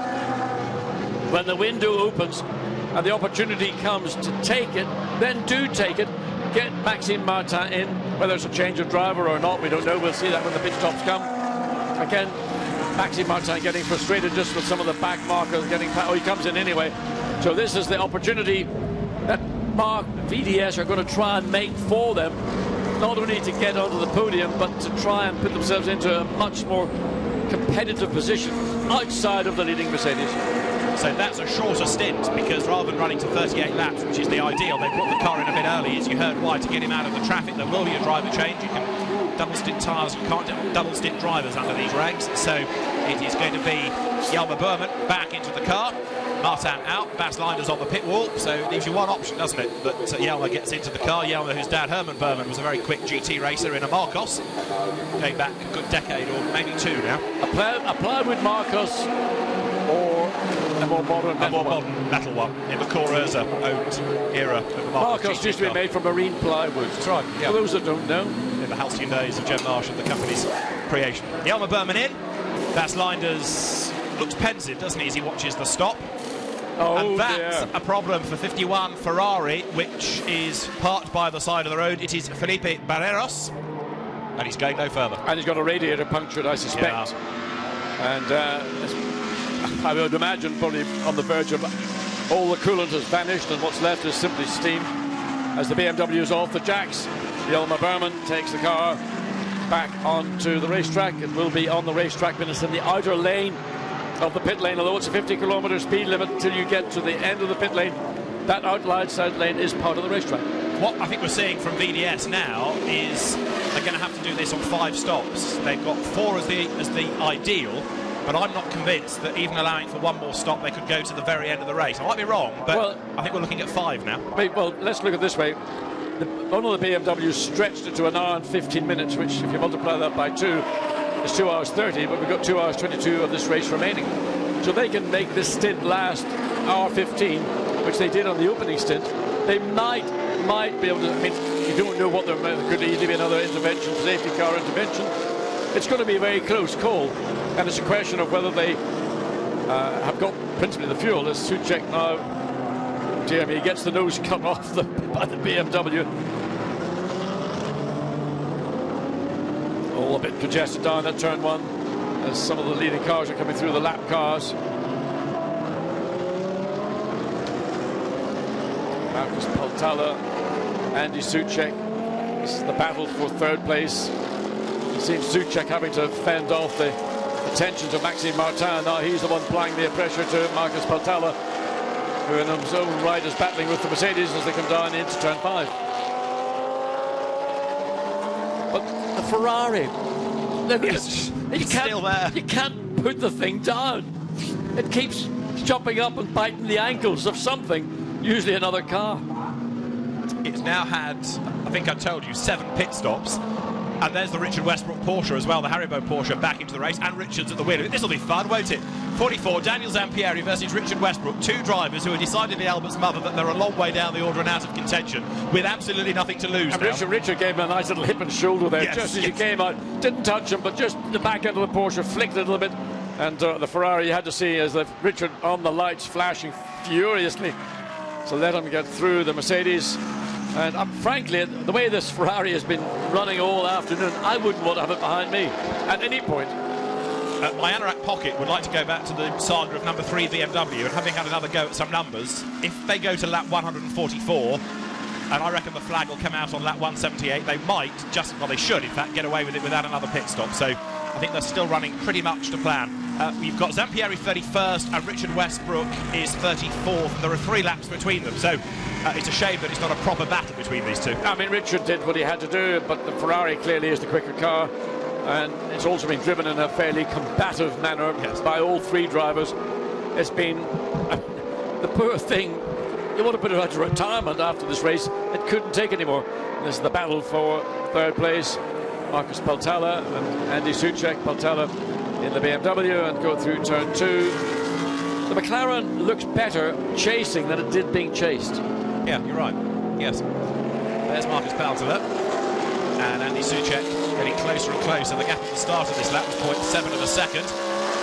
Maxi Book still leads the way, and we know there's another cycle of drivers to get through that car. They have done 2 pit stops. Where's our leading 3-stopper, number 1, but one of those pit stops was a drive-through, so that doesn't really count. Edward Sandstrom at the wheel of it. Frank Stippler is in 2nd place, doing everything he can, but he's just not as quick as the number 84 Mercedes, and therefore that gap is widening. Now, number 4 BMW being caught by the McLaren.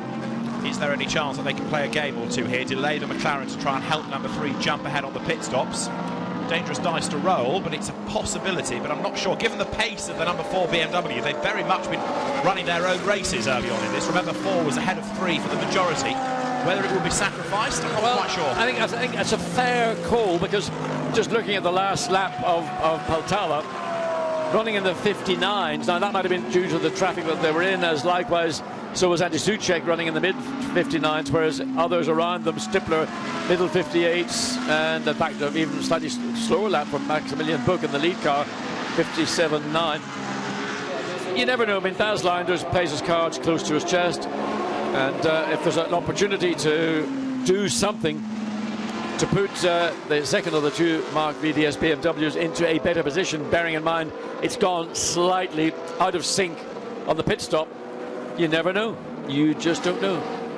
Stippler in the pit lane. Frank Stippler has come in there as he drives down, so it's now Paltella 2nd, Soucek 3rd, and Bobby in the Ferrari in 4th. So down the pit lane comes number 13 Audi, and that's going to have another driver change to go back potentially to Christopher Mies, who was very quick at the start of the race in that car. So Marcus Paltella's last lap was a 58.2, Soucek a 58.3, so quicker, and Jelmer Berman quite a long way back in terms of track position, 8th after that most recent pit stop. There also into the pit lane has come Klaus Hummel in the Pro-Am 1 contest. Steve Yance, I think, is going to get back into that car, having started it. Black Falcon run by a Brit, Sean Breslin, and that is 44 Kessel Racing off the road again, and it prompts John to say, is it all over finally? No, I told you, it's like Rasputin, you can't kill that car. How do you go to turn 5, goes off on the exit of turn 5, drives the car through the gravel trap, down the grassy bit of the inside of the racetrack, back on, and he's back at the races again. Well, you can't put a good man... Oh, no, sorry. You can't put a good car down. That's it. Let's have a look at how he got there. Was it self-induced? Yeah, he was just a wide, caught the edge of the grass, side by side, and the car snapped one way, then the other way. And, you know, because we're on a FIA Grade 1 Grand Prix circuit, you've got half of Germany to run off before you ever get into anything that might be seen as a hard barrier. So he gets away with it, and no, the car gets... I mean, the poor thing. Yes. The poor thing. I mean, if that was mine, I would never treat it like that. For sale, 1 Ferrari 458, 1 careful owner. The 3 drivers have been rock apes, but the owner has been really careful. Well, that's amazing. That's 13, that's Stippler. And that car down in 4th spot now. But no, that Ferrari, it's just extraordinary. If it does retire from the race, it's going to be the most innocuous thing. It's bounced off barriers, it's bounced off cars, it's gone through gravel, it's spun, it's done all sorts of things. And he just can't put it down. Well, this is a 6-hour race. It's normal Blancpain Endurance race is 3 hours, which is a relative sprint. But for many of the drivers, I think no one has actually told them that they are doing back-to-back Blancpain sprint events. And they're just driving it as it would have done in a 3-hour event. The cost is going to be that making a mistake is going to be a big, big penalty. As we watch this battle again with Marcus Paltella and Andy Soucek, it's amazing. I mean, the more I look at it, and think, how good is the McLaren looking now, but how rubbish did it look when it was being pursued? Yeah. Strange, it's very odd that. Now we're not far off the next round of pit stops, I would suggest. A couple of laps for the leader, possibly.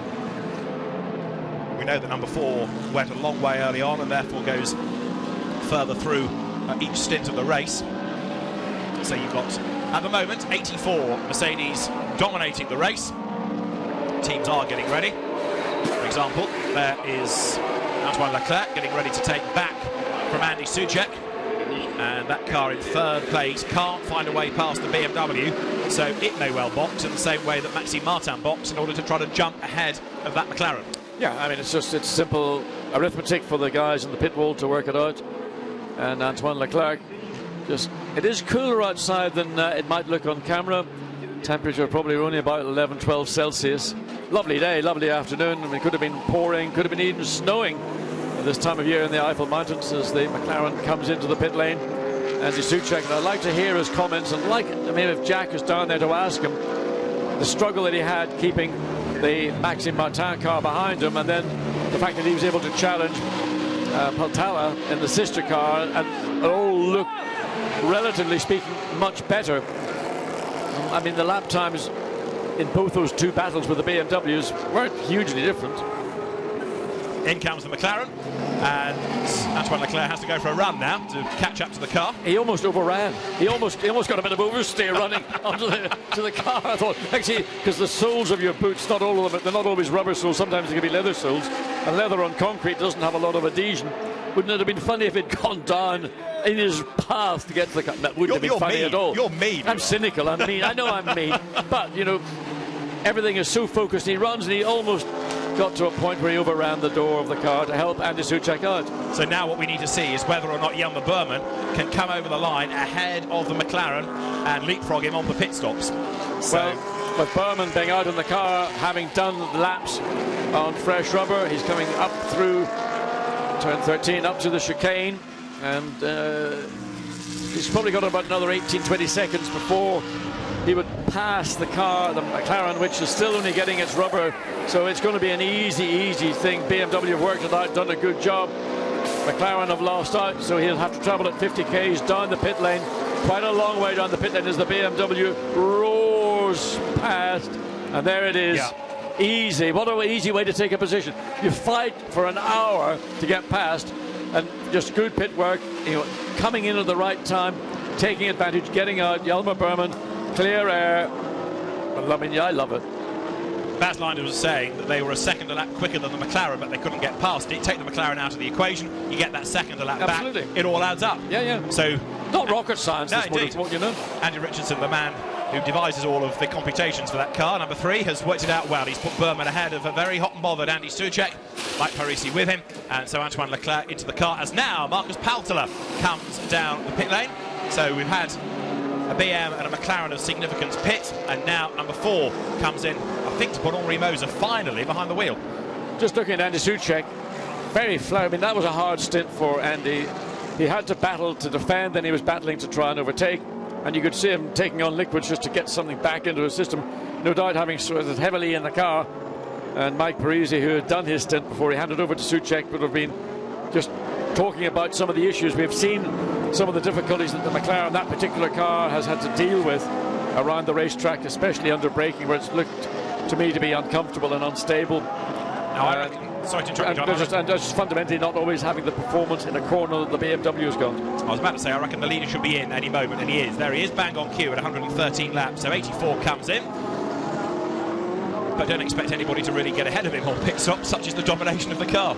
No, it would take something to go wrong within a pit stop, maybe a wheel or a hub not releasing, but everything seems to work so seamlessly for this team. So the door open, and Maximilian Buch, all 5'2" and a dripping wet of them, getting out of the Mercedes. Now,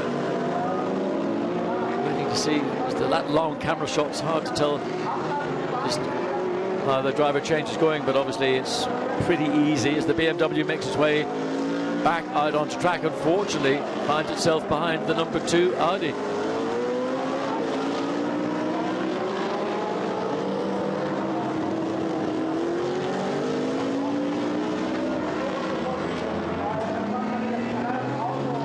So let's look and see how long it takes for a refreshed BMW.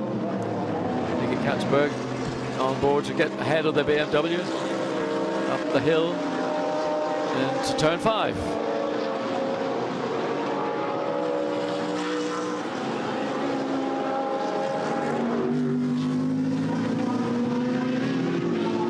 There's the leader back into the race, and there'll be one more round of pit stops from round about lap 144 onwards, depending on when you've pitted on this stop, and then they can do that and go to the end. Yeah, it'll be a shortish final pit stop, but I mean, again, oh dear me, dear me, dear me, that all could be. That's what you cannot control. You've come out of the pit lane into the battle of 4 or 5 cars, some of which may be in a battle, some of which are overtaking back markers, and you just. There you go, side slammed or whatever, but it's all through, it's all gone cleanly. So that was Alessandro Pierguidi up to some tricks. Well, I mean, he was certainly late on the brakes, diving down the inside. Maybe information from the pit lane said, be aware, there's a Ferrari on a charge, let it go, because it's not in the race with you at this point. So the race leader powers downhill. Max Gert's back at the wheel of the car. Onto the dirt now goes Alessandro Pierguidi, doing what he is paid to do, and that is to drive the Ester Motorsport car as fast as possible. So Gertz leads from Edward Sandstrom now in number 1 Audi, but that's a phony second place. It's there because he's yet to make his 3rd pit stop. Then you've got number 16 Anthony Kumpert, who's yet to make a 3rd pit stop, and so effectively in 2nd place now is going to be number 3 BMW Jelmer Berman, because he's got past Stippler as well. Frank Stippler did stay behind the wheel of number 13 Audi, and so we now have Berman effectively in 2nd place, because this car has yet to pit, and so it'll fall down the order. But for the moment, Edward Sandstrom is 2nd on track. Sandstrom is another man who mathematically could win the championship, but he's a long way back, with other quick cars ahead of him looking reliable. It ain't going to happen for the Swedish driver. No, they're very phlegmatic. Swede, you know, very understated, gets in and loves his motor racing.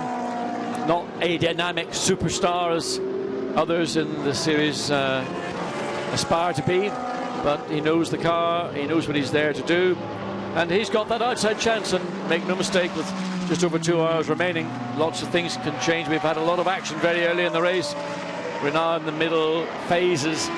Things have settled down. We do get these little odd moments where a rush of blood to the head and somebody does something daft, but by and large, we've now had all drivers, all the team drivers, do their cycle through, and it's now sort of preparing for the dash to the flag.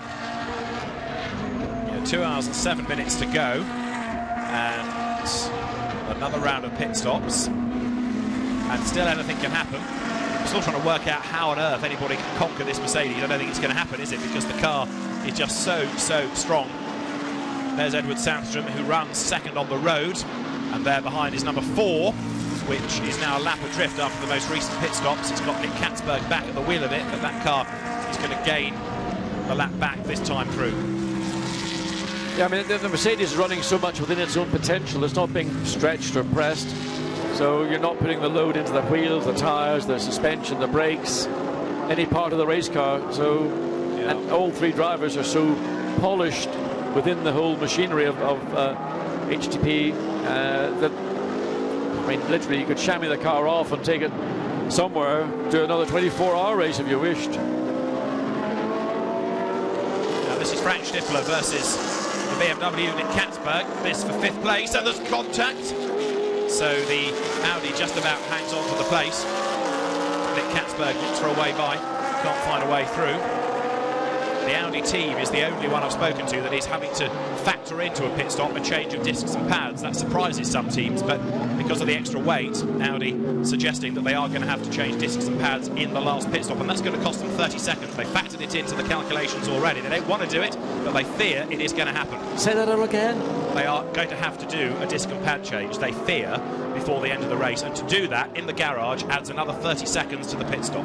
I mean, I can't imagine taking off red-hot carbon fibre discs, releasing the caliper. I mean, all right, 24 hours of Spa or Le Mans. I mean, it is tough on brakes, but that's taken it to extreme. And it's surprising that they're going to have to do it, because most teams didn't have to think about discs and pads until the other side of 12 hours at Spa. We're only talking 6 here. Yeah, but this is a circuit. This is a circuit where it's relatively a short circuit. Spa is a long circuit. It's got long straights, so the brakes get a good chance to cool down. The brakes here are in use constantly. There are the pads and there are the discs. And there we are preparing. Well, that is something I am surprised. Well, you know, is that a bluff just to sort of throw a wild card into people's imaginations, or is that genuine?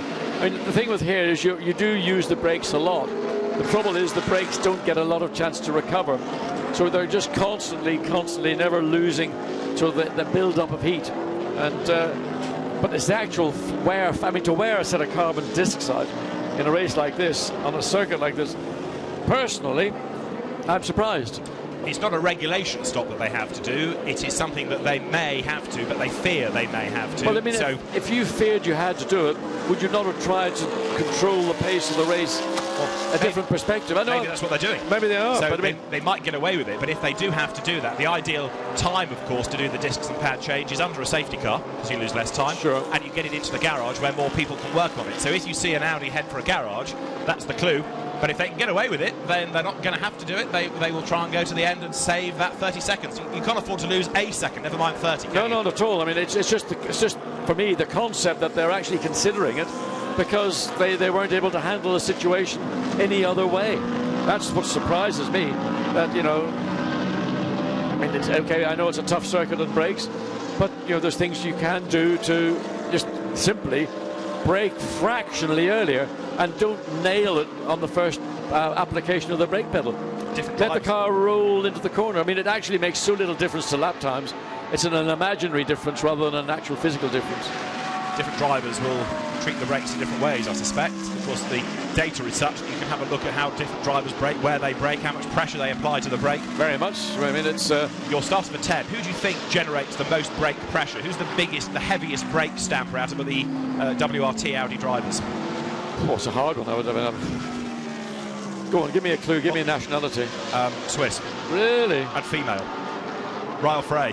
For her time in the DTM of stamping on brakes. Well, that probably goes with the territory then, doesn't it? Now, how about this? We've had, coming up over the timing line, BMW versus Audi once more, and this time through, it is a change for place, because now the BMW goes by, and Nick Katzberg gets himself ahead of Frank Stippler. They're in traffic, and they've also just gained 2 more places back, as Edward Sandstrom has pitted, Anthony Kumpen has pitted. So now Goetz leads Burman, leads Katzberg. It's Mercedes, BMW, and Frank Stippler's Audi in 4th place. 2 hours, 2 minutes to go, and let's have a bit more Audi news. Pierre Dieudonné of Team WRT is in the pit lane with Jack. Yeah, it's a big scrap over 2nd place at the moment. You've just lost the position. What are you hoping for the rest of the race? Well, we are a little bit unlucky because Frank got a slow puncture, which of course delayed us, and also it seemed that we will have to change brake pads on that car. So we'll bring him in soon, and then it will be very difficult to, to stay in contention for the championship, because obviously the Mercedes at the lead is doing a very, very good race, and they have the pace. I think they are under control. Why do you think you have to change the brakes? Because at Spa you changed them once in a 24-hour race. Here we're only 6. Yeah, but this is a very, very hard circuit for the brakes. We knew it before, and we really need a braking performance to be competitive in this race. And unfortunately, we are at the same pace as the BMW, and the Mercedes is faster. That's the way it is. So we fight the hardest we can. And, I think it'd be very, very difficult to beat the championship. But we'll try. We'll try. Thank you, Pierre. Thank you. Well, I mean, very honest from Pierre Dieudonné as always, and he said we do feel that we're going to have to make that pit stop. They've just simply worn out. Not changing the disc and the pad, it's just going to be a pad change, which is going to be a little bit quicker. The disc would have been a bigger problem. You'd had to release the caliper from the hub, and then that would have been not a 30-second job. So I'm still looking under the bonnet of that car. What's going on at the back of it? Now that's strange to see the engine cover up like that. Yeah, it is. Is that it's not a scheduled pit stop. Yeah, it was kind of on schedule, but it's becoming a longer. I think they found something they didn't want. Well, there's something clearly. Stop. I mean, that was the Ortelli car, but strange to see the engine cover up working around the back of the suspension, or or the transmission area of the car, the brakes themselves. Anyway, to go back to the pad change, I didn't expect to see anybody needing to make a pad change, or if one was doing it, then many more would need to do it. That fluid coming out of the back of the Porsche, it looks like it to me. Yeah, 48, the Pro Speed car, losing fluid. And right on the racing line, on the exit, on to start, finish straight. That car may well end up attracting the attention of the officials. And now it comes into the pits eventually after a slightly quirky way in. Well, in fact, it was on the back straight we saw it on the pit straight, but I wonder if there's any fluid remaining in the car, be it water or oil coming out of the back. It's difficult to tell which it is. Porsche oil and water radiators are at the front of the car and very vulnerable as a consequence. But it's still trundling its way down the pit lane. It's amazing how long an engine will run without liquids in it. So down it comes, and is that going to be the end of that car, or can they get it back into the race? Number 1 Audi still in the pit lane. There's the number 6 Audi in as well. Harold Primat has brought that in. So more and more cars now, as we get into these last couple of hours, starting to develop problems, aren't they? So now the sting in the tail is starting to affect things. I mean, again, it's a function of what Pierre Dieudonné alluded to. This is a tough circuit for an endurance race of 6 hours. And just bit by bit, the stress of the event is creeping into the reliability of some of these cars. I mean, in the case of the Porsche, we don't know where the fluid came from, whether it was because of damage in an earlier incident being pushed back into the garage. I suspect that it looks pretty terminal when fluid's coming out of the back of a car, bearing in mind that the radiators in a Porsche are in the nose, unless it was coming all the way underneath the car and exhausting out the back. Certainly they're looking at the front to see whether that's a puncture, radiator, oil and water. It's going to take a bit of time to work that one out, I think, for the guys. I'm afraid to say it's another Porsche in problems, isn't it? Well, you know, in this instance, there was a failure. It wasn't a Porsche failure. It was clearly an ancillary part supplied to the company, not something that Porsche made that failed. And I would say that would be on very good authority. It's disappointing for the Pro Speed team. It's had a really disappointing season. The American drivers have been in and out of the championship. Their European tour, also did the 3-hour British GT race as well at Silverstone in late May. But that car, I'm afraid to say, looks like it may well be staying there, as the race now is on lap 120.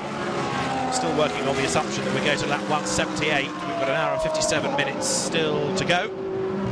Where's the next battle going to come from? Because up front, there's nothing that's going to stop the Mercedes, I fear. But what just caught my eye, just as I was scanning the timing and scoring screen, my mate Frank Stippler running, I thought it was a 156 or 158. These screens in the commentary booth, I tell you, are dire. So a 6 looked like an 8 and an 8 looked like 6. It's a 158. I got all excited that Frank was on a charge. Bearing in mind that one of the Audis is going to come in for a pad change, so maybe that was hastening his pit lane entry. Well, his is the one they've nominated, isn't it? After his slow puncture, he's only 1.3 seconds back on Nick Katzberg, and he's lapped quicker in sector 1, so he is still pushing. And Suchet's car, now Antoine Leclerc at the wheel of it, 6th overall, and the Ferrari ahead is Kirill Ladigin. Remember, that's out of sequence, but that car is being caught now by the McLaren. Yeah, and Leclerc has just gone quicker. He had a slow lap, but now he's back running pretty much at the pace of everybody outside of the leading 2 cars. Low 1 minute 58. And he is charging up to the tail of that Ferrari, runs wide on the exit of turn 1. That 120 for the leaders, who've still got a good chunk of them on the lead lap. There, 71 is Kirill Ladigin, the Russian driver, and he was 9 tenths up, I should say, 1 second up on Antoine Leclerc at the start of the lap. The McLaren hustling on. That Ferrari is still another car to consider within the Pro-Am battle, because it runs on a different strategy compared to the other Pro-Am cars. It's hard to gauge its ultimate pace. We need to think about its stops, but it's still got a good chance of winning the class, and it's doing well overall. Yeah, on the last lap, Antoine Leclerc took out over a second out of the advantage. As we look down further at these battles going on, mixture of leading cars and lap cars through turn 8, but it's the battle that we were just watching there momentarily with the Ferrari and the McLaren. The McLaren, well, fractionally and that quicker, a tenth of a second or so quicker on that last lap. Nicky Katzberg caught up in slow traffic. That means that Frank Stippler is now right back on his tail. So the traffic has played into Stippler's hands a little bit here. He wants to try and follow Katzberg through and doesn't waste any time himself. So the last 2 cars in that line BMW versus Audi for 3rd and 4th places. Stippler's slow puncture cost him time. And, of course, if he is going to have to, as the team fears, have that pad change, that's going to delay him yet further. But Stippler is pushing on. Well, we know that the BMW with Stippler in the pits. In fact, he dives off at the last moment into the pit lane. So the German driver is coming in. Is this going to be the dreaded pad change? It's got to be, because he's only done 11 laps since his last stop.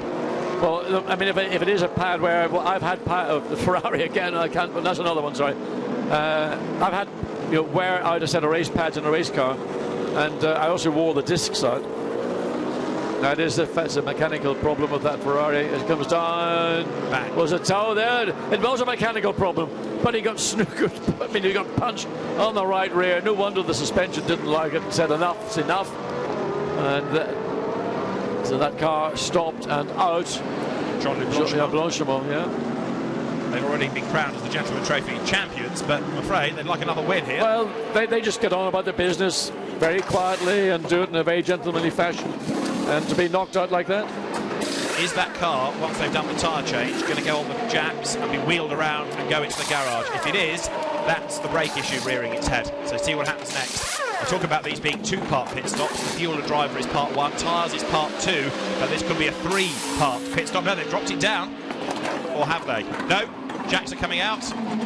Yeah, it's going to be turned around, and this is your pad change. Is it a pad change front only or front and rear? We don't know that. I think it might just be front only, because fronts would normally be the pads that would wear out more quickly. Discs as well there, if they need to change those. I would say at the minute those well, certainly the disc would be 300 to 400 Celsius. It gets much hotter under braking, but there's still a huge amount of it. But it will, carbon fibre sheds heat as quickly as it gains it. But let's put it this way, you wouldn't want to hold them in your hands without wearing asbestos gloves. But look how effectively this is being done. There's no messing around. The mechanics know exactly what they're doing. They're straight onto the job. Well, I mean, the way they're working, you wonder, are they doing more than simply a pad change? Because all you have to do is unclip the back of a caliper and slide the pads out. Well, that may be what they've done. Wheel back on. That wasn't a disc change. That was just simply changing the pads. And those pads would have been pretty hot as well. But what a good job by the team. I thought they did a brilliant job on the way that they choreography of their pit stop is outstanding. And it's on its way again. Now, it's very Audi, isn't it? I mean, you're used to seeing this at Le Mans, where the way they can do things on the car, it's a different team, I know, but it's all very Audi, the way that the cars are so well designed, and that's done, and it's back in the race. Is that the only Audi that's going to need pad changes, or is it sister car or cars going to need it as well? It just seems to be the one car that has the issue. So it's back into the race, and number 13, Frank Stippler, then will lose time. An extra pit stop they didn't want to have to make. It may affect the other Audis, we'll wait and see, but this is the most significant of them, because this has been consistently the fastest and the best placed Audi during the race. With new pads on board, clearly his braking is going to be more efficient. He'd brake a little bit later than he would have been doing over the last sequence of runs, but it's never going to be anywhere near enough to get him back to the position that he would have been. Let's watch again down at the... Is this the incident we were watching? Or is this another incident? Oh, here we go. There we are. Well, it's a shame. A gentleman driver maybe misjudged that slightly, but the Nissan was certainly on a mission to make a pass down the inside. Too far back in reality, and of course once the Ferrari was committed to closing, and that's, what's that bodywork? Well, that's the Nissan that hit it. Yeah, but it's a loss of bonnet. Yeah, presumably the impact has loosened clips and the bonnet's ripped off, so the biter bit. Another pit stop for number 35. Now into the pit lane comes Peter Pitzera. So after the contact, I suspect he's loosened bodywork, and in he comes for a new bonnet effectively to be put on the car. He's lost the engine cover at turn 7, which is the kink heading downhill. Yeah, well, that wasn't only about 3 corners after the initial impact, and the shock load into the bodywork and the pins that locate the nose to the chassis have obviously got popped. And the only good news is that they are at the end of the pit lane, and once this car has been readied.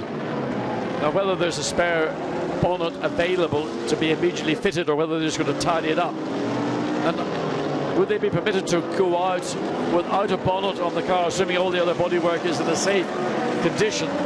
Certainly giving the windscreen a bit of a clean.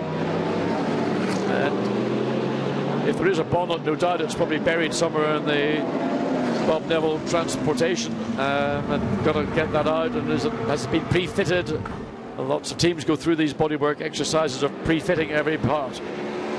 Let's hear though from Max Buch. His Mercedes leads the way, and he will do the last stint in that car. He's with Jack. Maxi, everything's going to plan today at the moment. At the moment, yes. No, I was a very good stint from Maxi Götz with the performance he showed. He was able to drive a big gap to P2, to the Ferrari, and also Bernd did a massive job. We had a bit, bad luck, I can say, with the safety car. Was a bit frustrating because all the gap we had was gone. But anyway, we managed to maintain the gap, and I also could drive consistently faster than the others, so it was quite good. We've seen the Audis having to change their brakes. Is that a problem for you? Maybe at the end, no, yes, also. Okay. Thank you, Maxi.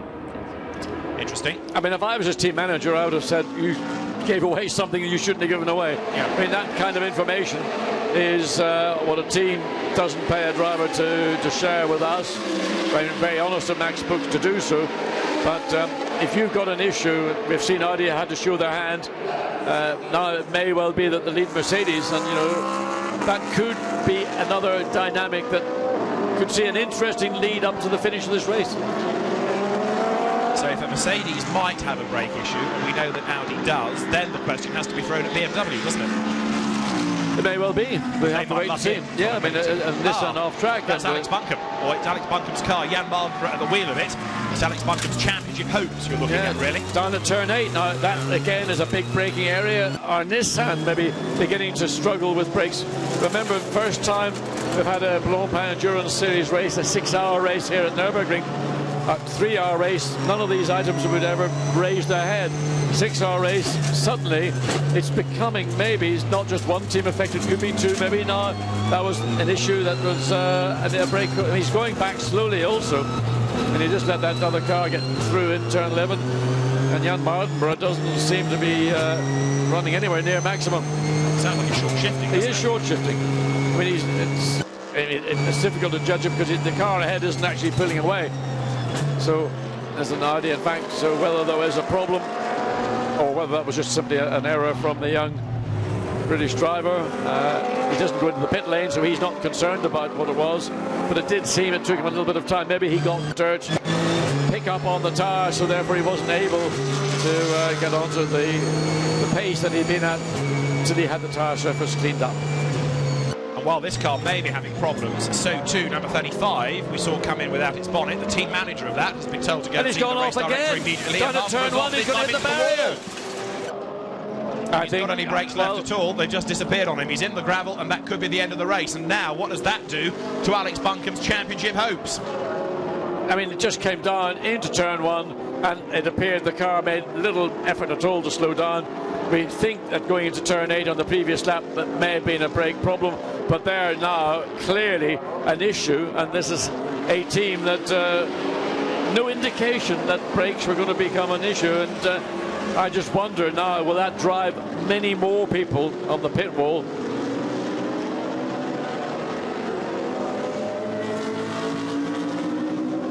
Well, I mean, what a disappointment if this is going to be a long, can the car be returned to the pits? It's going to be certainly a couple or 3 laps at best for the car to be returned to the circuit. And I mean, whether there are any brakes, one of the problems is if you wear the brakes out.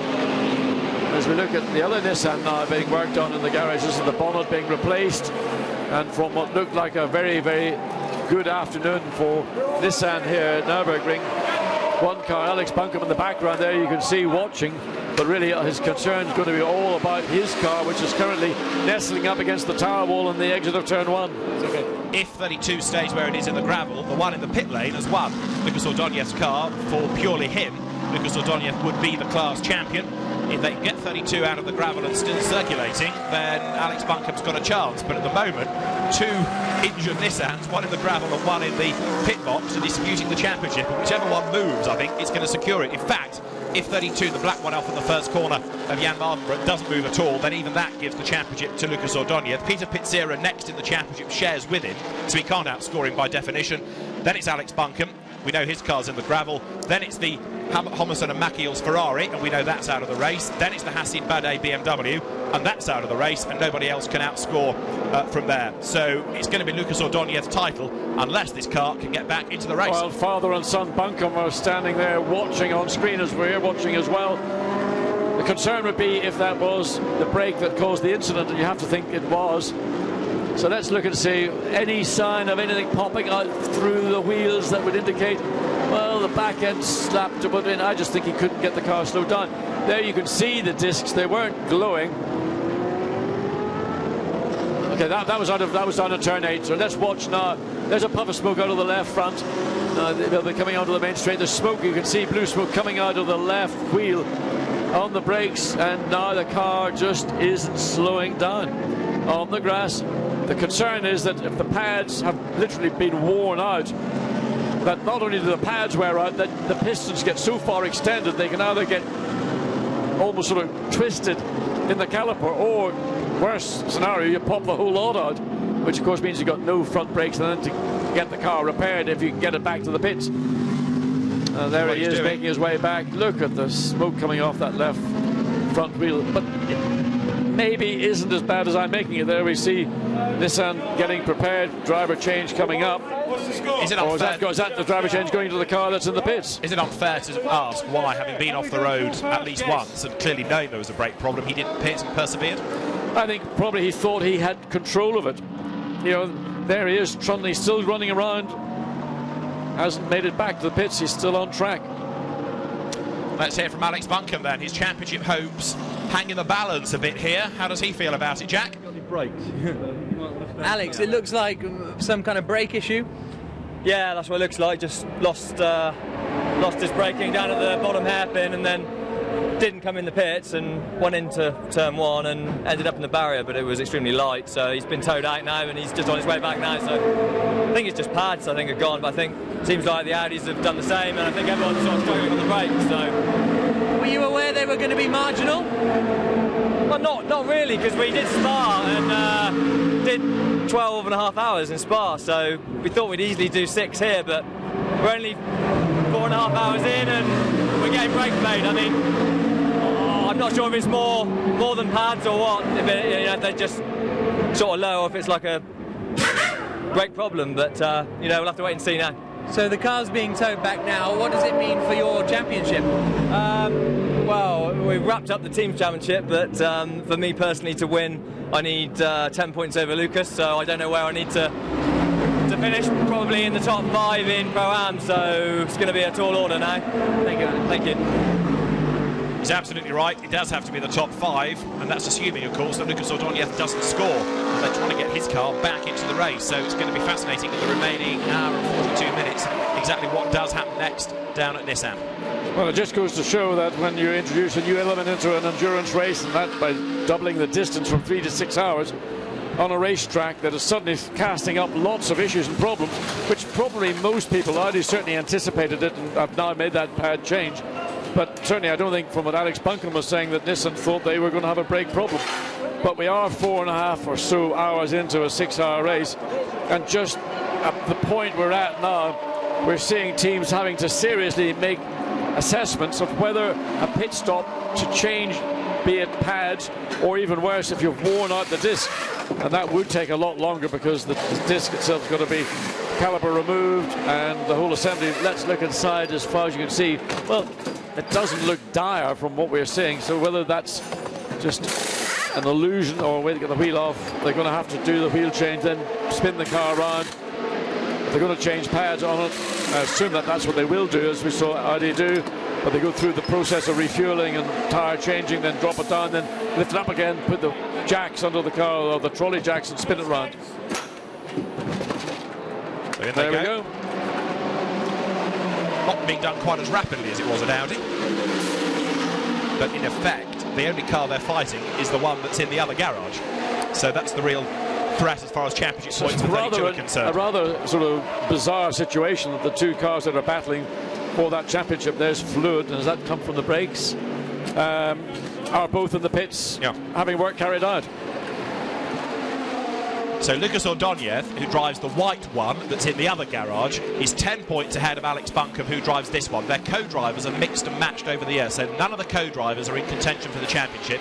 It's this car, Buncombe, the white one, Ordóñez. Buncombe needs to be in the top 5 in the class, and Ordóñez outside the top 5. Effectively, Buncombe needs to win it, and Ordóñez needs to be 5th or lower. And there's a bit more to it than just the discs and pads. Is it a brake pad disc problem, or is it a loss of fluid? We saw fluid on the ground where the car was having its service, and whether that's a leaking fluid, they're going to take the bonnet off. Obviously, if they have to put more brake fluid in, they're going to have to bleed the brakes if there's air in the system, which there will be. There you can see the calipers that are going to be used to extend the pistons to enable them to take the old pad out and get the new pads in. I'm still concerned about that little bit of fluid that was around the front of the car. And it is... Well, there we are, working on the retaining bolts for those calipers, and then they'll remove the plates, pull the pads out. And I suspect there's fluid. You can see fluid there on the left side of the car. One of the engineers is refilling the hydraulic brake fluid reservoirs. There'll be a front and a rear.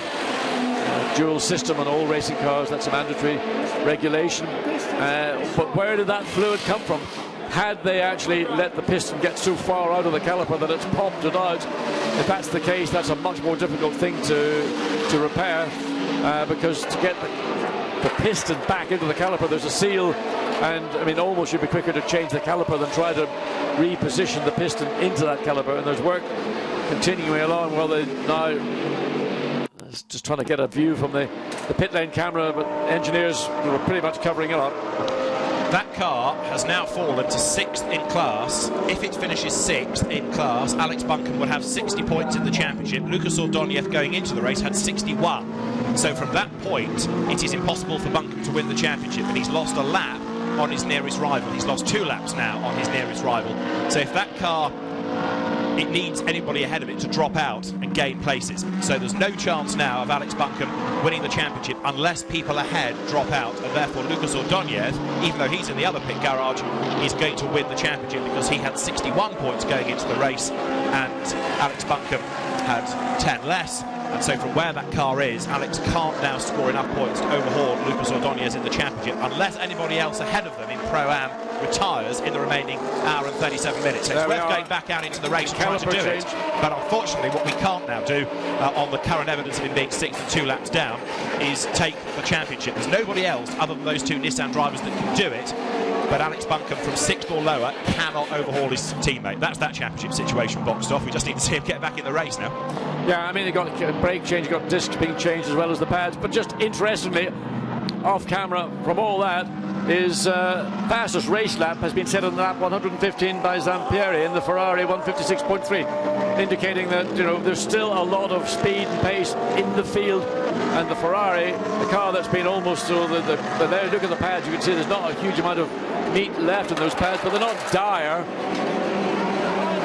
But certainly it was sufficient to see the brake problem that Jan Mardenborough had, 2 parts of the circuit down in turn 8, then the following lap into turn 1, and all the work that they've done to get the car to be in that position, to lose it through having to change the brakes and also probably re-bleed the front brakes as they're in the process we're now doing. And Alex Buncombe just seeing his champion, you see his face. Yeah.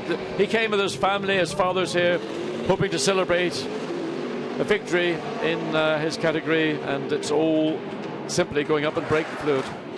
But like I say, if that car got back into the race and 1 or 2 of the other class cars ahead retired or fell back and gave him a position, then it's not over. Well, I suppose it is never over until the flag falls. But at this phase of the race, the only factor that's going to throw a spike into all of this is if everybody begins to suffer from excessive brake wear and then are either the victims of something like that and they go off track, or they're driven into the pits to make a change. Nothing is over, as they say, until it's over. But if you take it at face value, Alex Buncombe's face, I think, sums it up. But in an hour and 35 minutes, can a problem befall anybody ahead of him? The answer is yes, it can. Will it is a different question altogether.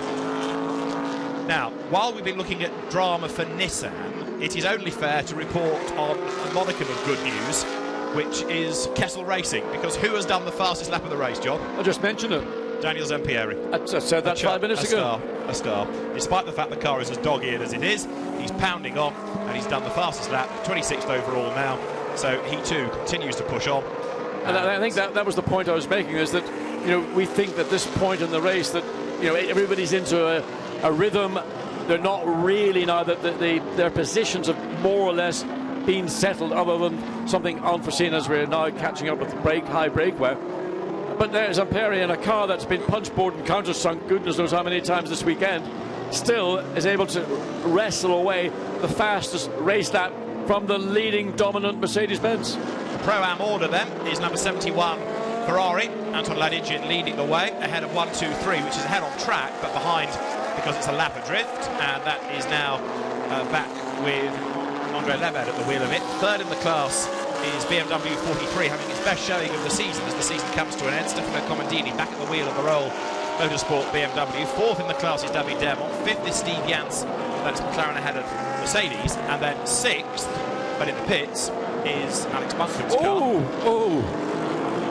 Well, that was a bit of a shock. I mean, suddenly they watched coming round out of, this is, okay, that was a repeat. They're down to the hairpin now, but the first of the two Ferraris run way wide. The other one got alongside, and then suddenly the situation almost became an incident with contact. So they live to fight another day. 123 Andre Lebed then, turning his way out of turn 11 and 12. Sometimes you wonder about how much visibility do drivers of GT cars have, particularly bearing in mind that the majority of the cars in this field are left-hand drive, and this is a clockwise circuit, so all the corners are going to go to the right. Let's head back to the pit lane for a moment and hear from the two Nissan Championship rivals, neither of whom are going anywhere. Jack. Alex, it looks like your car's about to go back out there, but can you take the title? I don't think so. We've lost too much time. I think we probably lost 5 laps, so I don't know where I need to finish to beat this man in the drivers, but no, you know, that's the way it goes. So bad news for Alex is good news for you. Well, no, we have to think for Nissan, we have to think for the team, and you know, it's very unfortunate. They were doing a great race, top 10, and you know, this is really bad for the team, and you know, we need to think more than as a driver, as a team, but obviously for my team standings, for my driving standings is good, but I need to think for the team as well, and you know, it's very sad to see both cars in the pits, and hopefully we can have a clean end of the race. Thank you, guys. At the moment, Lucas Ordóñez 9th in class, which would give him 63 points, and Alex Buncombe is 6th in class, which would give him 60. Lucas Ordóñez, therefore, would take the title. So the Nissan fitting well, and again, look, the Ferrari wiggles its way out of turn 8, and the Nissan with fresh tyres and now fresh brakes is able to get up alongside as they come up into turns 9 and 10 and takes the position away pretty comfortably. Different Nissan, that's Peter Dumbrack in 23. That's the Pro Cup car. Peter 9th overall. Certainly got good pace. It has, hasn't it? And it's interesting to see, will it not be, whether that suffers, run by a different team, the same brake issues that the RJN car has had. I mean, it all comes down to just simply how do you apply the brake. Some drivers apply an aggressive initial application, others are much softer. They let the car roll up into the corner, and in the case of the brake change that we saw on the Nissan, Jan Marlborough is a single-seater driver by instinct, you'd imagine, more inclined to be last of the late breakers, because that's what you sort of do when you're a single-seater driver.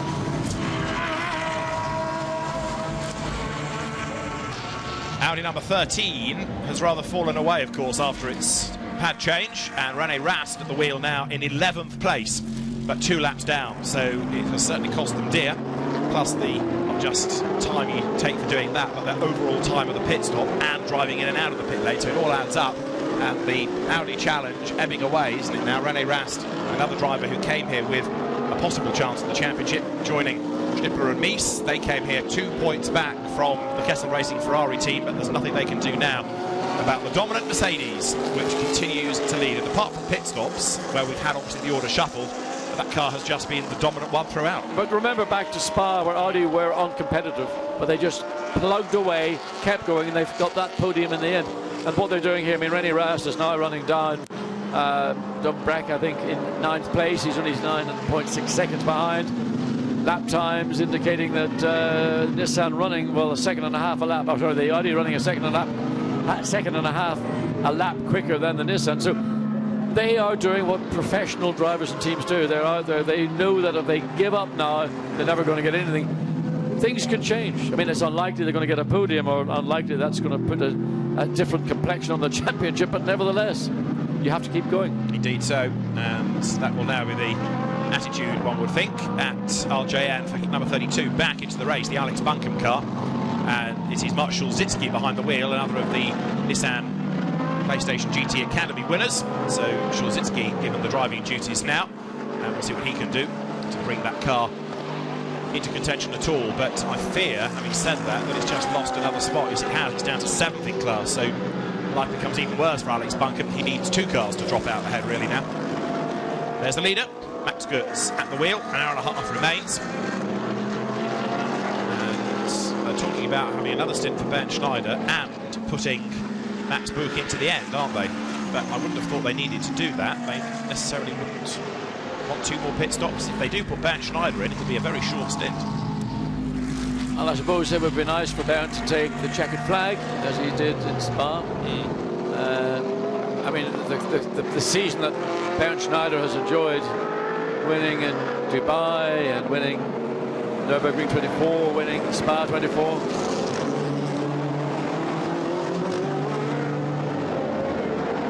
Well, in these events, it's never over until that checkered flag comes out.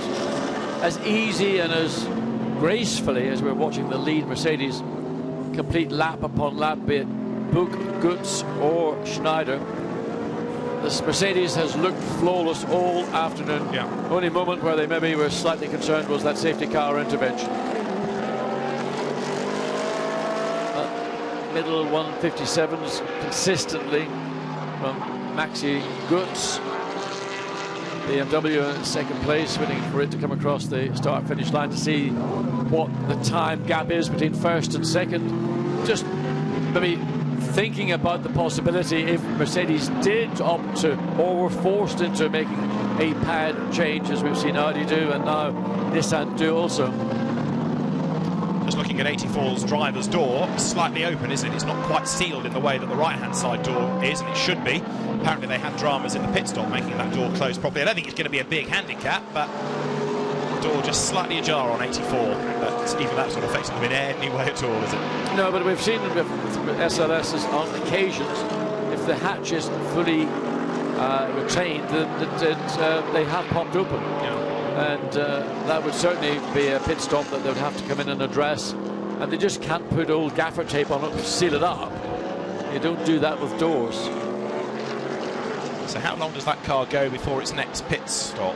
I reckon it's got another at least 10, 15 laps maybe, if they're still trying to run to 38 laps, which is the ideal per stint. There goes 84 then. This is the last corner on the lap. It is lap 135. There are still an hour and 26 minutes to run. But as we've started to see people having dramas with brake issues, and then that in turn giving more problems by going off the road, what else does the race have to offer? The car behind is 5th, and it's Alessandro Pierguidi, remember, who chased the Mercedes early on. Well, he's still chasing it, but he's now a lap down. Yeah, but he's been doing that for the last 15-20 minutes, and at one point he was flashing his lights at the Mercedes to say, well, look, I'm quicker than you. So Ferrari runs wide coming out of turn 2. We don't know quite what the cause of that was. Is that mechanical or tyre or, dare I say it, not a brake problem for a Ferrari. It suddenly just went wide coming through turn 3 as we go back to Antoine Leclerc in the 4th place McLaren down at turn 8. And behind him on the track is 13 René Rast, but he's a lap behind as well as track position behind, so sad to say that's not a proper battle developing. Meantime, down at VDS Racing, look at the size of those calipers. Absolutely. You wouldn't get one of those on your A4 when you're going for a service, would you? So the BMW technicians ready for maybe the next stop for the Z4. See Jack's there trying to elicit whether they are needing to think about brakes as well. The news will be revealed in a moment, I hope, as the sister car, number 3, has just gone over the timing line, Jelmer Berman. It's interesting, though, that, as John said, maybe Maxi Goetz shouldn't have given away all that about the extra stuff. Sorry, Max Buch shouldn't have given away the information about the brakes, but if they are going to have to think about them, when are they going to do it? Late in the race or at the next stop? Well, information is something that teams pay a high price to have, and let your competitors know that you may have a small vulnerability. As we watch Antoine Leclerc pulling past some of the slower cars, followed by the Audi. Battle of these two Ferraris. They've been stuck together in battle for a number of laps. Porsche looks to go up the inside. Ferrari was about to turn in, but turned away sensibly otherwise. And there's another slow Ferrari. Now, what's the cause of this problem? It's 458, isn't it? The car from GT Course. But that car slowly making its way through the Mercedes arena. Number 13, René Rast on the back of 43, Stefano Comodini. Looks for a way by. Comodini wants to get past 58 Porsche, which is Daniel De Bruyne. So you've got cars on different laps, all running together. Rast being held up a little bit by the Z4 BMW.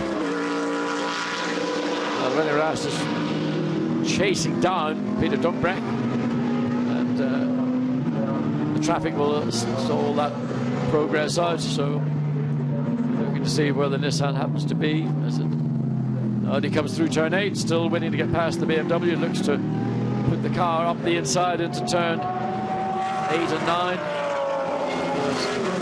Third place, Nicky Katzberg, in relative clear air. Now let's find out what the brake situation is for Marc VDS Racing Team, because Bas Leinders, who drives car 3, can probably tell us the answer, and he's with Jack. Bas, we've seen a number of drivers and cars struggling with brakes. How are you as far as brakes are concerned? Normally not so bad. Car 4 we're looking at a little bit longer pedal, but brake wear should be okay, but we're gonna check in the next stop and then we'll see. It is a tough track on brakes. We saw the Audi already change brakes. Maybe we have to do the same. Not sure. We will see. We think the Mercedes have to change their pads. Will that give you any chance to win? Well, even if they change, you know, they have a big advantage, more than 1 minute. If they do it properly, you can do it within the minute. So we will see. I mean, we really want to win this championship, so we try and push, and we will see how far we get. Thank you, Bas. And Jelmer Berman is the man behind the wheel of the car. Push he is. He was quicker than Max Goetz last time around, but it's still a big, big mountain to climb. And even if a safety car were deployed, the Mercedes still has enough pace to be able to build up the lead once again. So they really need to hope there's something in this race somewhere that's going to trip up that Mercedes, but it never happened at Spa. No, but Spa, again, is a circuit where the application of the brake wear is way, way lower than here. And other than, I think, the very few teams that did actually change pads, Audi being one of them, of course, and discs for that matter. But this is turning out to be a real testing circuit for these GT cars over this duration. 3 hours, no problem. Beyond that, and it's not as if it's actually a hot day out there. The ambient temperature probably hovering around about, say, well, the low double figures. So if they've not got cooling to help the brakes, and just the wear factor itself is so high.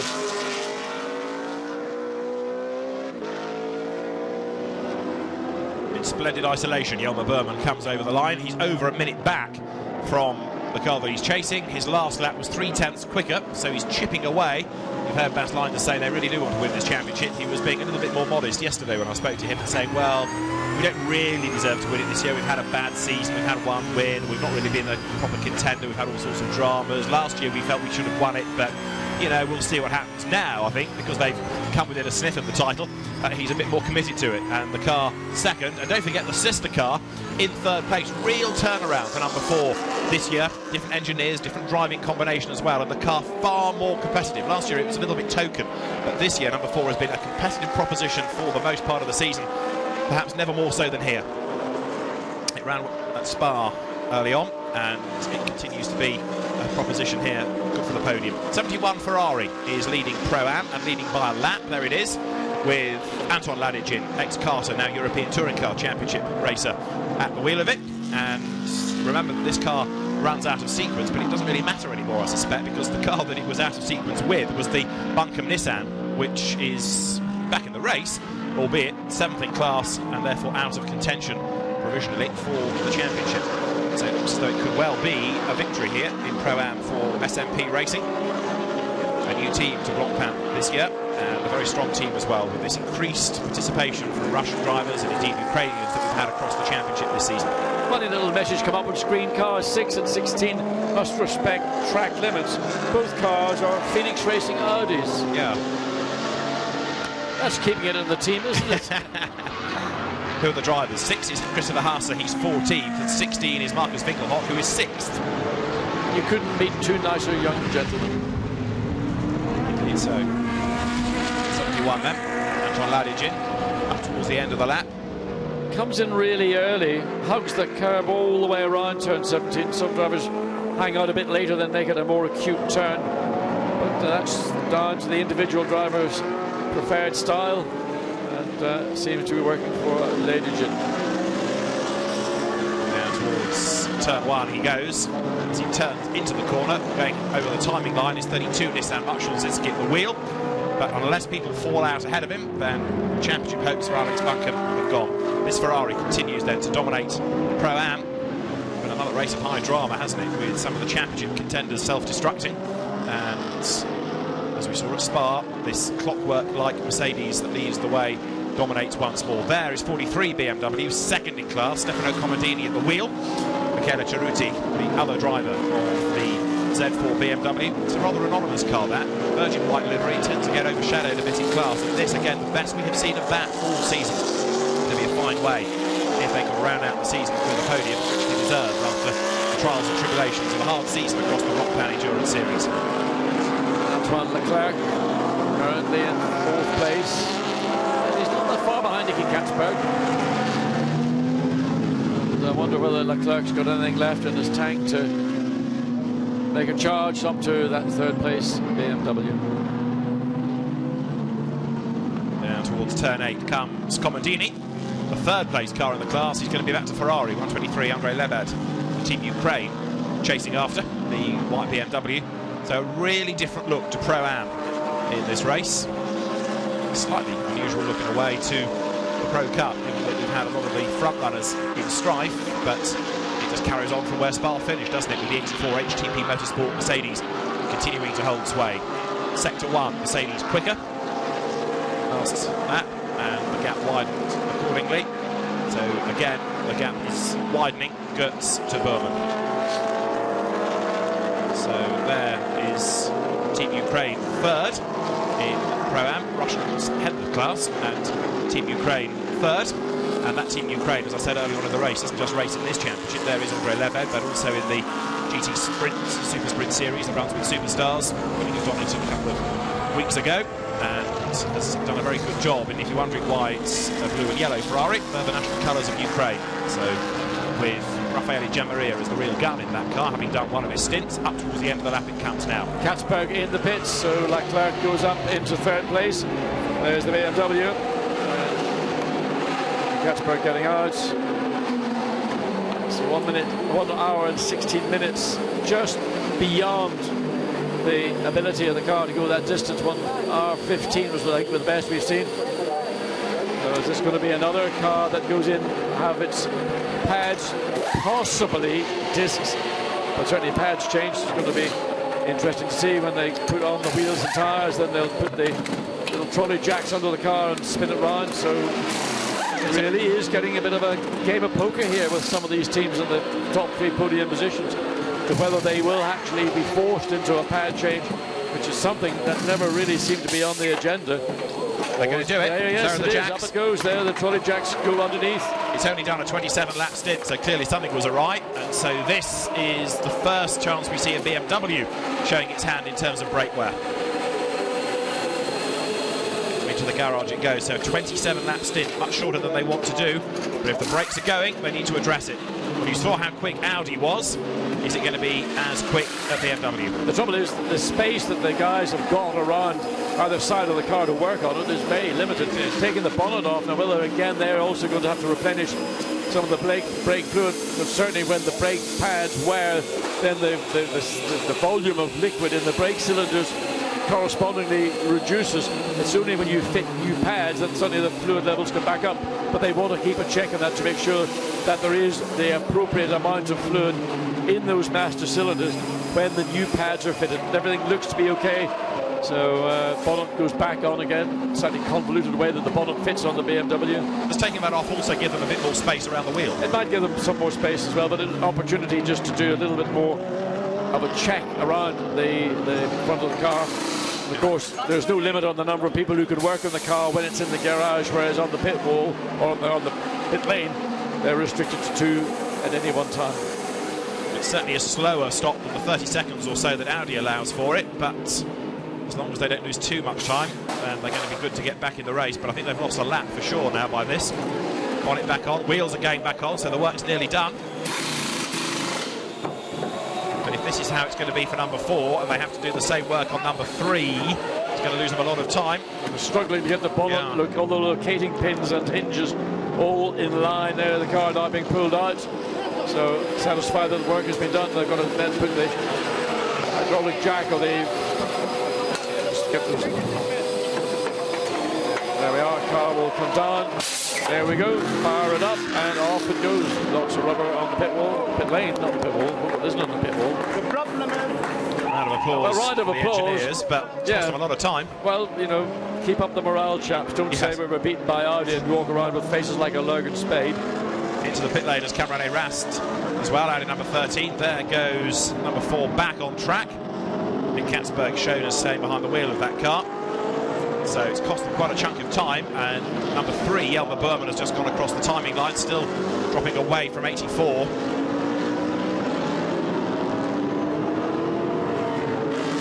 So let's look at the BMW pads. There are the calipers. See how far the pistons have extended. The concern is if they get too far out, they can actually, you can blow the piston out of the caliper. Not pretty.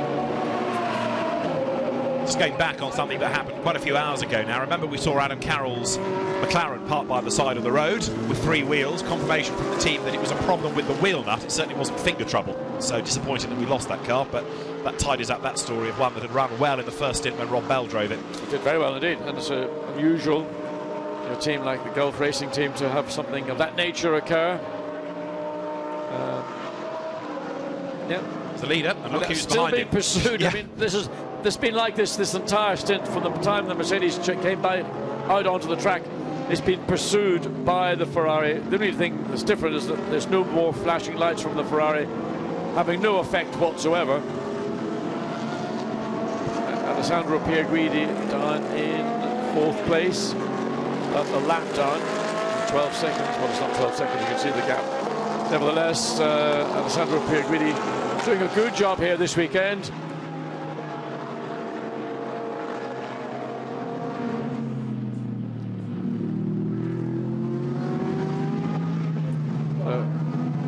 Maximilian Gutz, lap times hovering around the high 157s, low 58s. And Maximilian Buch and Leclerc just on the 2 minute per lap. So nobody really, it actually is Alessandro Pierguidi who currently, along with Dumbrek, are the quickest 2 cars on track. Into the pits comes Jelmer Berman. Now, is this going to be for pads as well? If it is, and it's going to be a long stop like we saw for number 4, this is going to tumble down the order. So this could shuffle around the leading 4-5 positions here to an extent. Berman in. It's going to be a driver change first of all, but let's see what they do to the car. Having a look to see if they can assess whether they need to do anything on the brakes. If they can avoid doing so, they'll get the car back into the race. But I think the team may well be gearing up for that car. It came in on lap 106, it's come in on 142, so a 36 lap stint. That's actually on target pretty much. It's been a good effort by Jelmer Berman. It's a very good effort. Let's see whether the team let him release that car. And the car is, I think, going to be good to go once they've done tyres. We're being told from the pit lane there's no brake pad change, so that's going to save them some time, obviously, compared to car 4. It also keeps them in the hunt for a podium finish.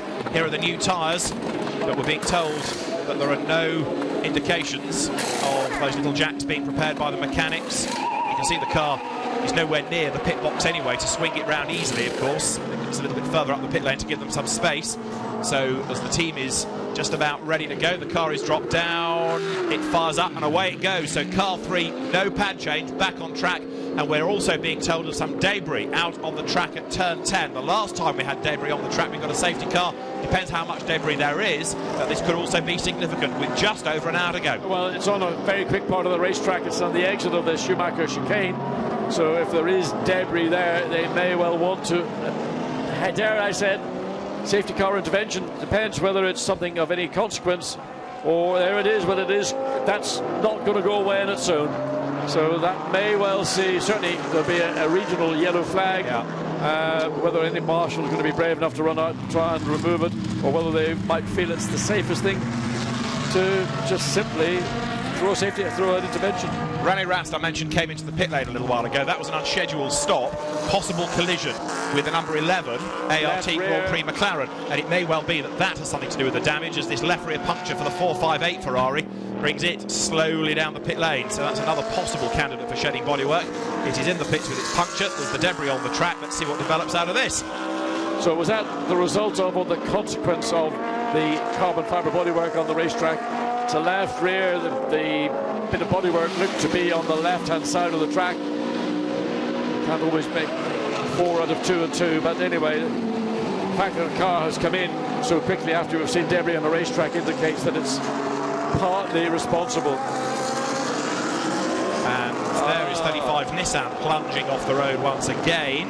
Wolfgang Reif at the wheel. He gets back onto the circuit, but may well have shed bodywork through that. Well, the next sequence of corners is in fact where the bodywork would be lying. So if something has been partially damaged, by the time you accelerate up the hill and into turn 9 and turn 10, that's where the piece of bodywork's lying. Whether it's a bit of Nissan carbon fibre from this angle, even hard to tell whether it's animal, vegetable or mineral. It ain't moving, that's what it's not. And as that sits on the road, you're on board with Wolfgang Reif now. He makes his way through Schumacher S, and then up towards turns 11 and 12. Back into the race goes 48 Porsche. The Vita 4.1 BMW that we've ignored for a while was running 12th, and that looks like it's heading for brakes, doesn't it? Well, it's certainly going to push back into the garage. All right, let's find out about the Mark VDS situation. Car 4 did have a brake change, car 3 didn't. A man that will know the answer as to why is Bas Linders. Bas, why did you change the pads on 4 and not 3? We had some strange wear on the right-hand side of the 4 car. We don't know why. Maybe the cooling obstructed, or because left-hand side was perfect, right-hand side not. Maybe Nick had a small hit at one point. Maybe something got blocked, and that's the reason. We don't know. So you think you're okay for the rest of the race now? Should be. It looks good. I mean, from the start, I mean, although we were going quick, we managed the brakes. So we'll see. Thank you. Fingers crossed for him then. This car, after its most recent stop, has put Maxime Martin back behind the wheel, and it's running 5th. The Pro-Am leading Ferrari number 71 has just pitted incidentally as well. So let's see what develops with that car as number 3 pounds on in the meantime. Maxime Martin doing what he knows best, and that's just drive the wheels off the BMW. In 5th place. Whether he can actually do anything in an hour and 6 minutes, it's going to be very close to whether it's possible to run to the end without that final sort of splash and dash or whatever it might be. Close call on the calculations. The only thing that could seal it is if we do have a safety car intervention, but the prospect of that right now isn't very likely. Everything is relatively settled as we see the lead car flashing its headlights, making its way once again through this lap traffic, but the Ferrari just absolutely would have nothing to do with the one. That was naughty. That was not being considerate to the leading car, and I think that they thought that Maximilian Goetz was going to be given that corner, turn 8, to find the door being very firmly shut in his face. So that's a little note for the future for Maximilian Goetz, just to remember that not everybody's going to think that you are going to get the corner.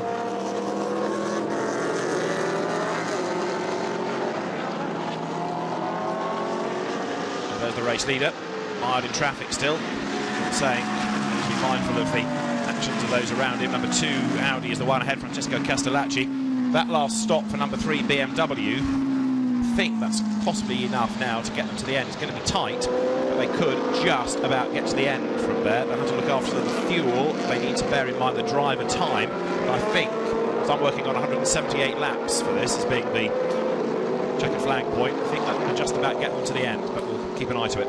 Alessandro Pierguidi has just come into the pit lane amongst other cars, so the 3rd place Ferrari will drop down. We've not seen had any indication that Ferrari are suffering from excessive brake wear, and that just may be the combination of the Ferrari cooling setup, use by the driver. There's the car, was running in 3rd place, and it harried all the way through his stint the lead car. I mean, literally with never more than about a second and a bit apart. You've also got the 2nd place McLaren in just ahead of it. You've seen the white McLaren on the long view of the pit lane. Antoine Leclerc has brought it in, so I wonder if that's going to have any brake issues as well. It's just, well, apart from the ones that look unstable under braking. Yeah, I mean, I suspect because of that they probably won't, because I don't think the drivers are fully confident in being able to exploit full braking potential. They're having to be a little bit apprehensive when they use the brakes. But that car, number 11, McLaren, has certainly outshone the rest of the McLarens in the race and was on the lead lap. So there's the tyre change for the Ferrari. Away goes the McLaren. So no brake issue there. No pad change in the pits for that car. Dispatched. Now, if they don't have to do it to the McLaren, but they might do to the leading Mercedes, that might just bring them a little bit closer to the mix. Might it? Andy Soucek back into number 11 on lap 146 now that car will rejoin. Yeah, good work by the Ferrari guys. Get that car back out. I would imagine that now that people have been alerted to the issues with brake wear, the teams will be monitoring it if they've got the sensors on board to do so. And there is the Mercedes lead car, Maximilian Goetz coming in. 1 minute 3 remaining. It'll be 1 minute 2. It'll be 1-1 before it goes out. So this might well be its final stop. Should be. It's coming a bit earlier by 3 laps than I was anticipating. So it's a slightly shorter stint by Max Goetz. But if that's a brake problem, bring him in early. And who's going to get in behind the wheel of the car? The Maestro. Well, we were told of a stint for Schneider and of a stint for Max Boom, and there's no point having 2 stints because we'll lose it. So we need to find out. The stage they're at, they should surely make it on the final stint. So who will they put in? Will they put in? It is Boom. Yeah, so he's going to win the championship. Let him bring it across the line. Ben Schneider will be the first man ever to win the Nurburgring 1000 Ks and 24 in the same year. When was the last 1000 Ks of the Nurburgring then, Maestro? Group C era. Really? That was on the Nordschleife, wouldn't it? Yes, it would have been. So back into the race in a moment will go the silver Mercedes with champion-elect Maxi Book at the wheel. That door's still not shut properly. Doesn't want to shut properly, does it? It's a small problem. It's something he's looking at, the gull-wing door. I hope he's got that latch. Yeah. He can shut the door while the 2 guys do the wheel change, but nobody else can assist him. No other mechanic can come and work on that door until these 2 have finished their work. It seems secure, but we've seen that happen on other occasions. Now, what are they doing? Are they going to spin the car around? Yes, they are. They are. Ooh, there's a spanner in the works, or a spanner into the front brakes change, isn't it? It's a spanner I quite like, just for the purposes of hotting up things at the front of the field. So now, what is this going to do to the chances of, for example, number 3 BMW? That's the next best placed car, and of course number 11 McLaren. And it's been driven by Maxime Martin, who will drive the wheels and everything else off it. Okay, so they go to work. To an extent, they've got a little bit of time in hand, but not too much. But also, they've got a bigger wheel arch. They're still working on that door, making sure it is fully locked. But the Mercedes SLS has got a bigger wheel arch. It's easier for the mechanics to get in there and remove the pads and the locking mechanism. As you see, Who's back in the McLaren? Soucek. It is Andy Soucek. He looked really hot when he got out of it the first time. Yeah. He's going to probably feel much the same, but did a great job behind the wheel. It's not happening quickly, is it? No. Even if, though, this car on its fresh pads has to take on this car on used pads, Mercedes, you'd still say, would have the advantage, wouldn't you? There's no question. Oh, Andy Soucek, best of anybody in the first sector of the entire race on his first flying lap. He means business. Why not? He's a racer. The call will have gone over the radio, won't it? We're about to possibly see the pendulum swing BMW's way here, because it now completes 147 laps. And look at this, it's going to be so close down towards the first corner. This is going to be the BMW to take the lead as they break for turn 1, because there they've done the same number of laps, and the BMW gains track position over the Mercedes into the last hour. And now we've got a nice little battle on our hands. Don't get so excited, David. This is motor racing. It's professional. Take emotion out of it. Well, the team look pretty happy with their work. Maxime Martin now into a rhythm, into a stint, on tyres up to temperature, needs to build up this gap. And what can Andy Soucek do? Because he's not a million miles down the road either. He's only about 25 seconds back, and he really is pushing on. Oh, Andy Soucek is going to push on. Personal best in second and third sector, fastest of anybody in the first sector. So what looked to be extremely comfortable, and we've been talking about it all day, metronomic we've even used to describe the performance and pace of this car. And all of a sudden, maybe there's a trick in the tail in this final hour. 59 minutes remaining. Doesn't seem like 5 hours ago we were talking about this race getting underway. The chaos in the opening laps. It was nuts, absolutely nuts. Until they all got sense and realised we've got another 5 hours and 59 minutes to go. Well, now they've got 58 minutes and a bit to go. So can they go nuts once more? Let's see what the race has in store before the very end. As down now towards turn 8 comes number 11, Andy Soucek. Would you want to drive that car? I mean, you've been studying it, you've been looking at the way that it's got this poise. It doesn't look the most comfortable of rides. No, it's not, and it's never been that all year. You know, the way the car has been homologated, and then the various changes that has had to be addressed, the balance of performance, and a lot of things such as aerodynamics, raising of the ride height, and also changes to other aspects of the car's configuration, have taken away some of the inherent advantages that the car by design has had, and especially on the aerodynamics. And when you raise up the ride height, you cause big problems, and that's why we've seen the car look uncomfortable, especially under braking. And the car gets into this what I call bunny rabbit hop, and that's because the gap between the bottom of the nose and the ground, when the car compresses under braking, sets up that sequence, and it is not fun to drive. And you saw Andy Soucek when he got out of the car, bright red like a russet. Well, that's a russet apple, I'm assuming it's red. Been really had pushed hard, and is doing the same again. Maxime Martin is being held up in traffic here, isn't he? Because number 6 Audi is in the hands of Christopher Hauser and won't get out of the way. And this is enabling now Max Buch to close that gap once again. Martin flashing his lights, and he's every right to, because that car should be getting out of the way. While he's stuck there, he is getting closer and closer. Yeah, and there, get out of the way, he says. Car 6, get out of the way. And I think Bas Linders has been trying to get that message across to Phoenix. There's absolutely no benefit for the Audi to get in the way. And now Maxime Martin lines up the inside, takes the place. Well, of course, that delays the car. Bas Linders is very unhappy, because in theory it should be much easier now for the Mercedes to breeze by. Well, you've got to think the Audi is going to open the door and let the Mercedes go. He'll not do it through turns 9 and 10, but up into 11 and 12 there's the opportunity to step aside and let the Mercedes take the inside line. Maximilian Buch doesn't get the opportunity, so there's no kindness or fairness been spared for either manufacturer. Remember, all three are German manufacturers. They're all battling for market share, but the Mercedes has got a good run off turn 12 and coming through 13. Now, can he put the Mercedes up the inside? The Audi goes to the right, the Mercedes goes to the left, and it is a change of position and a little bit harder, made harder unnecessarily, but actually at the end of the day it's all washed out. Overall, Buch has gained, because I think that Maxime Martin lost more time behind the Audi than the Mercedes did.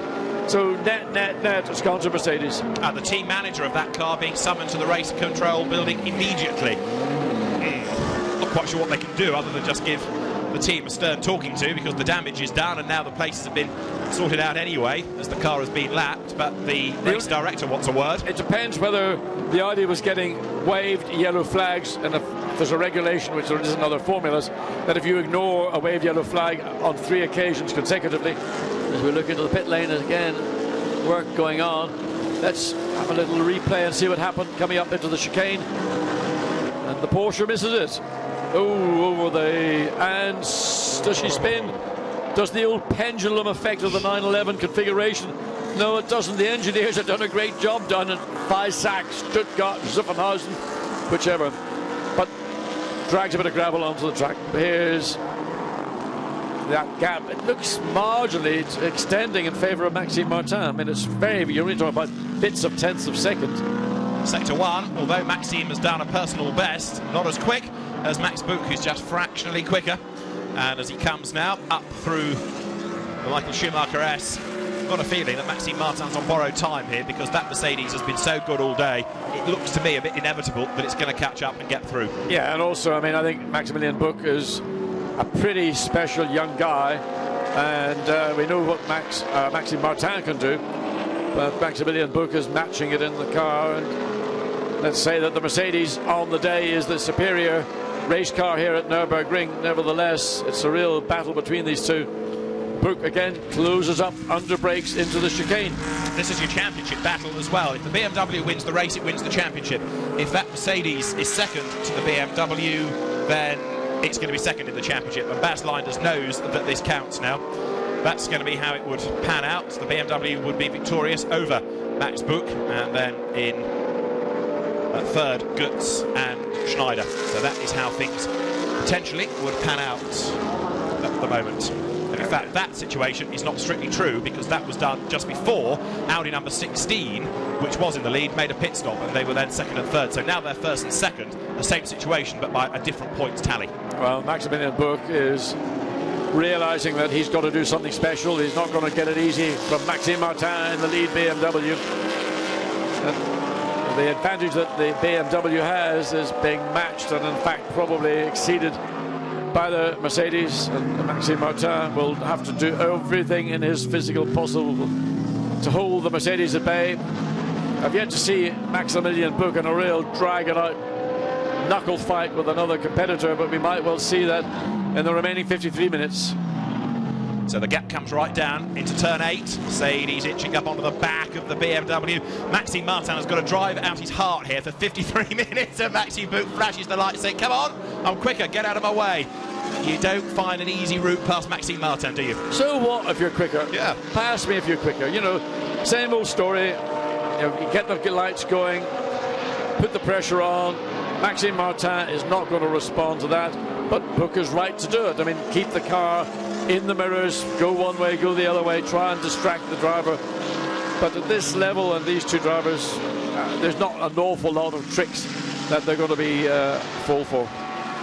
Coming up towards the chicane then, flip the cars through that very fast, softer motorbike version, the FIA approved chicane, and now up towards the end of the lap, 52 minutes remain. Can Maxime Martin fend off that Mercedes for 52 minutes? I know he's a star, but I'm not convinced he can.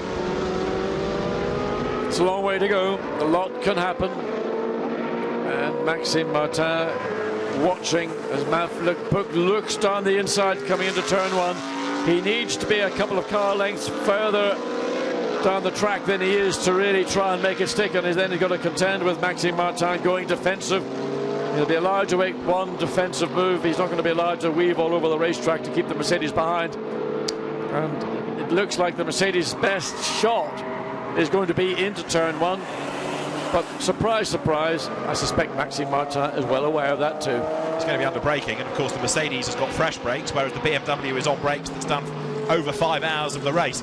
And in case you're thinking, wonder where the other BMW is to help with team tactics, it's actually behind and not that far behind, so they're not going to catch it for a long, long time, if at all, before the flag comes out. So there's going to be a very limited amount of help offered by number 4 to be a spoiler in the pack, even if they were contemplating that. So BMW leads the way, used brakes. Mercedes, dominant car race long, fresh brakes, and the gap when they came over the line was 0.4 of a second, and you can see now it looks even less than that as they thunder uphill once more. Yeah, it is again coming through turns 8 and 9. Mercedes right on the tail of the BMW, breaking into turns 11 and 12. Well, at the pace these two are running at, you've got to be absolutely square alongside the car, so nothing can be done. BMW seems to grab a little bit more gap coming out of turn 12. Maybe just simply getting on the throttle a bit earlier helps them consolidate. Then the run through 13 is nothing at all. And then look at the Mercedes creeping up to the tail of the BMW. He's going to have a thinking. No, it's too difficult to try, too big a risk to take. He should really focus on getting the exit of the chicane into turn 17 so that he comes off this corner right on the tail of the BMW under the rear wing, and then use the potential, particularly under braking, that the Mercedes has got. Close again, but I mean Martin only has to move to the right to prevent, and there he goes as Maxime Martin. Well, Brooke sort of thought about it, sort of went back again, and you know, skilled racer like Maxime Martin is going to start pulling the chain of Maxime Brooke.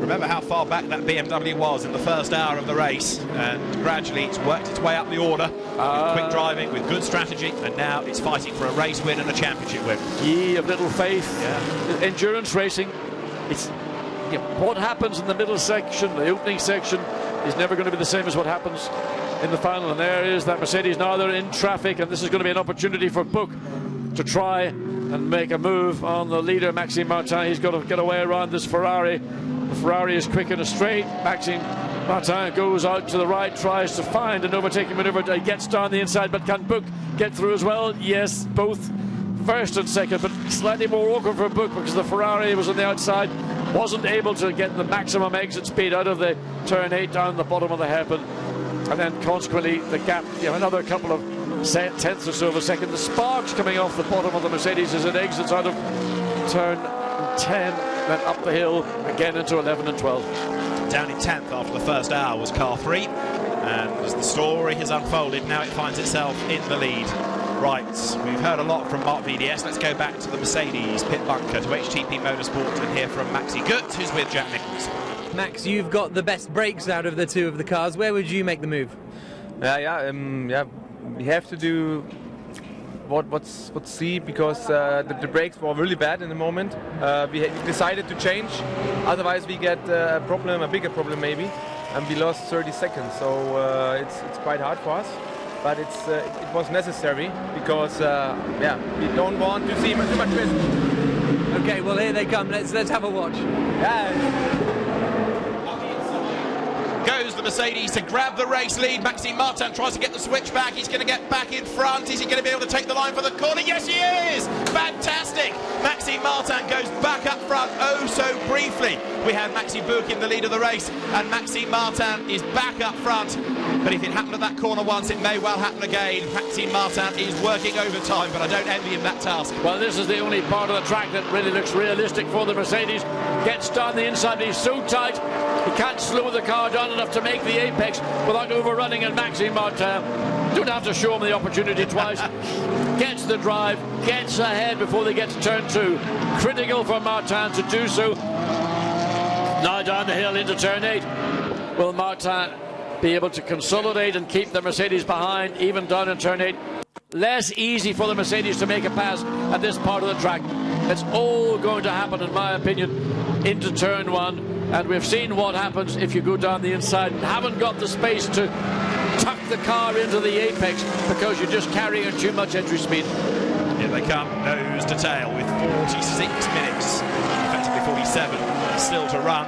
And Maxime Martin is driving as ever he does, flat out, very much a man who drives by grip levels. He's got Maxi Book behind him, but fresher brakes on that Mercedes, and at the end of that long straight down towards turn 1, Maxi Book has showed his hand to an extent, but he's going to do it again for certain, isn't he? Because that is the best chance that car has got. Maxime Martin thunders through the chicane, up now towards the Coca-Cola curve at the end of the lap, and as he turns his way through that right-hander, we've got just over 46 minutes of the race to go, okay?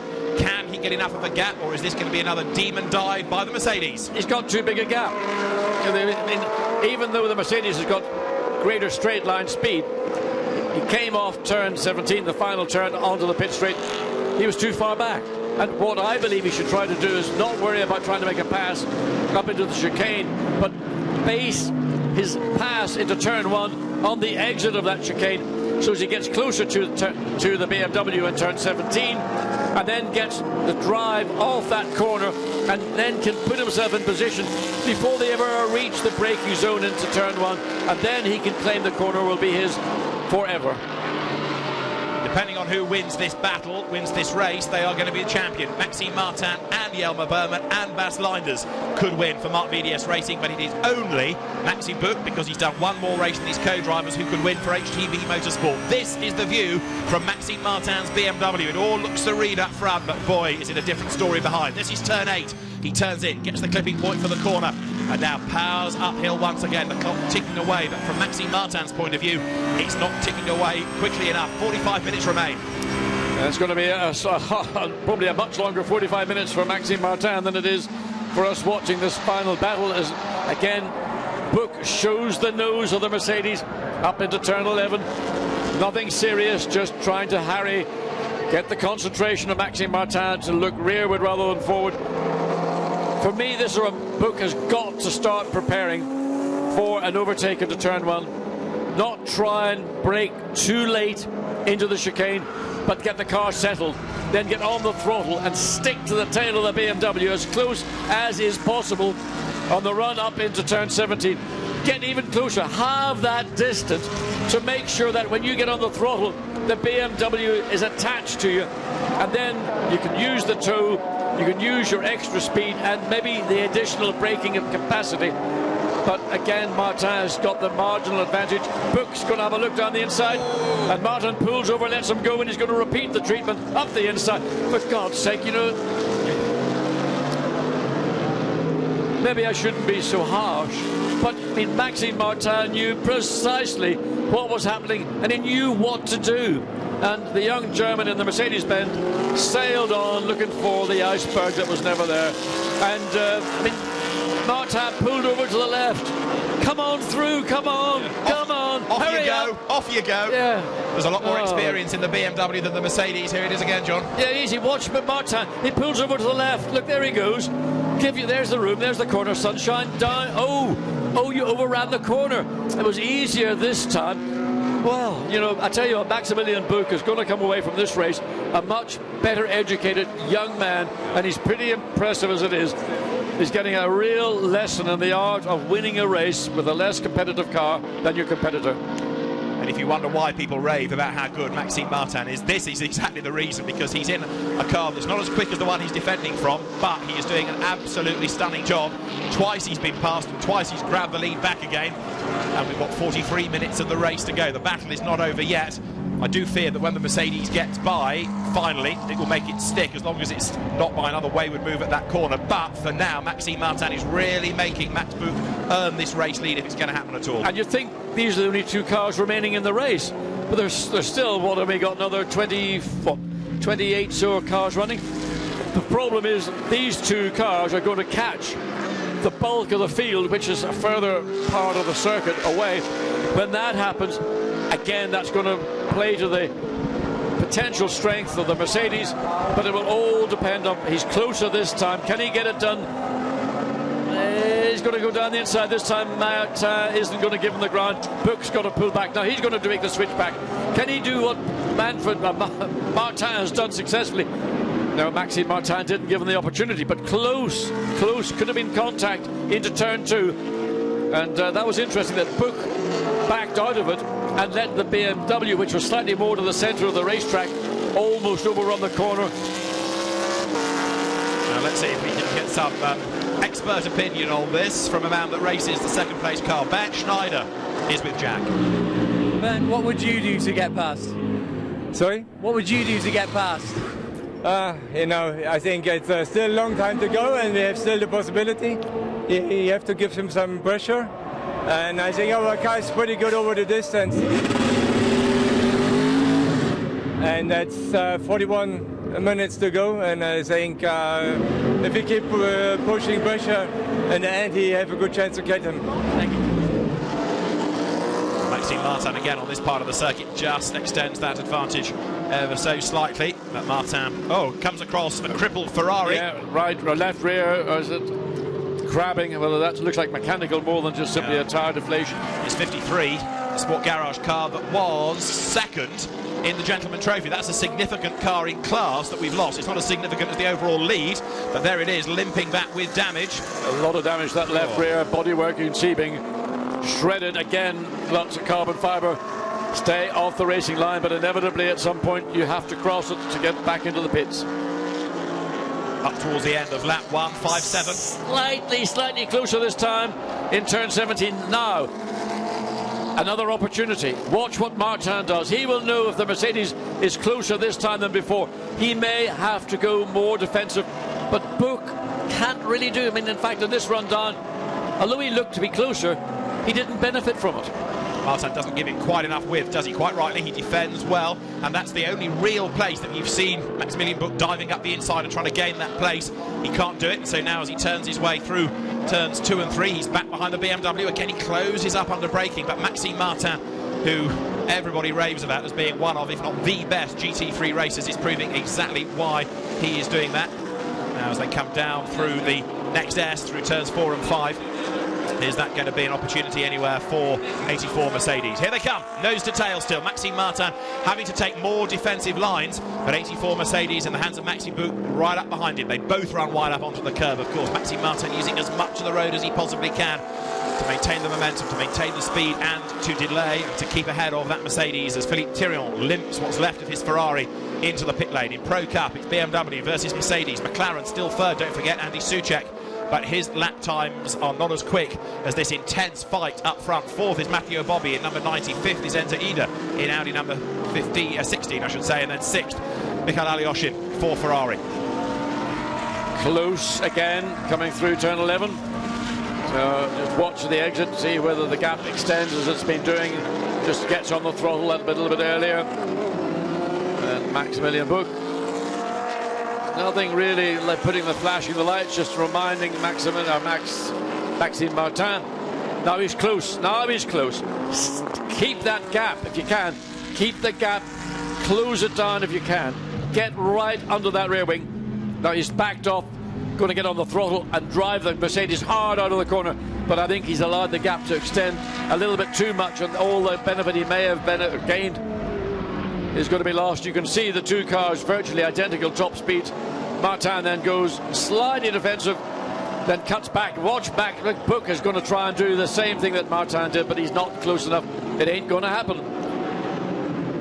Well, this battle started just after the hour, didn't it? So it's been like this for the best part of 20 minutes. Can it carry on for another 38? Hope it can. It's great to watch as again under braking the Mercedes closes up onto the back of the BMW. Actually, did I miss something? When Jack was interviewing Bernd Schneider, he asked him what would he do to get past. He never actually told us. No. He talked a lot of old waffle, but he never actually told us. Applied pressure was the answer, but that didn't really tell you at what corner. He's certainly applied plenty of pressure, isn't he?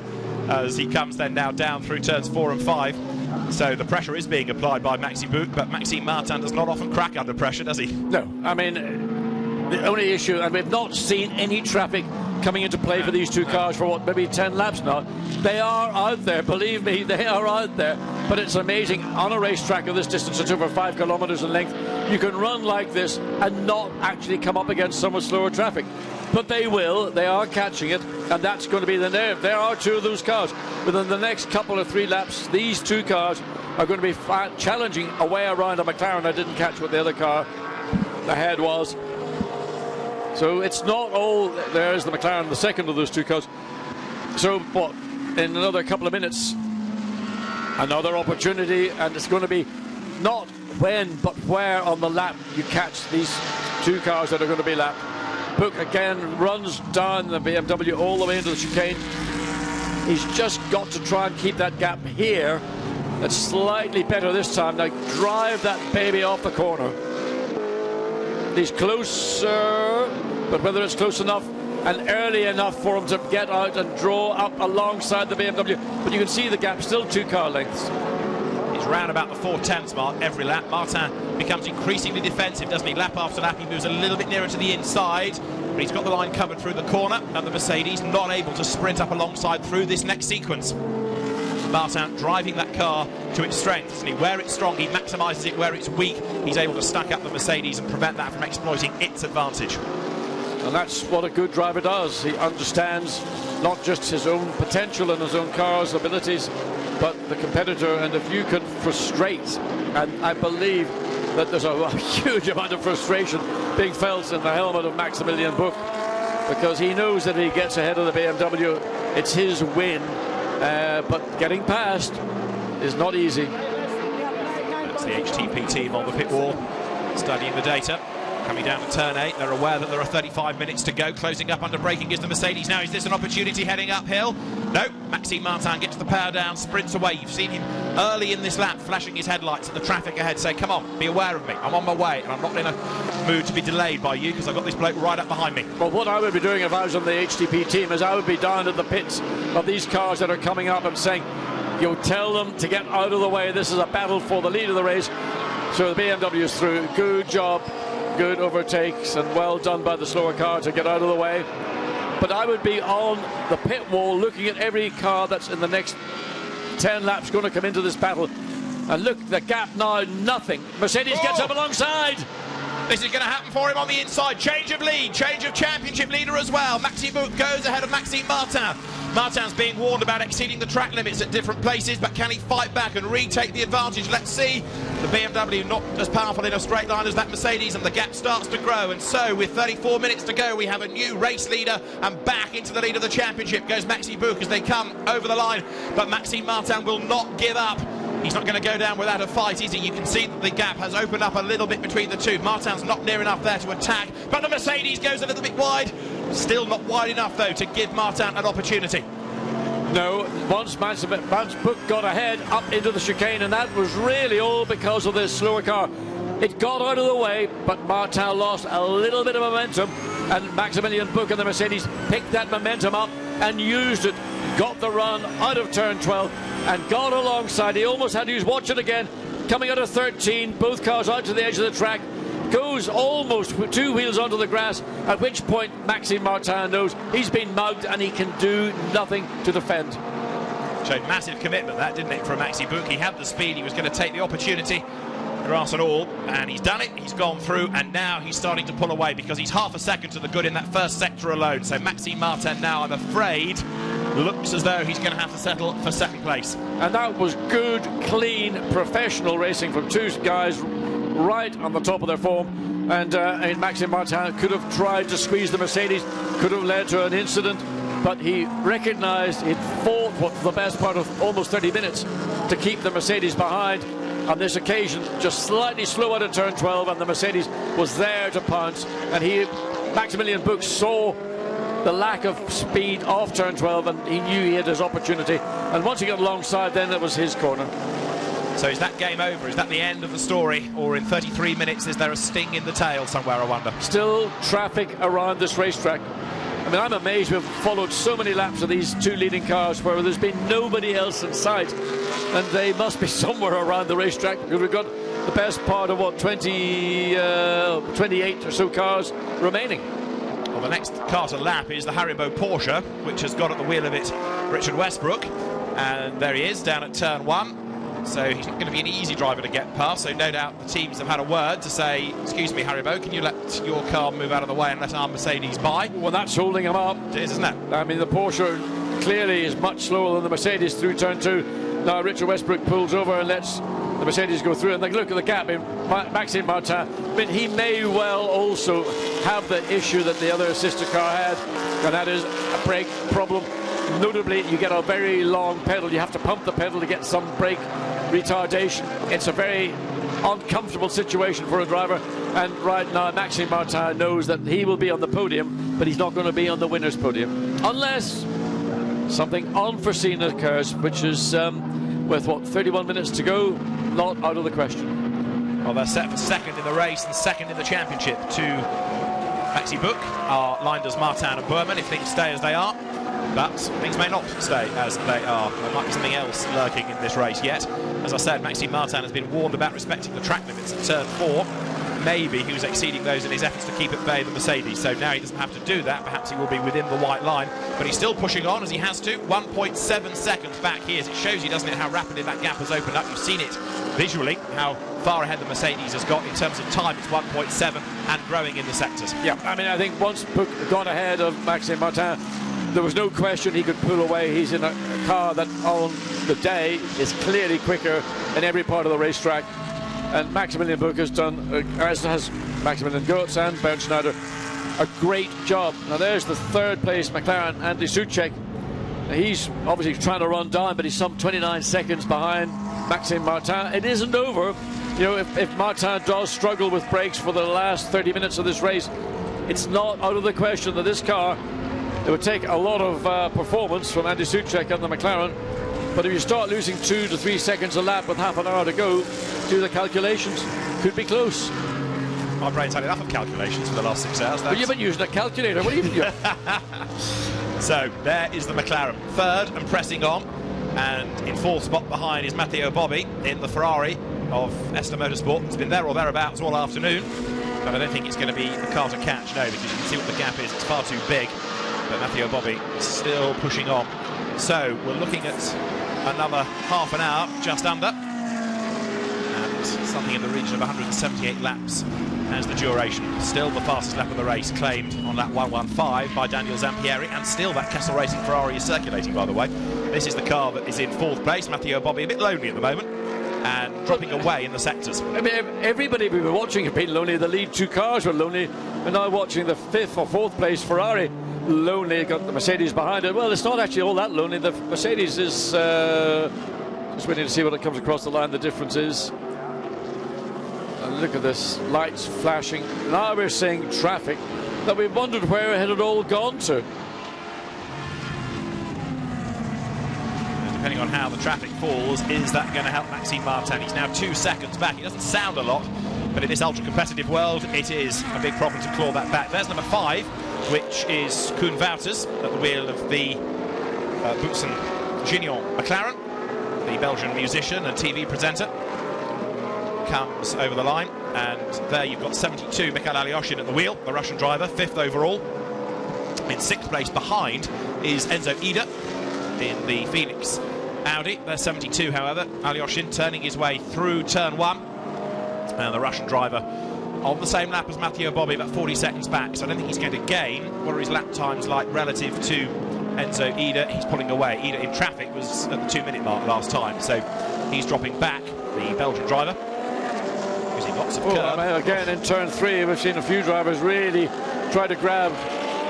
They use those concrete blocks on the inside of the corner, which allow grass and whatever to grow up through it, so it's not meant to be used as part of the racetrack, but there is a certain amount of grip to be available. And Enzo Ida was also one of the drivers realising that and using it. Jelmer Berman from number 3, Mark VDS BMW, watching his championship dreams slip away a little bit. How does he feel about this? Well, let's find out. He's with Jack. It was always going to be tough for Max to get past. To hold on, I should say. Yeah, exactly. No, I mean, Mercedes is extremely quick. We've seen that all weekend, and Max did a great job, Martin, keeping him behind for as long as he did. But in the end, maybe, you know, if there was no traffic, maybe he could have stayed in front. But with traffic, we're just so much slower on the straight, so, you know, he has to get a perfect exit every lap. And then we can stay in front, but as soon as the car behind comes a bit too close, then it will catch us on the straight. Are you safe on brakes now for the rest of the race? I think so. I'm not the engineer, but as far as I know, we're okay. Thank you. Well, it's all settling down. 1.5 second gap between first and second place. And Maximilian Buc has done what he had to do. An outstanding overtake coming up into this part of the circuit, into the chicane.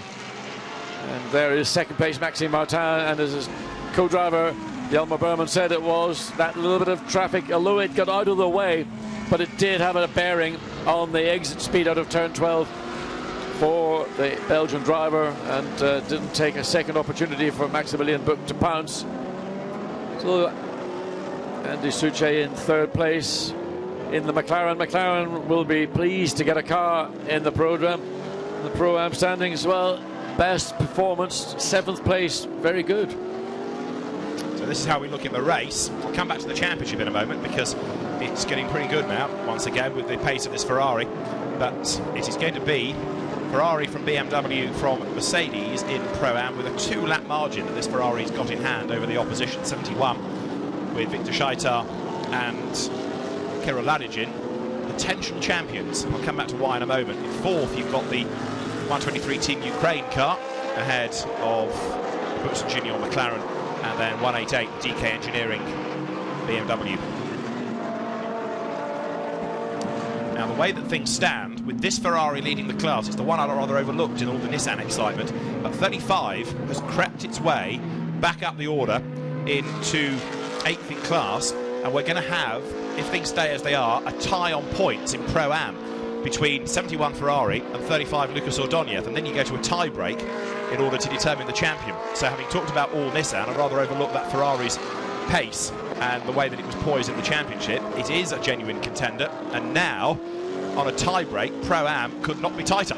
So you've got to do a count back on previous best positions in the 4 prior events. Yeah.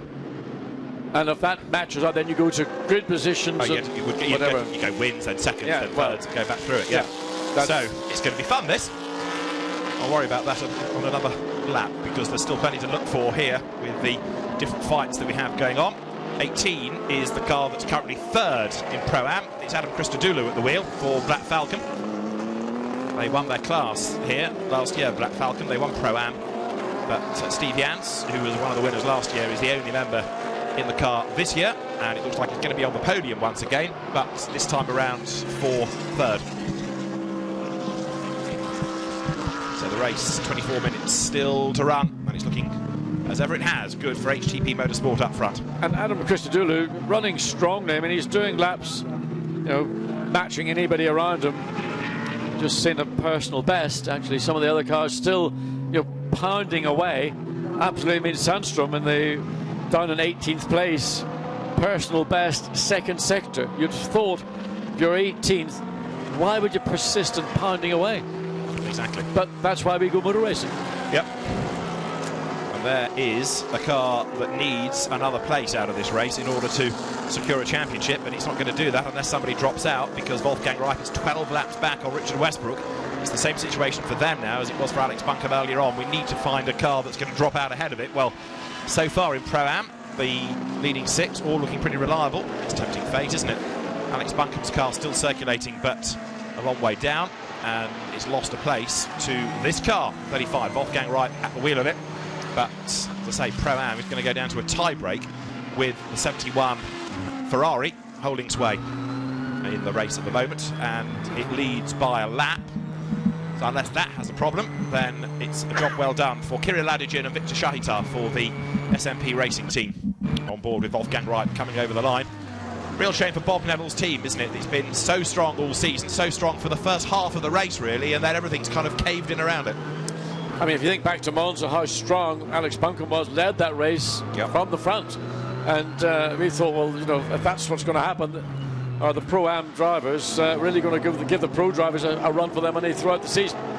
But Monza and Alex Buncombe's performance, unfortunately here this afternoon, they've been struggling with issues, and those accidents not helping at all.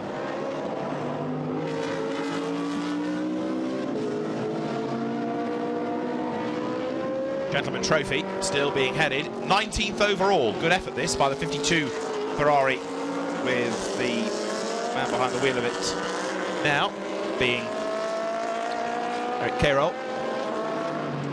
And then you've got 2nd in the Gentleman Trophy. One of the only 2 ladies in the race, Marlena Brogi, in fact, with Karim Auger.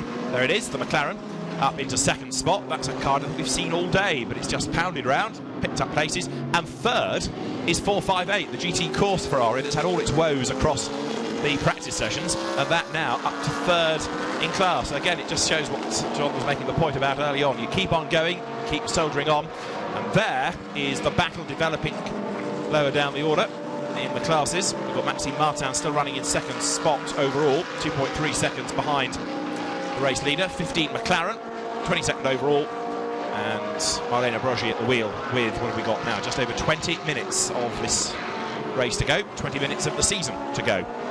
Right, there's 71, Victor Scheitar at the wheel of the car, and this is how the predictor reckons the championship is going to be. I'm thinking it's a tie. That says it's going to be a 2-point advantage to Lucas Ordóñez. So back to my calculator and double check that, because 35 is struggling at the moment, but if it's gained that 1 place back over the 32 Nissan, then that might be exactly what it needs. So it's going to be tight in Pro-Am. There's nothing the Ferrari can now do to influence it. It's really the Nissans, particularly 35, gaining ground around the back markers in the class. Well, there's a long way down. Hard to see that Nissan can do very much to rescue the situation that they're currently in. But by getting ahead of 32, that's the points it needs then. So up to 8th in class, that gives it an extra couple of points, and therefore that graphic tells you the story. Now 2 points ahead. Lap or two ago, it was going to be a tie. Now it's worked its way out so that Lucas Ordóñez's car is going to take the class victory, but it's going to be very, very tight indeed. And Maxi Buch is the man on target to win Pro Cup, as the Mercedes downhill with 20 minutes to go. I know we keep saying it, but it's worth making the point. Flawless. Absolutely, everything that the team have done from the minute they unpacked this car from their transporter to 19 minutes of this race remaining, there's not been anything you could say is other than immaculate, flawless. I mean, how you should go about your motor racing, and you keep out of trouble, you do your preparation, and you invest in your team and people and in the equipment. There isn't really a huge amount of magic in this sport, but getting yourself to that point is never easy, and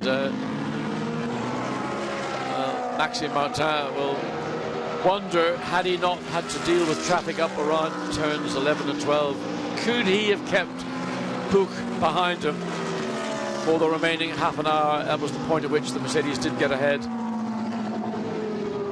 Nissan 35 has just pitted. That could shake things again in Pro-Am. Keep an eye to that. We've also, as you'll have spotted, had now 23 Stephen Kane getting up past Henri Moser in number 4 BMW. Right, here is 35 Wolfgang Reip down the pit road. And depending on whether he loses and how many places he loses on this pit stop, then that in turn is going to give the advantage back to number 71 Ferrari. So out gets Reip. And does he lose a place? Keeping an eye on the timing screen as we wait for the next of the cars to come through. Nissan back into the race shortly. In the background, Enzo Ida arrives. But we're looking for Pro-Am cars. Lower order of the Pro-Am Cup. Door is closed on the 35 Nissan, and as the Audi 16 look is heading into its garage with 18 minutes to go, so that breaks. It's the obvious suggestion, I suppose, but with 18 minutes to go, it's a big loss of time so near the end of the race. Yes, it's a shame when you're so close, but if the situation is such that the brake pedal is just simply going to the floor, the time you're going to lose in the remaining 17 or so minutes of this race is greater than the time it's going to take to make a quick pad change, which I would assume is what they are doing. And the Nissan goes back out on track.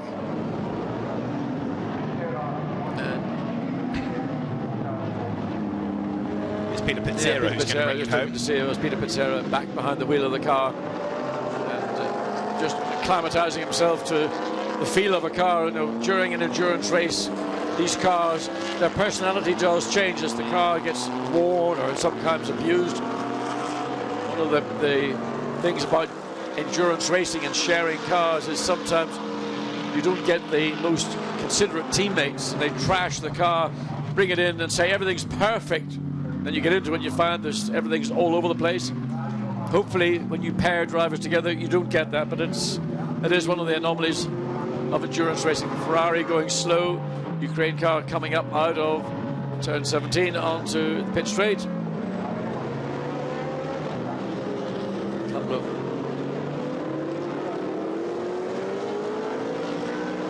lock up at the back, but that's not lock up, that's something else. That's body but it is a lock up. Surprising. We'll actually stop. You can see it just momentarily stopping us. That indicates to me that the brake pedal in that Ferrari has gone really, really long, that there's not a lot of front brake. And the pivot point on the brake pedal in the cockpit, when you put the brakes on, the pivot that does the front brake just goes nowhere, and the back brake then gets dragged on, and that's, to me, an indication that that particular car is on the edge in terms of its braking and its ability to sustain brakes till the end. And look who he's latched onto the tail of as well, as Andre Kruglik chases after the Kessel Racing car that arrived here as the championship leading car in the Pro Cup. And 44 with Cesar Ramos back at the wheel, working his way up on the inside there to go ahead of Castellacci's Audi down at turn 8. So the two Ferraris on different laps. 15th overall is Kruglik, 21st overall is Ramos. 15 more minutes of the season remains. It is therefore going to go to time, I think, rather than to the 1,000 kilometres itself, which was the target for the Blancpain 1000. As Andre Kruglik then in car 123, 15th overall and 4th in class. And there's a warning flag being readied for Kruglik for driving standards, not for track limits, but the wording is quite precise, driving standards. Yeah, well, I've seen on a few occasions some manoeuvres which raised my eyebrows. Some late cuts into turn 1 in particular. There, the gap increasing now 4.2 seconds as the first two cars come across the line, and then we wait for Andy Suchek, a long way behind, but fine drive by that ART McLaren crew, and they'll be delighted to go away from this event with a podium. Absolutely, after a challenging season, that's for sure. Ferrari fights, albeit not on the same lap, down at turn 1, and there is 71, the Pro-Am class leading car in the race. It could yet be champion, depending on what happens to 35 in the remaining minutes of the race. 35 being the Lucas Ordóñez Nissan, which now has got Peter Pizzera behind the wheel for this last handful of laps of the championship. Car 71 pounds on. Victor Schachita, former German Formula 3 Cup racer, Legends racer, touring car racer. He's very, very impressive on Friday in the bronze test. Doesn't know many of the European circuits, but has adapted well this season and just quietly got on with the job, developed strongly as a driver, and does a very, very good job indeed. So his Ferrari leads the class. 8th in the class is where you find Lucas Ordóñez's car. Ordóñez for 8th would get 65 points. For a win, this car would get 63. So despite that recent pit stop for the RJN Nissan, it still looks as though Ordóñez is going to squeak the title by 2 points. High drama all through the field and through the 3 categories that we've been watching this afternoon. And 6th place Ferrari leading the Pro-Am has been, I think, an outstanding drive all afternoon. So that is how we look in Pro-Am. That place that was gained by Wolfgang right before the pit stop, crucial to bring that car 1 place up and 2 more points up the order.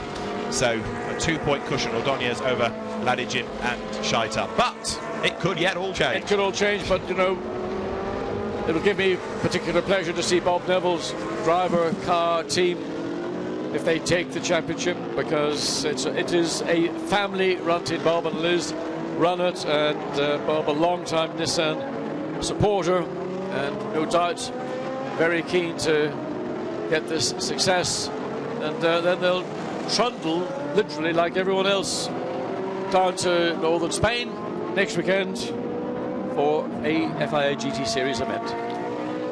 So there is the race leader, champion-elect, Maxime Buch. He now leads by 2.5 seconds from Maxime Martin. You can see Maxime in the background trying to work his way through the traffic, and the traffic is battling as well, because there's Stephen Kane's Nissan is trying to get past the 34 Porsche that joined in an hour late, but with now Eric Dermont at the wheel, the car is still circulating. Another case of ifs and buts, isn't it? Had it not been for that problem off the grid, who knows what could have happened. But the Mercedes heads uphill. Maxime Martin chancing his arm a little bit on the inside there, gets his nose chopped a bit by the Porsche. He's still pressing on. He does not want that Mercedes to get away at all. And the last lap was a fairly slow one from Buch. It was a 59 compared to a 57 for Maxime Martin. So he certainly has not given up. In the first sector of this lap he was quicker, but again that can be put down to traffic, and Martin is still stuck behind the Porsche, so any time he's just gained back he's losing, I'm afraid, once more, given uncooperative back markers. He still can't get past the Porsche. The lights are still flashing. It should not be that difficult to get past a car that is so far down the order, 28 laps behind. Well, you know, the etiquette of motor racing is that if you're a lap down, let alone an hour down, you don't impede the process or the progress of a car that is up until about 15 minutes ago leading this race in a battle with now Maximilian Buch. Has got 5.4 seconds, so literally by the lap he's pulling half a second or so on the BMW in second place. And I mean, in the drivers' briefings, the drivers are advised to be aware of lapping cars coming through, particularly the leading cars. There are flags or lights around the racetrack to give them an indication that they are about to be approached, and even their own teams on the pit wall via radio communication should be saying, leading car coming up, give way. But sometimes the old blinkers come up and you know, as much as they all talk about it and say, yeah, no problem, we'll do that, when the visor comes down, sometimes other elements change within the human being. 10 more minutes remain, and after the drama at the start of this hour, it's all calmed down a little bit up front, hasn't it? But you could argue that after the display that it has given all afternoon, this is going to be the deserving winner. It's a shame for Marc VDS Racing Team. So close last year, it ended in the courtroom. So close this year, set to lose out by just a very small number, a very small handful of seconds. But Maxime Martin, look, he's still charging on. He's got past both the back markers. He's not going to give up. And you never know, if this car suddenly had a half spin or thumped a curb or had a little tiny drama, he needs to be close to capitalise. Absolutely, regardless of what has taken place, you should never ever give up, because you have no control over what's going on around you. All you can do is do the maximum potential that you've got with the equipment you've been given, and Maxime Martin will be doing that. He sees the Mercedes by the lap ebbing away, but as you say, traffic or something that is unforeseen, you can't control. Could simply be something like just driving over a bit of carbon fibre that's been flicked onto the track, just cuts your tyre. That's as simple as that. You're riding with Maxime Martin now, down towards turn one, the scene of all that spirited defence early on in the race, and he makes his way down through the first corner, and what a way to enjoy the end of the season, because that great battle for leadership between two star drivers, Maxime Martin, who has established himself as a GT hot shoe, and Maxi Buch, whose reputation is only going to be enhanced, isn't it, by the performance, not just here, but of the season as a whole. Well, there's no doubt he's a star in the making, and many drivers have to find different routes to get to where they want to go within this sport, and with Maximilian Buch, it's certainly not single shooters, it's been GT. And what that then leads to, no doubt within the Mercedes family there will be options that will be available should he be interested.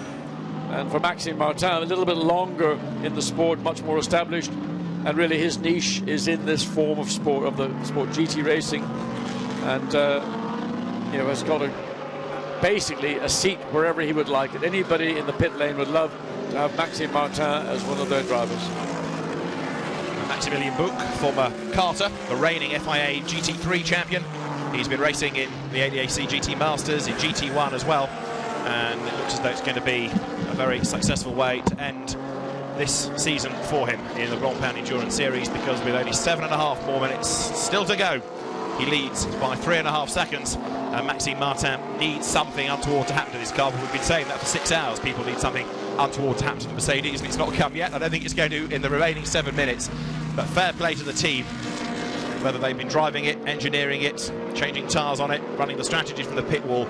It's been another tremendous effort by HTP Motorsport, and so as the Mercedes makes its way now up over the timing line, we've got another 7 minutes of the race still to run, and how many more laps can they squeeze in that? It's going to be about 3-4 more laps. I was planning on 178 as being the final number. It's going to be round about that. It's going to come in just about right, I think. There's the leading car, 84. Maxi Buch at the wheel of it. The gap, 3.4 seconds.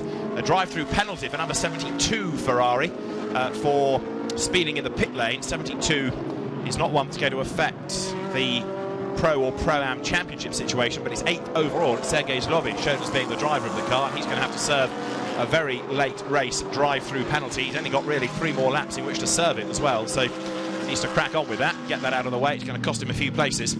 But Sergei's lobbying them to serve that before at the end of the race, as the race leader, now with 3.4 seconds in hand, heads off downhill once again. And so Maxi Book for lap 175 is down at turn 8.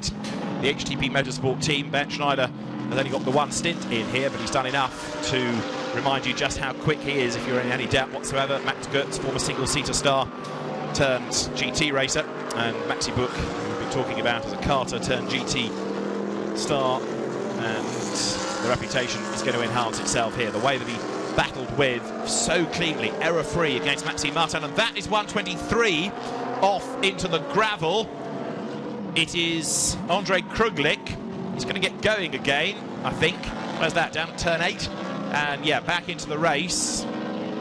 That doesn't affect things actually in the Pro-Am Championship standings, because A, it's a quick spin, and B, the others are so far back in terms of laps lost that they're never going to get near him to actually threaten. So that doesn't really matter at all as the race continues with the Ferrari back on track. Meantime, a bit of gravel on the road that he's driven through, brought back onto the circuit. So the leading Mercedes turns its way with 5 minutes to go. Let's look at the top 3 in Pro Cup and in Pro-Am. This is the leader, 84. It's Maxi Book at the wheel. There's second. It's the Mark VDS Racing Team BMW. Maxime Martin is the man behind the wheel of it. The gap is up to 4.5 seconds now. It's mainly traffic, but it's also the almost irresistible pace of the Mercedes that's doing this. It's certainly not Maxime Martin losing heart. And then in third is the number 11 McLaren, which is only just going over the timing line now of Andy Soucek. There it is at the back of the shot. A flash of the headlights to the back markers. As John said a little while ago, the last glimpse we had of Andy Soucek out of the car, he looked all hot and bothered. Boy, is he going to look the same after this, because yet again he's had to drive the wheels off this car. McLarens have not really been anywhere near as competitive as we've been anticipating this season. And we had a third place out of the Gulf Racing McLaren at Monza. We had a second place out of this car at Monza, but since then they've rather been in the doldrums. Here you've got number 94, this is Matteo Bobby. In fairness to Hexis, they did bag a second for McLaren and Paul Ricard, but we've had no wins, and that's been a big surprise this year. There's fourth there, Matteo Bobby at the wheel of the Ferrari with Alessandro Pierguidi and Alexander Skrabin. And then fifth is where you find the Pro-Am leader, 71, Victor Shahita at the wheel of the car at the moment. From second in the class, Michele Ceruti. Third, Adam Christodoulou. 3.5 minutes to go. 4.5 seconds is the lead gap. The story, I think, is almost told for the season. Maxi Book may have missed the first race at Monza. He may have missed the second at Silverstone, but when he arrived on the scene at Paul Ricard, then he started to really make an impact in the championship, because the Mercedes, which he shared with Luca Ludwig and Elon Day, took fifth overall, fifth in class also, and the points for that, plus those scored at Spa at 6, 12 and 24 hours of the race, all added together, set fair to give him the championship. Looking though here at the Ferrari of what are going to be race winners in Pro-Am, but championship runners-up, and it is the 71 SMP Racing Ferrari, turning its way then now up towards the completion of the lap. 2 minutes and 40 seconds to go. Race leader Maxi Book is on lap 177. 72 I don't think has yet served its drive-through. If it doesn't take the drive-through before the end of the race, it translates into a time penalty added on to the results. That may well cost it some time and indeed a place ultimately in the classification. That's 43, Michele Ceruti, the Italian girl at the wheel of the BMW Z4 that runs second in Pro-Am. And there's a good result potentially if things stay as they are for Royal Motorsport, because it's a team that's worked hard this year with limited resource, with only a couple of drivers rather than 3 as most of the teams have, and inexperienced GT racers. They've had some competition background in GTs in the Italian Championship, but on this level of competitiveness, something totally new, and yet they have done a very good job, an increasingly good job over the season. Perfect way to end the year as well for this car. And then for third, it's going to be 18. That's 52 Ferrari, which leads the Gentleman Trophy, with Bruce Logeray-Roux at the wheel, former single-seater hot shoe. So he's the man at the moment that holds sway in class. And behind him, Marlena Broggi for McLaren. And then, as you look at the overall race leader, Alexander Matschul in number 458 Ferrari, who is third, first time out of the championship for GT course. one more lap for the Mercedes. Less than a lap time remains in the race, as over the timing line now comes Maxi Book, and he's going to go through to start the last lap of the race. And it's one more lap between him and being the champion, because as he turns his way now down towards the first corner, 5.6 seconds back is Maxime Martin. He certainly didn't go down without a fight, did he? And so the BMW then set for second place, well clear of Andy Soucek's McLaren. And as we look at the 84 Mercedes, only a disaster could stop it now. Nothing has seemingly got in the way all day of its pace. Maxime Martin, incidentally, just to prove that he's still pushing as hard as ever, did a personal best in the middle sector on that last lap. Maxi Goetz trying to drive the car with Max Book for this last lap of the race, as the leading cars wriggle their way through the first corners. Then the circuit opens up now as they plunge off downhill once again through turn 7. A long gradual left that takes you downhill. And so for the final time, Maxi Book sets the car up for turn 8 and to get back on the power to climb uphill for the last time, with 5.6 seconds being the advantage that he's got starting this last lap. And the second place BMW in the hands of Maxime Martin there turns its way through turn 8 up towards the Michael Schumacher S, and heading now to the last half of the last lap.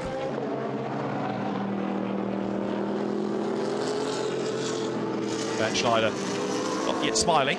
Max Goetz trying to stifle the smile, I think, as there is the leading car. It's going to win the race, but it's also going to be a championship success for Maximilian Buch. And on the back of his FIA GT3 crown of last year, the Blancpain Endurance Series Pro Cup title is just around the corner. And the corner in question is turn 17. He's turning into it now. The checkered flag is at the ready. It's going to be a race win and a championship win in the Blancpain Endurance Series for Maximilian Buch, who accelerates up towards the line to win on home soil. German driver wins in Germany. The Blancpain 1000 is won by Maximilian Buch, Maximilian Goetz and Bernd Schneider, and the Pro Cup in the Blancpain Endurance Series is won just by Maxi Buch. Second over the line should be the BMW, slowing towards the end. Maxime Martin, I think, did eventually back off on that last lap and just bring the car home. It was a very slow last lap, which suggests that there was perhaps a problem, but it was a slow last lap. As in the background you can see lights flashing, is a very, very happy Victor Shahita, who takes the Pro-Am victory on track. This is the car for third place overall, and it's going to be the number 11 McLaren in the hands of Andy Soucek, Antoine Leclerc and Mike Parisi. Good result for ART on the podium once again. And the Gentleman Trophy winner is up towards the line, 52, which is Bruce Logereau. So although that championship was won in advance of the race, it's another first-time winner as Sport Garage takes home the winner's trophy. The checkered flag waved to the cars as they make their way up across the line to finish the race. We started with 50, and we're going to end up with, I think, 37 classified finishers, one or two of whom have been walking wounded. There is a very happy Max Goetz, and alongside him is that young up-and-coming bloke Bernd Schneider, who gets in on the act again. He may have retired from a full-time career, but Mercedes, for whom he's an ambassador, keep bringing him back into action, and he's as quick as ever. Everybody thinks about Bernd Schneider as being a DTM star, but he did race in Formula 1, and we never saw the best of him in that category. FIA GT champion as well in the late 90s. Michele Cerruti and Stefano Comandini there in the white BMW. Lights are flashing, come across the line, and Bernd Schneider pointing at things, saying we're going to get out of the way here in the pit lane. Well, he's a race winner because he's done one less race and therefore scored fewer points than Maxi Buch. He can't share in his championship. With some people that say what a shame that somebody that's only done a part season beats those that have done a full season to the title, but it's been such a job well done. Can't really argue with it, can you? HTP Motorsport, the team, Maxime Martin's car, I don't think he did have a problem, in fairness to Maxime. I think he just, on that last lap, backed off to ensure second place without any dramas. There is the man of the moment, 84 Mercedes then takes the victory.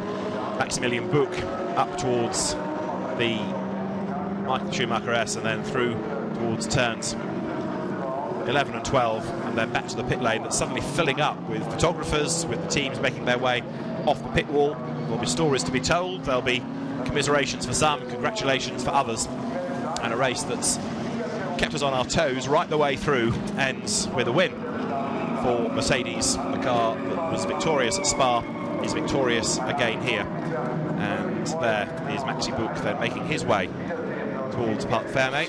We'll hear from him. John Watson will be there to speak to the two Maximilians and to his old mate Bernd Schneider as well, who then sets off for a 25-hour race in the States, and having won a 24-hour race and a 1,000-kilometre race at the Nurburgring this year, Bernd Schneider puts himself in the history books as the first person to have done so. We'll confirm the results in a moment or two, but for now, as the cars make their way down the pit lane, the Blancpain Endurance Series at a close. The Pro Cup won by Maximilian Buch, and the Pro-Am competition by being 8th in class. Lucas Ordóñez by 2 points defeats the SMP Racing Ferrari of Kirill Ladygin and Victor Shahitar. So even though that car lost chunks of time in the pits, it was all a bit tense towards the end, it was still able to win the championship, and Alex Bunker, disappointingly for him, not in the end able to fight for the crown. Well, there Maxime Martin gets out of BMW 3. Gave it its absolute all, didn't he? That defence for that, what, half an hour that he managed to stack up the Mercedes for. Absolutely superb. Well done, he says, to Maxi Buch, who is waved towards the #1 parking block. 3 class winners will be at the front, and then you've got parking areas for 2 and 3 in Parc Fermé. The SRO officials are there to make sure that the right people are in the right places, and it's not just overall, but of course the 3 classes that we will need as well. So there is Maxi Buch getting out of the car, and he's the champion, he's the race winner. What a day.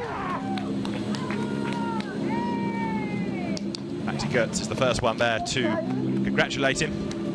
And the celebrations, I suspect, are going to continue long into the night, on home soil as well, to win the first ever Blancpain 1000, to also win, whoops, that's the only drama he's had all day, to win the championship and to win the race as well. Makes it the perfect day for him, and that is about the only drama they've had, as Maxi Buch toppled onto the car. Easily sorted. He can now lie there and have his photograph taken. I meant to do it, you know. So the crash helmet to come off, and then we'll have a word with the race winner. He's got more people to celebrate with. The HTP mechanics and the engineers are all there to say bravo to Maximilian Buch. So let's go down to Parc Fermé. John Watson is there to have a word with our race winner and champion, Maximilian Buch.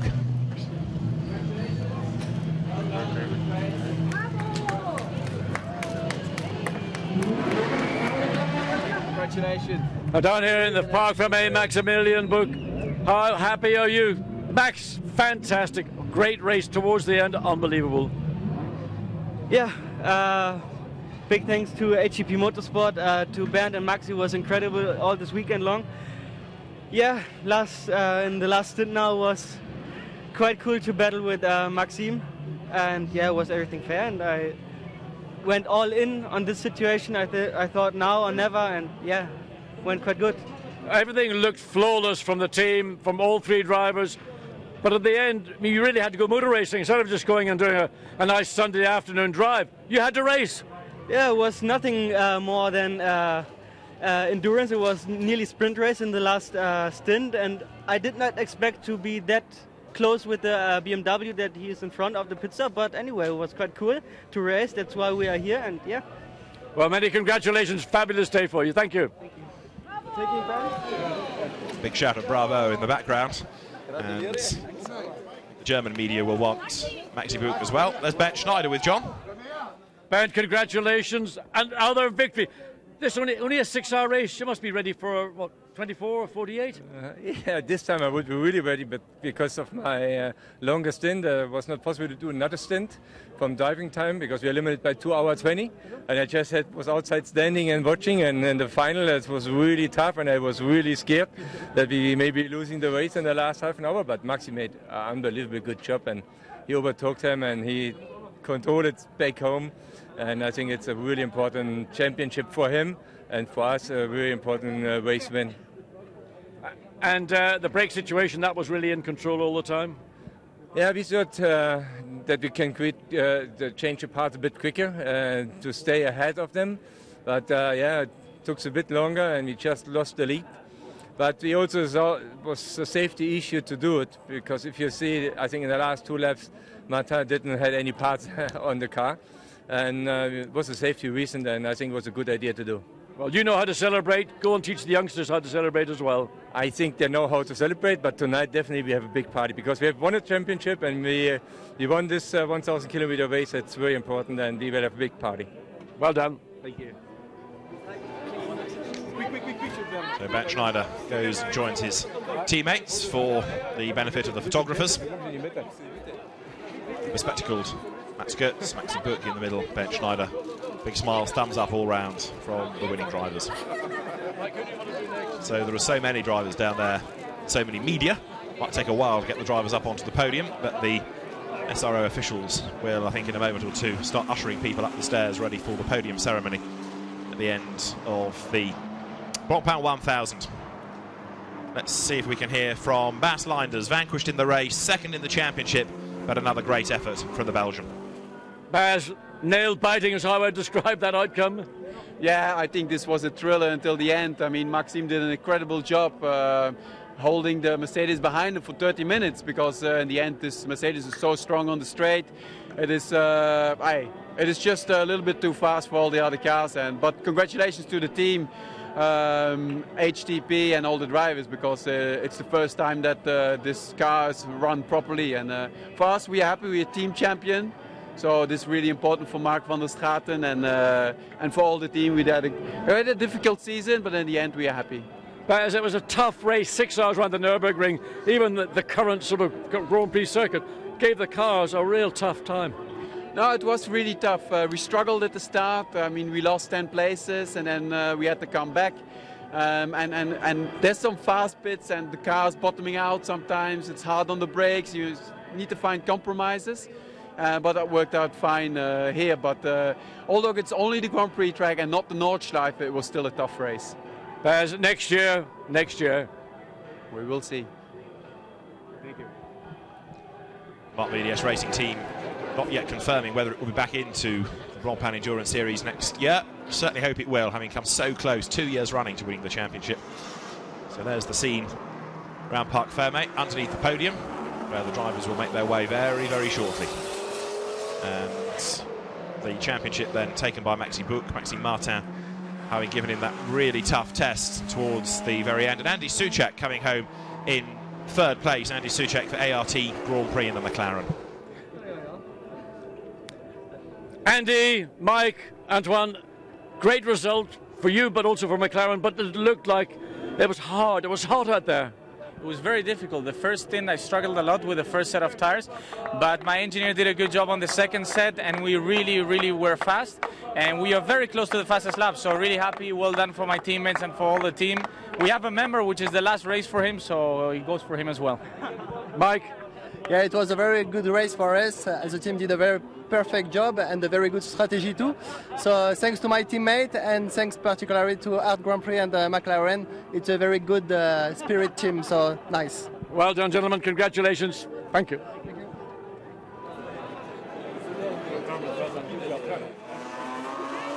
Third place, a very good result for ART Grand Prix, a winless season for McLaren. Perhaps when you actually pick out the podium places at the end of races, it's not been that bad, but they've just never as a brand looked as strong as others around them, despite numerically being good on the grid. But we have a new champion, and for Nissan it is Lucas Ordóñez, who despite all the dramas today is the champion in Pro-Am. Lucas, explain your day. Well, very tough day, but finally we got the championship. Really happy for Nissan, for GT Academy, for RGN team. They were really hard. It was a really tough race against all the Ferraris, and yeah, finally we did it. But feel really a bit with Alex, because Alex had a really clean start, really good pace, really good car for this weekend, and then very unfortunate, but really happy to win the championship. And thanks to Nissan, we have done another step forward in my racing career, and looking forward for Navarra next weekend, and keep learning, keep following these results, and yeah, really happy and excited for all the team. Well, champion, Congratulations. Thank you very much. Thank you. So Lucas Ordóñez then, who when we last heard from him was looking a bit worried about life because didn't know for definite whether his car could carry on in the race. Well, it did, and with the dramas for others and places shuffling around in the class in the end, he's able to come through and take not just a good result in the race but also to be the Pro-Am champion. The podium ceremonies getting underway, and out onto the podium come the drivers in the Gentleman Trophy, where we have the class winners, and we have from the GT Course team at one end of the podium, Alexander Matschel and Christian Kohlhaas, and there the class victors for Sport Garage, Eric Cairol, Bruce Logerie-Roux and Giustino Ascarate.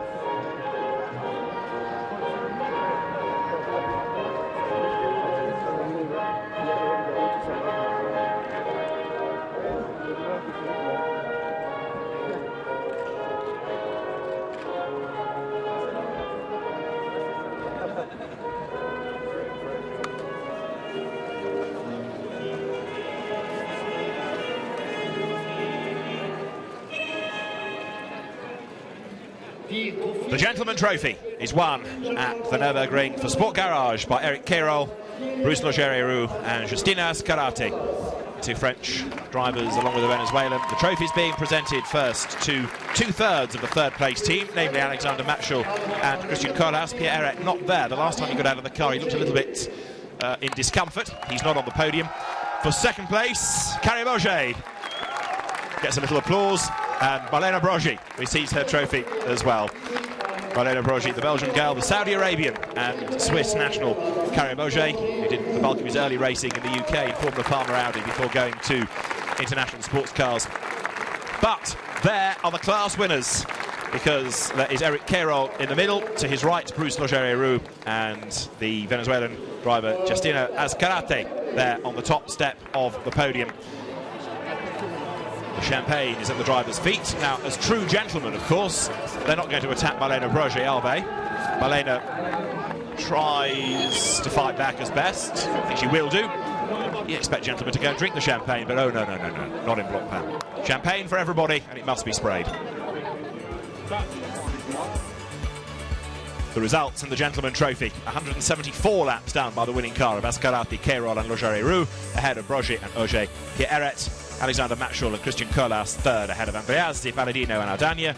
Howard Blanc, Jean-Marc Bachelier and Yannick Manigault fifth, Daniel De Bruyne and Christian Kelder sixth. And after that, you get to the drivers that had big problems and limped to the end. De Bruyne and Kelder sixth, ahead of Thierry Penot and Gorini with late race damage. But after that, the drivers not classified, having not done enough of the distance.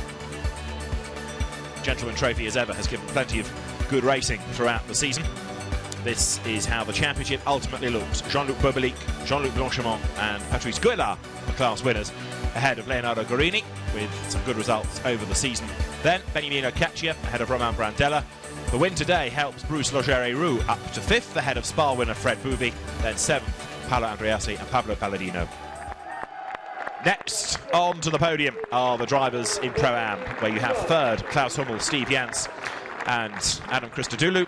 For second place, Michele Ceruti and Stefano Comodini, and the top step of the podium goes the way of Kirill Ladygin, Victor Shahita and Anton Ladygin.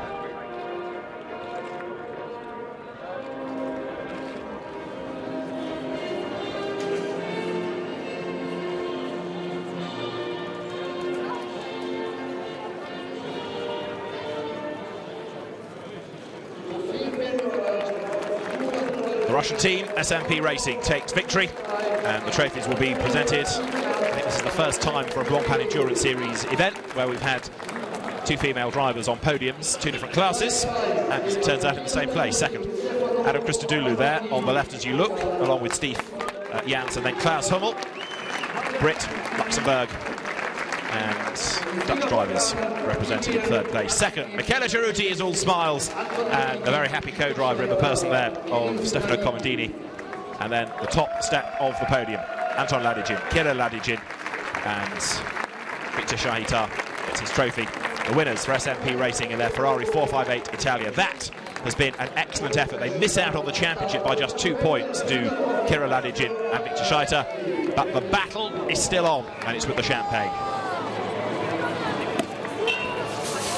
Anton Ladygin is first, I think, with the cork out of the bottle, and the Champagne saturates everybody on the podium.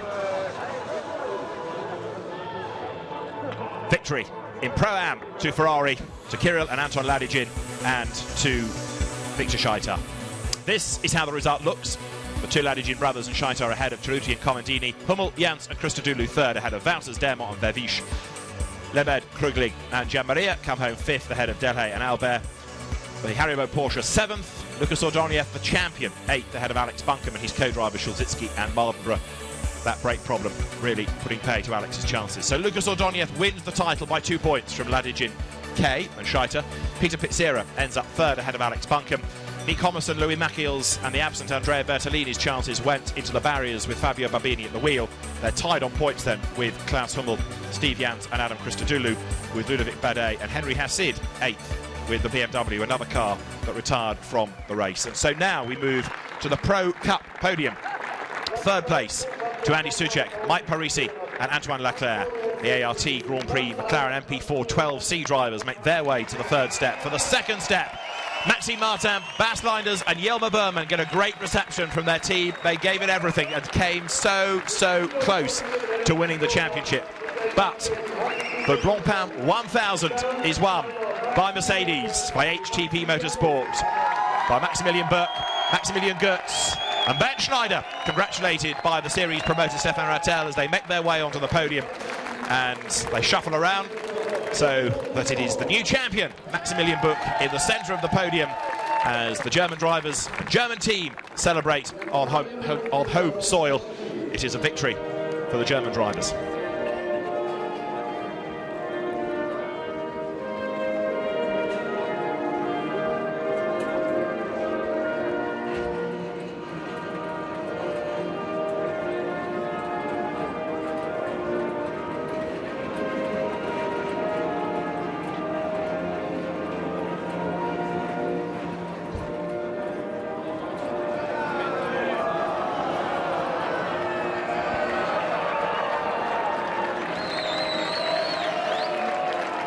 Above the flags finally arrive.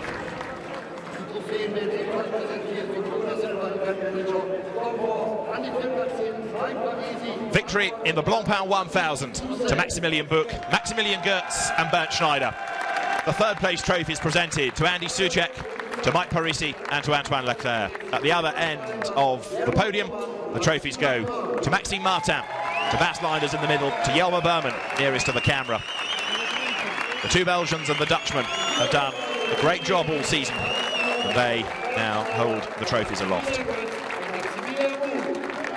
And now to the race winner. Maxi Goetz, Maxi Buch and Bernd Schneider receive their trophies.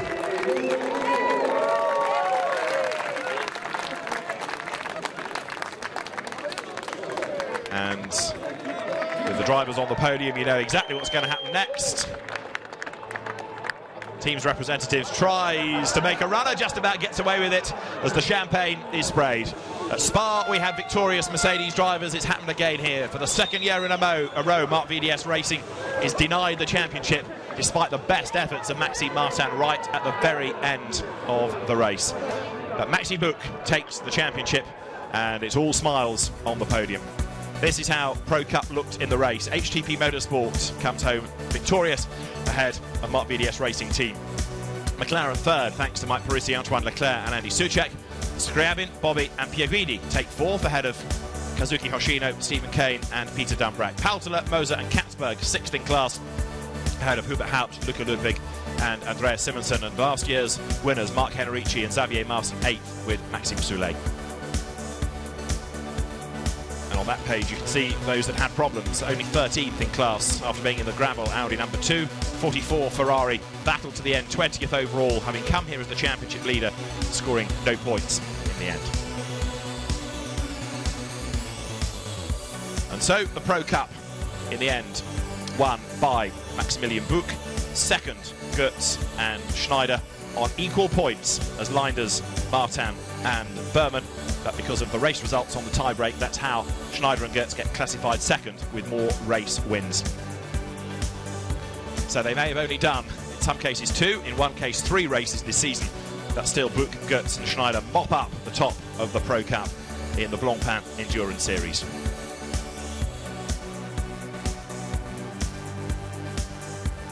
So, in the shadow of the Eiffel Mountains, the Blancpain 1000 has delivered a great race. Bob Neville makes his way out onto the podium, along with Jérôme Policante, as the championship teams, Sofrev from the Gentleman Trophy, RJN for Pro-Am, and Baz Linder's Mark VDS Racing Team takes the Pro Cup Teams Championship.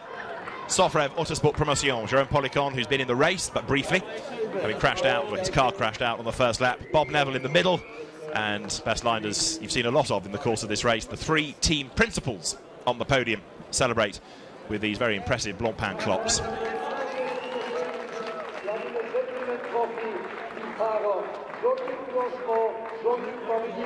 And as the team principals make their way from the podium, I suspect there is more to come, because now we will, if possible, have the championship presentations, and so out will come Patrice Guélard, Jean-Luc Blanchimont and Jean-Luc Bobelic. They are the winners of the Gentleman Trophy. Somewhere in the background is Patrice Guélard. Et voilà, there he is. So they do Jean-Luc. That's the Gentleman Trophy podium. Lucas Ordóñez is the man who wins Pro-Am, and there is the winner of the Pro Cup, somewhat dwarfed by the rest of them, Maximilien Buch. A clock for Lucas Ordóñez. A clock which is almost as big as Maximilien Buch, and 1 clock between the 3 at Sofrev. So there, the winning drivers, the champions. Ah, no, there is 1 each. Patrice Guélard and now Jean-Luc Blanchimont receive there. Jean-Luc Bobelic rather hogged the first clock. Maximilien Buch checks it's the right time, and it is, trust me. So for all of the champions, these very impressive Blancpain clocks are presented, and Lucas Ordóñez, Patrice Guélard, Jean-Luc Bobelic, Maximilien Buch and Jean-Luc Blanchimont are the drivers you see. The 3 in the red overalls, winners of the Gentleman Trophy. Lucas Ordóñez is the Pro-Am champion, and the Pro Cup winner is Maximilien Buch. Baz Linder's, as a winning team principal, arrives on the podium, as also does Bob Neville to stand with his driver Lucas Ordóñez, and Jérôme Policante goes and joins his men at the other end of the podium itself.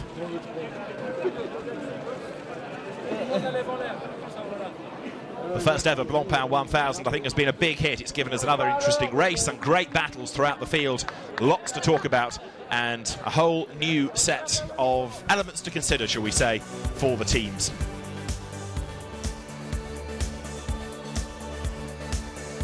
Next year's calendar is 5 races long, very similar to this year's in terms of the venues, in terms of the race duration. 3 hours will be the norm, plus 24, plus hopefully the Blancpain 1000 as well.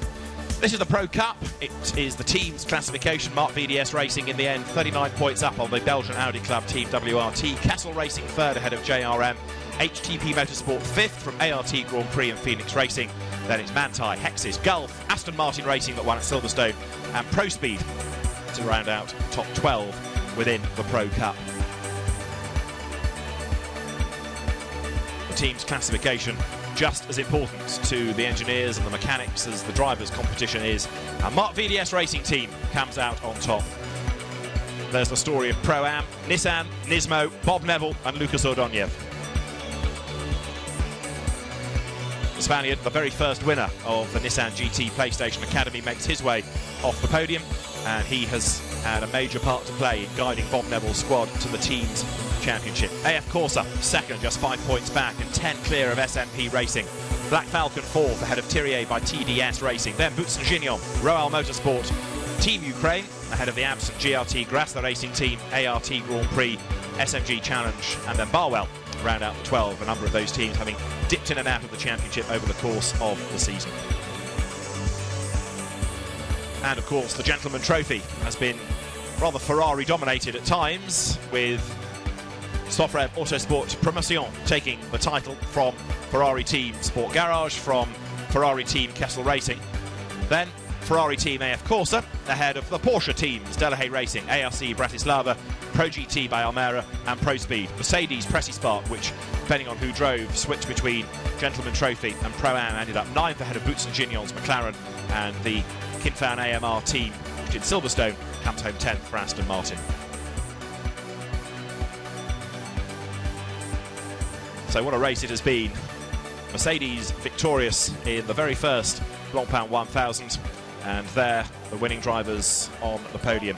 Ben Schneider, Maximilian Goetz, Maxi Buch celebrating their victory, and as the race we talked about being won by Mercedes, there was a lot more to it than that, with battles all the way through the race, all the way through the field, all the way through 6 hours, and it looked a little like this.